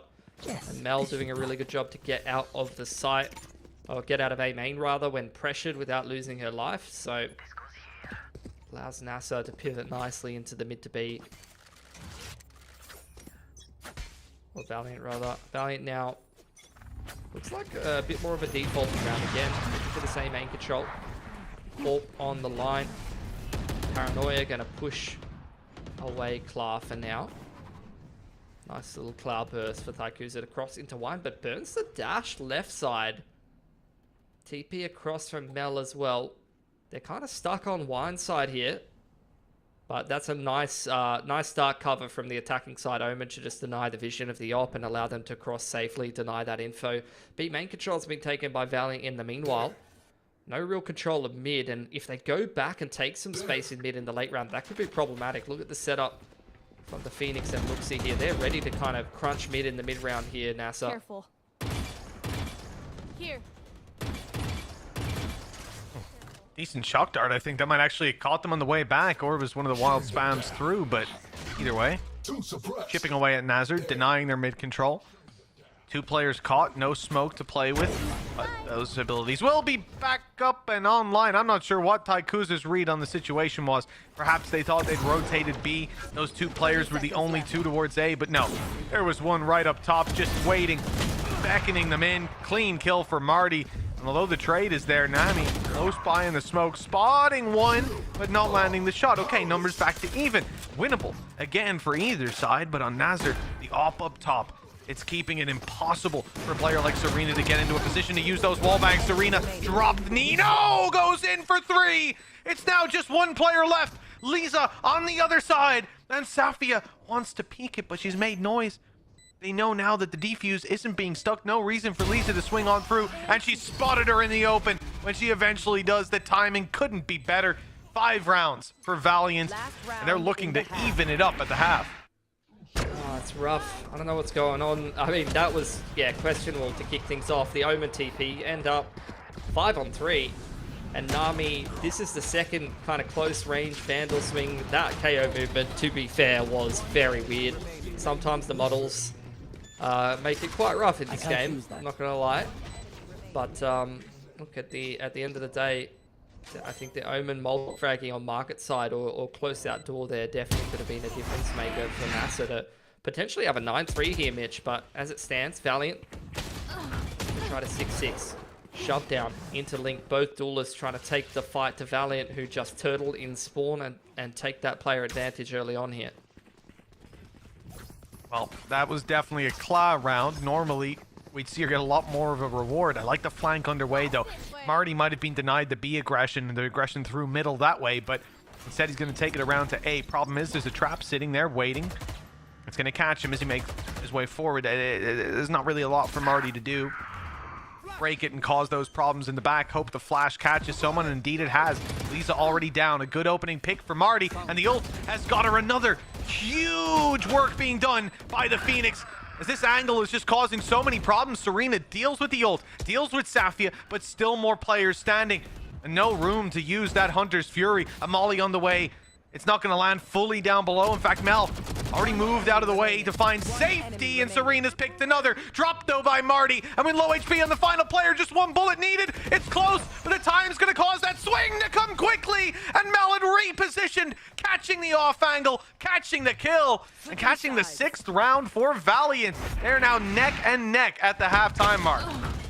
It was not a pretty half, to be sure, Mitch. Like, some of those retakes, very rough looking for Valiant. But at the end of the day, when the scoreboard reads 6-6 on attacking side Ascent, you're pretty damn happy with that, mate. I think they kind of ground their way through that half. They got a lot of those scrappy attacking rounds done at the end of the day, Valiant. So credit where credit's due. Not playing their, like, absolute A game like we saw on Lotus, but they're still getting work done. Now it's on to NASR. These are always difficult positions to be in, right, mate? Like, attack side Ascent, elimination point in a tournament, you got to get yourselves rolling. This is it. You know, we talked about it earlier, the elimination hanging over your heads. And once that lead starts to close in, it's a whole different ball game, man. It can really start to erode your mental. For NASR, we have to hope that doesn't come into play. This team's been handling everything so well so far, keeping it even. Had a lead at one point, but Valiant did manage to figure out their attack side. Now the challenge is there for NASR to do the same. And the Valiant setup, much more passive towards this B side. It looks like NASR are picking the right place to hit. Yeah, all good. Straight down middle. Straight up the guts is Daikuza. I would expect nothing less from her, and she's caught Safia stomping around top middle. Dash to take the next fight, maybe over on Link's side, or just contain middle and allow the rest of Valiant to rotate and stack over to this B site, anticipating the execute. Well, no entry ability for Kla. She's already used her dash on the way through B main. Didn't see anybody. And look at this space taken by Daikuza. 1, 2, 3, spotted on the way. The shots fired a little early. With Marty picking up Mel, the A site's now open for business. But look who can be there so quickly. Daikuza, a worry for the side of NASR, as they have to clear this box, slow down just a moment. Perhaps buy time for those rotates. Marty has other ideas, though. Flash in hand and head spotted. Daikuza able to drop her, and that's huge. Those flashes on site, that extra space taking, now gone. And it leaves so much room for Valiant to fill into a 2 versus 1, a near impossible fight on Nami's hands. As 7 is finally found, and the lead now exchanges hands. It's in Valiant's control. Yeah, that round was spaghetti. Both duelists just getting into very uncomfortable positions for either side, and this is what I was talking about when I'm talking elimination point, attacking side Ascent in a tournament. You know, it feels like NASR, the pressure, I'm not saying necessarily the pressure's getting to them, but that was a lot of back and forth, B main, not committing to a call, trying to find the perfect call rather than just committing to something together, and they left themselves absolutely no room for error. Ashes exchange there. The KO utility, always great at being able to stop attacking side teams shoving into A main, but Nina goes down, so that's not too bad for NASR. They'll definitely take 2 players to going down to be able to take a gun away from Valiant. Yeah, I mean, you just look at those they haven't credits in play. juggled that. Still sat there. Yep, Still they got the Bulldog for obtainable. freebies. Nami's going to get out with it, maybe. It looks like it. She's sticking around for the fight. It's risky. You want to see them just take the fight in numbers. At least that Bulldog can fall back into someone else's hands. Potentially. But instead, they're linking up. Maybe due to the time on the round, 50 seconds. I mean, there's plenty to rotate, but they don't want to get caught with no map control. Instead, quickening the pace. See if Nami can make use of that weapon. It was found moments ago. Not so much, but damage is done. The problem is the rotates are through, and there's no need for the fight to be taken by Mel, or so I thought. Instead, it's left to Lisa after her passing, and, well, only 25 HP in excess. It's only the bit of shields that are helping her out. Lisa's got an advantage in terms of time, at least. But now she's been spotted. The reveal didn't hit, but even still, Safi is good to take the trade. Beautiful stuff in the Red Bull clutch for the side of NASR. On an eco, that is very, very bad for Valiant.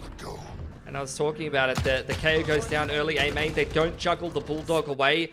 Yes, sure, that right click coming out of tree there on Thaikusa is brutal to be on the receiving end of, but you gotta, you know, kind of scratch your head at the rest of that round. Anti-Eco, way too many opportunities given over to the side of NASR, and Safia is in hard carry mode on this Cypher right now.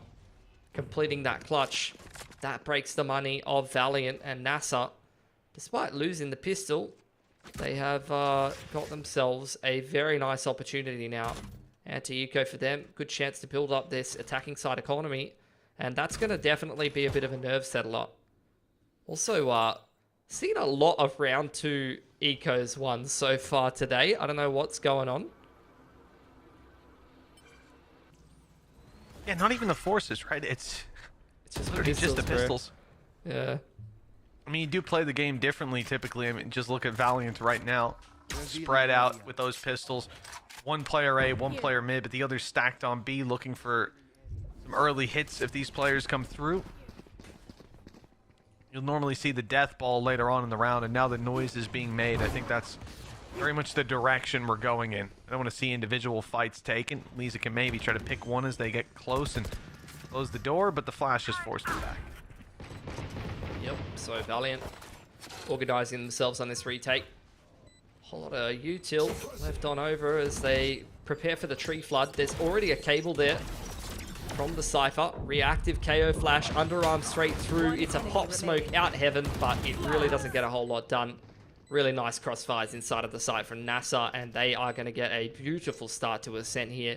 Run it backs up, 5 guns up, and now it's up to Valiant to decide what they're going to do on this first defense side gun round. They've got a uphill battle to be climbing here, that's for sure. It's going to be anything but easy. The position that NASR found themselves in, very similar to what we saw in the previous map for Valiant at a certain point, where their economy is just looking so well endowed that I don't know how on the side of Valiant you can hope to break that. It has to be consistent by-round victories. Add to that, as you said, the ult, the run it back. It's so cheap, first of all, and Marty's not exactly having a bad game. So that's going to be a menace in a lot of rounds, and right away it's available for this very important one. So it's definitely the right time to call a pause. Valiant can't have any gaps as they come into this round. You just cycle the Phoenix ult. Like when you run the Phoenix on this map, like the six ult orbs, you just cycle that as many times as you can, especially because we've seen them already lean into the A main, B main control. They're really more so controlling the extremities with this comp and doing a bit of agriculture farming the orbs. So I think you definitely do just have a bunch of set plays that you want to run. Not even that different from the kind of exes you'd normally do, and just cycle out that runner back as many times as you can. I mean, Valiant, their position they put themselves in economically as well, it's going to get it very hard to get Thaikusa that ult for the foreseeable future, I think, as well. Which is not ideal, because she was kind of doming with that on Lotus. NASR, double duelist straight up middle here to clear the alarm bot. A lot of pressure over there. Valiant have taken A main, but they're going to concede it and kind of regroup to maybe aggress over towards Catwalk here. Oh, they're slowed. They're kept back for a moment, and the problem is there's something else. Look at that paranoia, observers. Giving us a preview of it as Nino swings through and finds a fully blinded, fully nearsighted player. Blinded now, but a little late. The flash can't quite leave the hands in time. Thaikusa about to be revealed, waiting for the cage to drop, and unfortunately it doesn't drop in time. That reveal comes in, makes it much harder to hold on to control, but she's doing a good job, at least managing to keep a safe haven for this Valiant squad. Another angle for NASR to consider as the rest of the squad attempts to group up and find some ground, but that door was closed. Serena and Liza break it. They've lost a player in the meantime. The way back through so much more difficult. What? Liza's picked 2. The reveal wasn't even needed. No teammates needed with 5 HP left.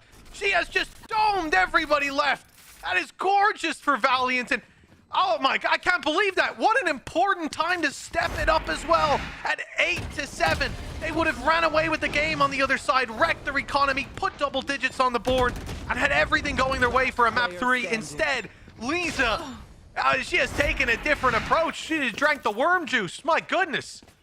The worm juice. damn. I don't even know what that is, but I want some after seeing that 3K. Bro, honestly, like, her first bullet accuracy has been crazy. Like, on the Ghost, on the Vandal, I was talking about it earlier. That was nothing but headshots right there. Quick succession, quick dash, flash dash into Link off the back of the knives. But Klaas dealt with that well. Klaas was having a rough time, bro, on defense, getting first pick with the op in particular. But back on the rifle, on attack, she's been doing work. That is not good news for Valiant, mate. No, it's not. The entry on the way back through, taken out. Big fragger, someone that's been delaying a lot of these pushes as well. We saw on A main last round, pardon me. And for NASR, good position to play from. Flank on the way. Lisa a little bit far away from that alarm bot, and that spot, perfect timing for Safia to thread the needle. Hello. Nice and easy. And now those players on short, they don't know where to go. They have to go back and fight. Safia delaying it even further, bringing them into her crosshair. And look, she's already won it on time alone with 4 players left standing. There's no way that Valiant could hope to win this 2v4 with time against them. They're running to save. Yeah, I mean, and now that 2-on-3 clutch was great heroics from Lisa, but you got to address the elephant in the room, right? The rest of Valiant are not really present in this game right now. I don't know what happened between Lotus and this game, but you're seeing some very messy sprays, some very nervous kind of duels being taken on Lotus. They looked really well organized, well drilled. Everyone was switched on. Everyone was, executing the plan perfectly. On their map pick, for some reason here, they're looking pretty lost. They're looking almost nervous despite the fact that they're up a map. I'm not really sure what the vibe is right now.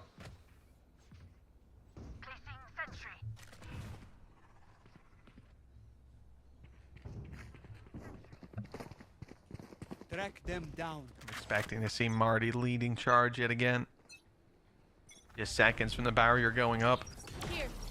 Valiant's idea seems to be to put out some aggression of their own to get a player into a nasty spot. You see Taikuza in Wine, very right-hand side of your mini-maps. Problem is that is a very tough position to hold on to if Marty does decide to ult and run it back, run it down towards you. Of course, she'll have the dash to get out of there, but for NASR, they're not taking it in this direction. They saw the early nade.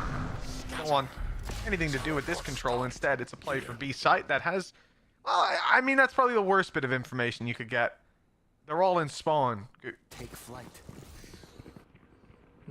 Drone early on to clear out B main. Just going to speed up straight into B. How's the reactive utility here for Serena? Here's to run it back to kick off the exit. Reactive dart not able to be played off the back of Lisa. At least going to take out the run it back. But Clara in the meanwhile is the second entry. Serena to trade that, but now scanned by the Cypher ult backside, trying to buy time for rotates. The flood's coming in here, Mitch. Seems to be. Nami's got a little bit of a break to that action as well inside of B main, but the problem is now they've got their eyes firmly focused on her and only one to be found. But the Hunter's Fury's done the work to trade it out. Taikuza 46 HP. 2 quick headshots needed. She's done it before, but doing it again is going to be something different. These players spread. Time, though, not on their side. One of them will have to plant, and that's when Taikuza can strike. 12 seconds. Both guns still up, and that's the spike drop. Taikuza may now have the advantage. 6 seconds on the clock as she looks to swing again. She'll find the player in the open. Taikuza with a Red Bull clutch and 6 HP left. The narrowest of margins. Mitch, it's another clutch. It's another individual player making a hero play, and it's bloody exciting. It's bloody beautiful to watch. But again, mate, I hate to be that pessimistic, boys. Their money is cooked, mate. The other team has got $1 million. Bloody Jeff Bezos bankrolling this team right now. I don't know. Actually, maybe post-divorce, maybe no. I don't know. Anyway, NASR. I'm sure he's got enough to buy a few guns. Yeah, I reckon probably. Probably. Few credits on the old Audible. Yeah, for sure. He's got all the skins, I reckon. That new bundle as well. Yeah, which team are you supporting? All of them. What about you? Yep. All the bundles. And look, bundle of players for NASR. Straight up middle here. Phoenix Wall to clear that alarm bot. They're just turning this straight into a B split. Nice shot by Lisa. Off angle held. This can often be a retake setup, especially when you see your Killjoy there. Looks like NASR suspect more of a stack and they're moving elsewhere, but you've still got 3 players towards this A side. A flash in the back pocket for Mel. That paranoia can come in big. Lockdown for retake on A. That might be the idea of NASR going here, that they'll play retake on this A side because they have that lockdown. They've seen Nino inside of main. Well, now they definitely suspect that Mel is here. That paranoia hasn't landed. There was an opportunity for Kla. And there could still be. Mel sticking around this area, and the second player coming through catches her way off guard. Huge kill for Safia. Unfortunately, they've gone running into Taikuza, who's taking names. A flash up top, a swing on the back, but no players seen in the open. Although the wall bangs are still getting pretty close. Too close for comfort, that's for sure. They only know where one player is. The second one hasn't been identified just yet. But once they see Nami, then it's all go. No stop, no breaks to be found on this retake. As they've seen her now, there you go. Last player spotted, known, and dropped on by 2, even if Nino has fallen as well. Valiant have done an incredible job getting back through here, and actually most interesting to me, most intriguing, because we know they can win gunfights, and my god, Taikuza's nuts. So many ultimates as well, so that's a lot still in the tank. Yeah, they just kept the retake simple, right? left. The double cloud burst. I mean, that was a difference maker. That was a 4-on-4. That was a round that could have gone either way. And Taikuza just plucking 2 heads out of the server, puts it into a 4-on-2 that, as you mentioned, they don't have to burn the ults to close that out. Instead, it's just quite simply the cloud burst, the double flood out A main, the double flood out heaven, and they get it done with, you know, kind of the bare bones util. So timeout now for NASR Ignite. And this is where, you know, I'm starting to get more optimistic, mate. That was 3 players surviving. That was a much better looking retake. We didn't need some hero play or some clutch, although they were very nice shots. They were playing, you know, fundamentally some pretty good positions, and they closed that round out quite convincingly. So NASR now having to take a timeout. It's felt like they've kind of dominated this half. They've kind of looked quite good this game. But that's what's scary about Valiant for me, right? Like, I was tooting the Valiant horn all through Lotus. I was saying these guys are playing phenomenally and looking really, really well. Drew looking really on point. I don't even really get the sense that they're playing their A game at all compared to Lotus, but they're still very much capable of winning this game here. Oh, absolutely. Look, at 9-10, it's still up for grabs for either team, but this round is going to decide a lot. How many ultimates are used by that defensive side, how much pressure they put under, and most importantly, do they win the round? Because finally, that NASR economy is looking like it's crippled. They don't have enough money to buy up after this. Valiant will be 12-9 potentially, but they've lost Taikuza. That is the player that's brought them back from these bad situations again and again. Despite damage being done by Nino, there's no kill to follow up on it. This is going to be a 4v5 in the late round, and NASR setting their sights on the retaking A. Yeah, and this is where Lisa very clearly is playing the retake setup, backside a tree. They know the KJ is there. They know they're going to have to fight forward if they want to contest that ult. But instead, they're going to smoke off tree. They're going to be happy with the player advantage, taking that A site. Kla, checked by the drone. They've left the door open. They want to continue to contest this control, but Lisa is going to be able to pick the opposing jet out of the server before they even think about putting the lockdown down here. But look at the route from Safia as well. Oh, the push through. I like the idea to still make that play, but... Oh, okay, actually, Marty's got another. Doing a fantastic job of holding this down. Lisa needs to be aware of that extra player outside on short. That could be a big play later on. The concuss already down, though. This is going to cause problems. Nami's crossed with the shrouded step as she goes swinging right into heavy traffic. Safia's got it all on lockdown. Again, an incredibly narrow margin that decides this round. 5 HP in it. But that 5 swings towards NASR for 10-10. I mean, it's a duo that's been doing so much work for NASR in this map, mate. Like Marty and Safia on the Cypher to close that out, combined for 5, and in the same fashion that we've been expecting from them. Marty going on the aggressive, shoving up short, multi-fragging on the Phoenix. Safia playing the late round, reading the rotation really well, reading the play. She wrapped back from A main back to catwalk. That's going to be Valiant again after winning a closer round with 3 guns surviving. They've had their money broken yet again here by NASR. So Let's see what they're going to be able to achieve with this half buy. It's a dangerous looking half buy. Has to be set. Couple of rifles in the mix here, Mitch. Some potential. Looks like NASR taking anything for granted though. That's a nice scan as well. Spotting out those players. It's going to allow them to pivot back to B or mid.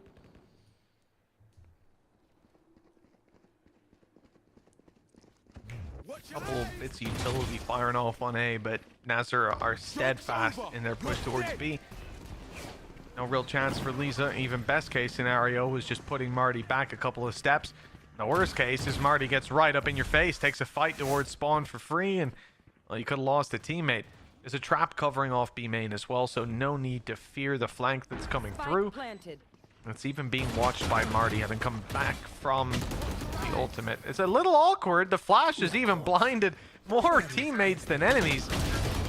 But in the end, the wall goes up, and, well, some players go down. Those players surprisingly being on the NASR side, as now there's a serious threat. Safia, okay, blinded up, but not dealt with quick enough. So it's only Serena, 1 versus 2. Time, it's getting there.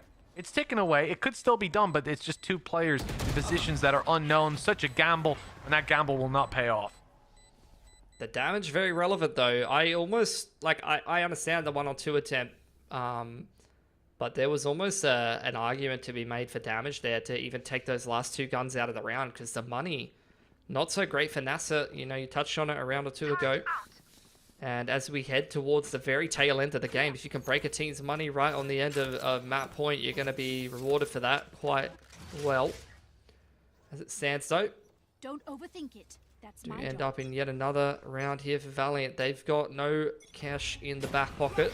NASR definitely do have another buy in them. There's the one-way. Marty forcing her way into A main. Reactive paranoia, and she is now trapped in A main here. Going to be difficult for her team to bail her out, but there's the paranoia back in response. She's going to get herself the orb. Once again, begin farming up one of the last run-it-backs of the half. So Valiant, good job from them to wrestle control of A main, push NASR away, but NASR also gets something out of it, getting that Phoenix orb.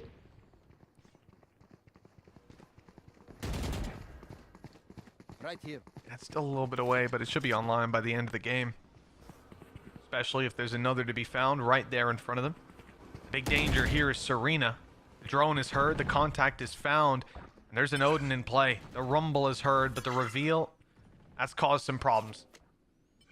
No lineups now for Serena. Position overtaken. Fake underway from NASR.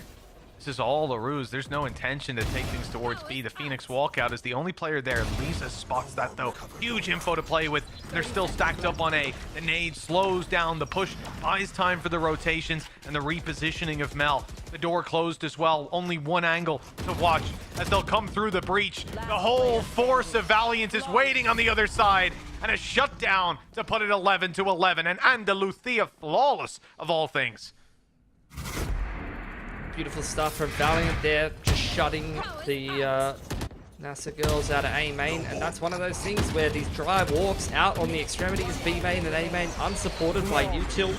They look beautiful when your star players are able to find the perfect timings, are able to, you know, find that really nice entry kill on B that pulls the A site rotations away a little bit, and then Safia finds impact. But when you double drive walk out both extremities and go down 3-on-5, it's a pretty bad feeling, especially when the following round you are kind of force buying into it, trying to get together. Still a decent looking buy. Here we go, Odin spam on through, doesn't really find too much for Serena, and once again, an orb found there onto the Phoenix of Marty, and that's another run it back farmed in basically 2 rounds, Mitch. Right here. It's ridiculous. I mean, having a good Phoenix, first of all, like someone that's able to deal that damage, always going to be huge. Those ult farming rounds are just crazy. Decent damage, ult pop, run it back as well. They're committing everything. NASR don't want to leave anything on the bench here.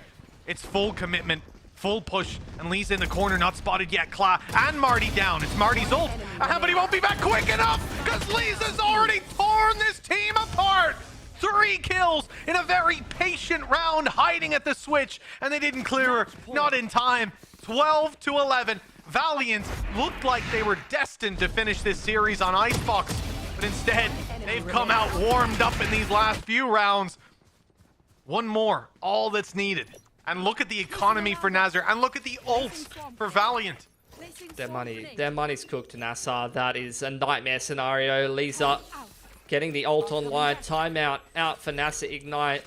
And you got to give credit to Lisa. Not only that burst aim, the first bullet accuracy that she's been showcasing, and the multi-frag potential on the Vandal, but also just the fact that she keeps switching up her positioning and where she's playing on the KJ. She's not afraid to play some of these close angles, playing inside boat, playing inside logs. It's not really something that NASR have been able to deal with, and I think part of that is obviously the fact that there's no KO. You don't have these knives that you can throw to clear out certain parts of the site, certain parts of the map. Definitely helps to have that 0 point that you can just throw B main, throw boat, or, you know, you clear wine before you hit the site, or you're going to clear, you know, Jenny or under hell, things like that. It can really help you kind of know where the enemies can be and can't be, and it's not something they have access to. They very much do have to force things out.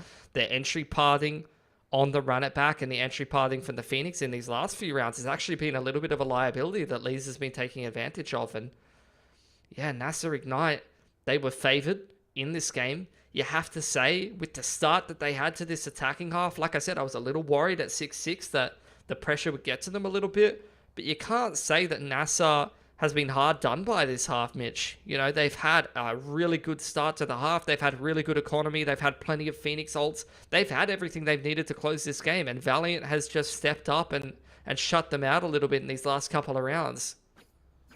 Yeah. Oh yeah, absolutely. I mean, first of all, the hero performances today have just been next level. Looking in particular at Lisa in this series, I mean, I don't know what the warm-up routine is for some of these Killjoys, but Miori in the last match was doing just the same. Jade wasn't playing a Killjoy, but she also looked absolutely unbelievable. Now, and Safia, I mean, it's a day for Sentinels, actually, now that I'm thinking about it. Jade was good, but then the Sentinels on every other team have just been the highlight. With Lisa having some great, huge rounds, lockdowns online, Blade Storm for Tycoos is already popped, and NASR, nothing. No ults to fall back. Oh, sorry, from the shadow. Yeah, no ults to fall back on that are really going to help. This is a devastating position to find themselves in, having to use knives and forks in this sword fight. And Valiant, they're taking their time. Not going to rush into combat, instead playing this one much slower. Looks like NASR have other ideas. Looks like they really have other ideas. And Marty's just running it down. He's out. I mean, they had to at the end of the day. It's going to be the lockdown retake. They had to force their way into Tree, Mitch, but it's not working out. Valiant just turtling, playing around all of the outs perfectly, and they are going to shut this one down 13-11.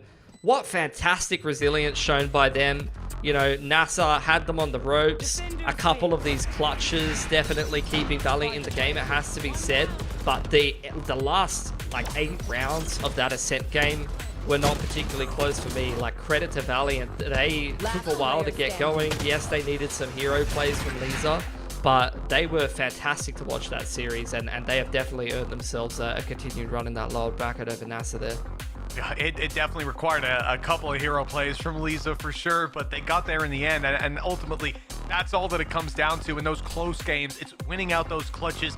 A couple of HP in the difference. We saw 6 HP clutches coming in from one side and then 5 HP from the other. It was back and forth, but it was a juicy game and a much better second map than what we saw earlier. Unfortunately, if you're a NASR fan, doesn't really matter. They're down and out of the competition, and Valiant will be moving on. They've got a pretty tough opponent on their hands, realistically. From what we saw earlier on, GiantX looked like a very scary team, but they're going to be playing them in an elimination game later on. Yeah, I think, look, Lisa, looking at her stats this tournament, that might be a highlight game from her. And what a time to have it in the lower bracket when the pressure's on. I think, look, the Valiant already showed some decent stuff against Falcons in the upper bracket, so I'm keen to see them go up against GiantX. And at least for NASR, you got to give credit where credit's due. They looked really good on that Ascent game, and obviously rough circumstances to swap out your primary duelist on short notice heading into playoffs. So hopefully they can kind of rejig things heading through into stage 2. Well, that's it. There's a long year ahead with lots of events. And speaking about some of those events, we can't go without telling you guys about Madrid. Of course, you can still get tickets by scanning that QR code. Madrid Arena, March 14th to 24th. I want to see you there because the Valorant Champions Tour is on its way to Spain, and it's going to be fantastic with 8 teams from 4 different leagues competing from all over the globe. And we all know that EMEA is going to win. We don't know whether it's going to be Heretics or KC, and that's what you guys need to turn up to find out, whether you're a French fan, a Spanish fan, or just an EMEA fan. If you're a fan from somewhere else, I don't care. No, you should also buy the tickets, but you're wrong. And I gotta say, after what I've seen here today, EMEA could be on top because our lower bracket is absolutely stacked here in Game Changers, and there's still a lot more action coming over the next couple days with some other teams who are still up above on that flawless streak. For now, though, I believe we're going to toss this one straight over to our analyst desk, who've got a lot to say about that. Take it away, Frankie. Thank you so much. Yeah, we can't wait to see what happens between G2 and Falcons. But before we can go to the upper bracket and take a look at the schedule, we've got so much to clear up about what happened in that series, particularly on Ascent. Because to be honest, first off, it was quite messy. It was interesting watching Valiant's post-plants in particular in the first part of that first half. Sam, talk me through it. Yes, interesting is definitely the word. No, look, we've said it time and again that these are teams with really, really skilled players. The thing that stood out to me so consistently was it came down to timings. Fundamentals, protocols, you could see hints of it. You could see they had ideas, they had plans, but the execution was more often than not great. And unfortunately, it cost both of these teams, in fact, quite a lot of rounds. I really felt like Valiant just had the superior composition, but they were really struggling. They had everything that they needed to deal with NASR, but because they didn't have their timings down, they weren't being able to play off of each other really well. They weren't dealing with simple things like Cypher trips and a Phoenix that's trying to be an initiator. Like, it comes down to those fundamentals. And unfortunately, it took a while. Eventually they got it together, particularly towards the end of the map there on that defensive side. It started to look so much better. But boy, when I said Slobberknocker, I didn't know, I didn't even realize how close it was going to be. So Zach, I want to know then what's going on with NASR, because this is a map we know they can play. We know they played loads of times. It can't just be as simple as them having Club playing with the team like for the third time or whatever it is now. I mean, that could definitely be a factor, but I think that overall, you know, when it... Oh, yes, of course. Silly me. Zach is teaching us the art of it for you. Yeah. I'm pretty sure everybody on chat could hear me, but I was muted on Discord, so sorry about that, guys. But, you know, like you mentioned, it is a little bit of an agent comp diff. The meta comp is a meta comp for a reason. And, of course, you can innovate. You can come up with ideas. You can try to make them work, but there's no guarantee they will. And, unfortunately, we kind of saw that coming through on this map. But other thing that I really... Something that's been nagging me is you have to run it back. Please use it to clear every single corner. Like, so many of these rounds on that defensive side, like Lisa was just tucked away playing the most ratty positions, and of course I'm a Killjoy main, I approve. I just don't think that NASR did, and I felt like there were a lot of these angles that they could have cleared just a little bit better, which would have paid off for them in the longer run.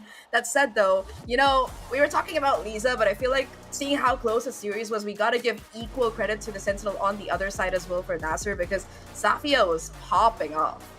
Yeah, this was Day of the Sentinels, not just this series where they've been providing us with so many highlight, ridiculous, jaw on the floor moments. But Lisa had the edge here, Sam.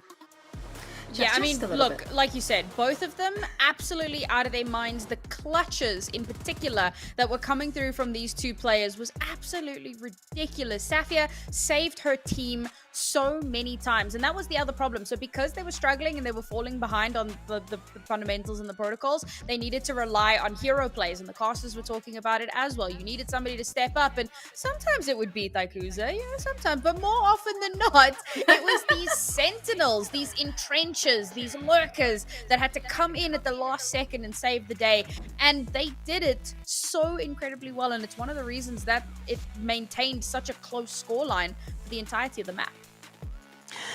I love that you mentioned Thaikuza and those clutch moments as well. I mean, there were, as you say, so many of those situations where towards the latter half of that map, we did see Valiant pull off what seemed like the impossible.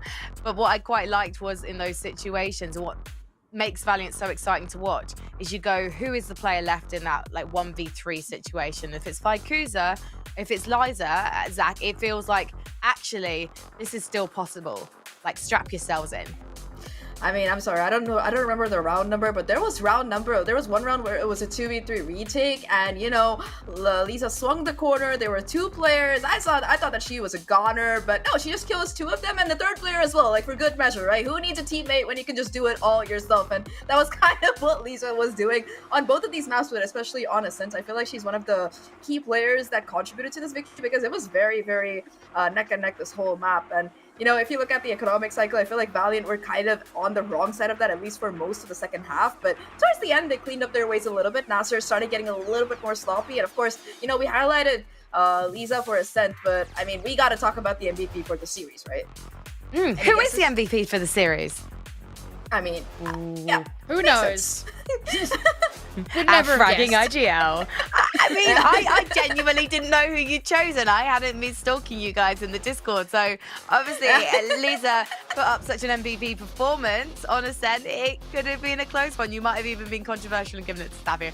But Vykuza, I mean, she's been a revelation this week. We already knew from last year, I should say, that she is a duelist to watch. But the fact that she's taken on this responsibility of not just being a duelist, not just being the IGL, but also actually building this team and this project with Coach Alex, Sam. I have every faith that even if this team doesn't quite have the discipline and the playbook yet to take the tournament on Monday, I do think we're going to be seeing so much from them this year. Yeah, I mean, you mentioning the discipline, it's something that the players themselves have admitted to. You know, at the moment, they really struggle with that. They struggle with comms because you have 3 French players that now need to comm in English. And while they understand what they're trying to say in French, translating that into English and getting that point across in a high-stress environment can be a bit rough. But Vykuza has done an exceptional job of bringing it all together. And I don't know if you guys saw the fun little stat right at the bottom, the average damage per match, which was about 3,600. That translates to 27 full armor kills per match. Like, she just... Yes, she's just good, okay? She's really good at the game. But is she and her team game, I say that multiple times every Game Changers broadcast I'm on, does she and her team have what it takes to challenge GiantX tomorrow, Zach?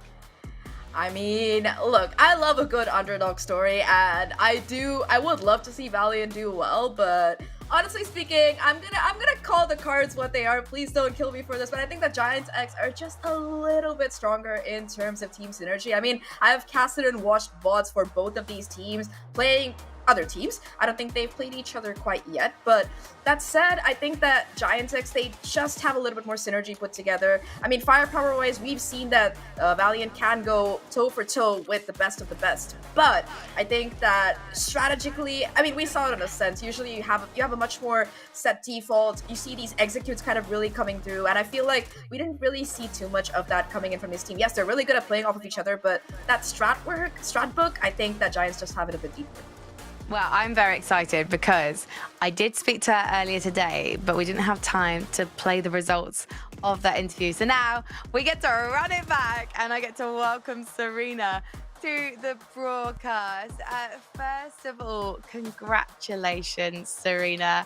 How are you and the team doing after that victory? From this victory.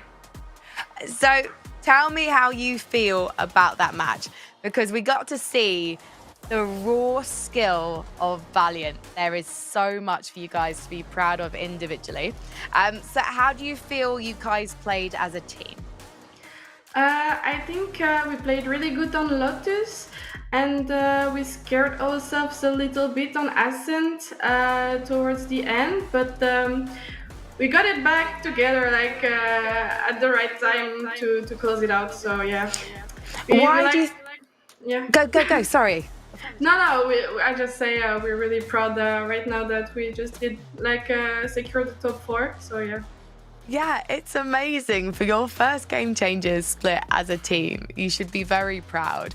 Why did you feel scared in the second map? Because you had a map in hand. It could have been, you know, a 2-1. Well, because we really wanted to close it on Ascent because it was our map pick, and like, yeah, Icebox is the decider, so like, we really felt more confident closing it out on Ascent, and like we were like a bit nervous, I think, at the end, but it's okay. And why did you pick Ascent against NASR? Because this is a team that loves to play that map. Because we think we are good against their comp. That's all. We think we could like win them. So you don't like the double duelist with the Phoenix? I mean, we have. I think we have good reaction against the Phoenix because like we work on it a lot. So that's why kind of we want to play Ascent. That makes sense. I don't imagine we will see you guys running your own Phoenix on Ascent anytime soon. Yeah, no.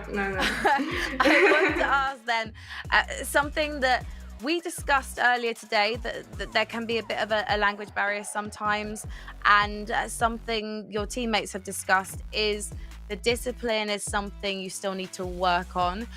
Is that something you can fix to beat GiantX tomorrow though? How's that going?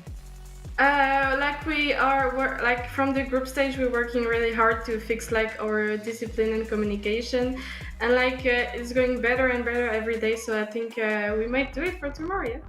I hope so. Just there. I can't wait to see you guys play. Congratulations. Good luck tomorrow. You. Thank you. Bye. Thank you. A bientôt. I believe. I hope. That's what I said in my poor man's French, and I am so excited. I keep saying it about Valiant, not just because of the fact that they have the 3 French players.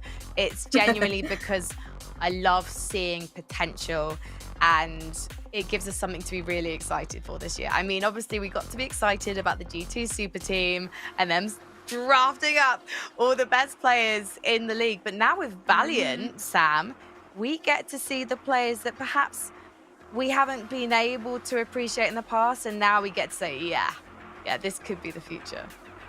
Yeah, this is what really excites me about these kinds of tournaments, right? Like, you get to see the best, but you also get to see that grassroots, the up-and-comers, the grinders who've been working hard behind the scene, and they get this platform and this stage and this opportunity to mount these upsets that people were not expecting.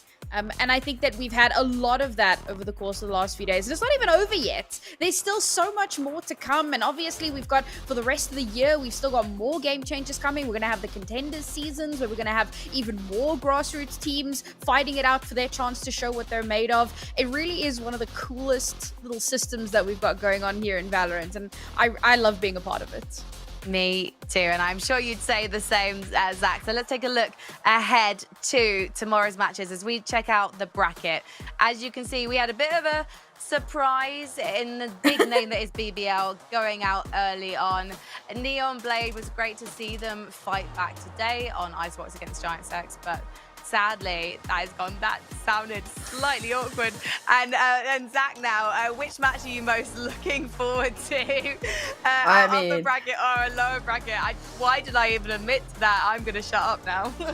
I mean, okay, look, I'm totally gonna be interested in this lower bracket one for sure, but for me, the upper bracket, G2 versus Falcons, is what I am extremely hyped by because, yeah, I mean, on paper, 2023 season, you'd be like, yeah, G2, they're winning it all, no competition, but there was a little bit of a spicy upset in that group stage where G2 and Falcons were in the same group, and Falcons found a clean win against them. In fact, one of the maps, the third map of play, was a 13-1, and usually you're used to seeing G2 being that 13, but this time they were the ones. So I hope that we see this rematch be equally spicy, and more than that, I hope that Sunset comes into play again because G2 were banning that map throughout their entire run in that group stage, and the one time they brought it up, they kind of got bullied on it. I don't know how else to say it because that's kind of what happened. I love G2, don't get me wrong, but that map was a slaughter.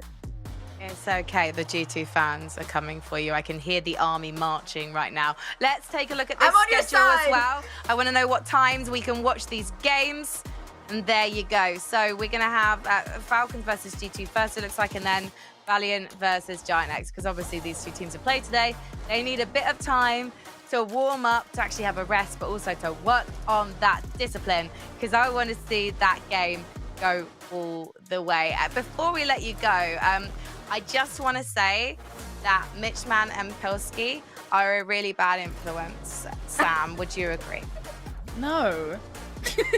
I mean, okay, I think that Mitchman is a bad influence. I think you're just unhinged, and I think poor Pilski got caught in the crossfire. And Zach, will you return to the EMEA analyst desk, because it's been a pleasure having you join us rather than just getting to admire you from afar in the virtual casting booth? I definitely hope to return. I had a blast, and you know, I love casting, but I love being on the AD as well. It's not like I don't do it, guys. I do it for some Challengers Leagues, I do it for Game Changers and Apex, so it's nice to be here finally. And of course, being with...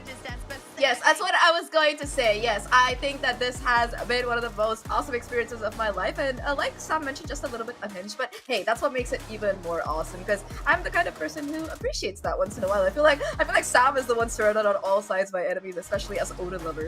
It's okay. Blink There's 3 times if a you're great okay. quote. There's a great quote that I live by, and it says, "Clowns to the left of me, jokers to the right. Here I am, stuck in the middle with you." I guess you're the court jester then.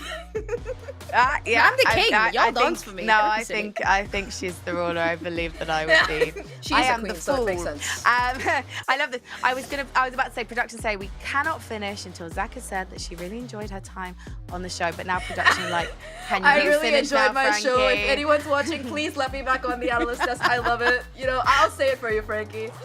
We will be back at the same time tomorrow. So do join us then for more hijinks, some excellent Valorant, and yeah, witnessing the future. Happy International Women's Day, and thank you for joining us tonight. A bientôt.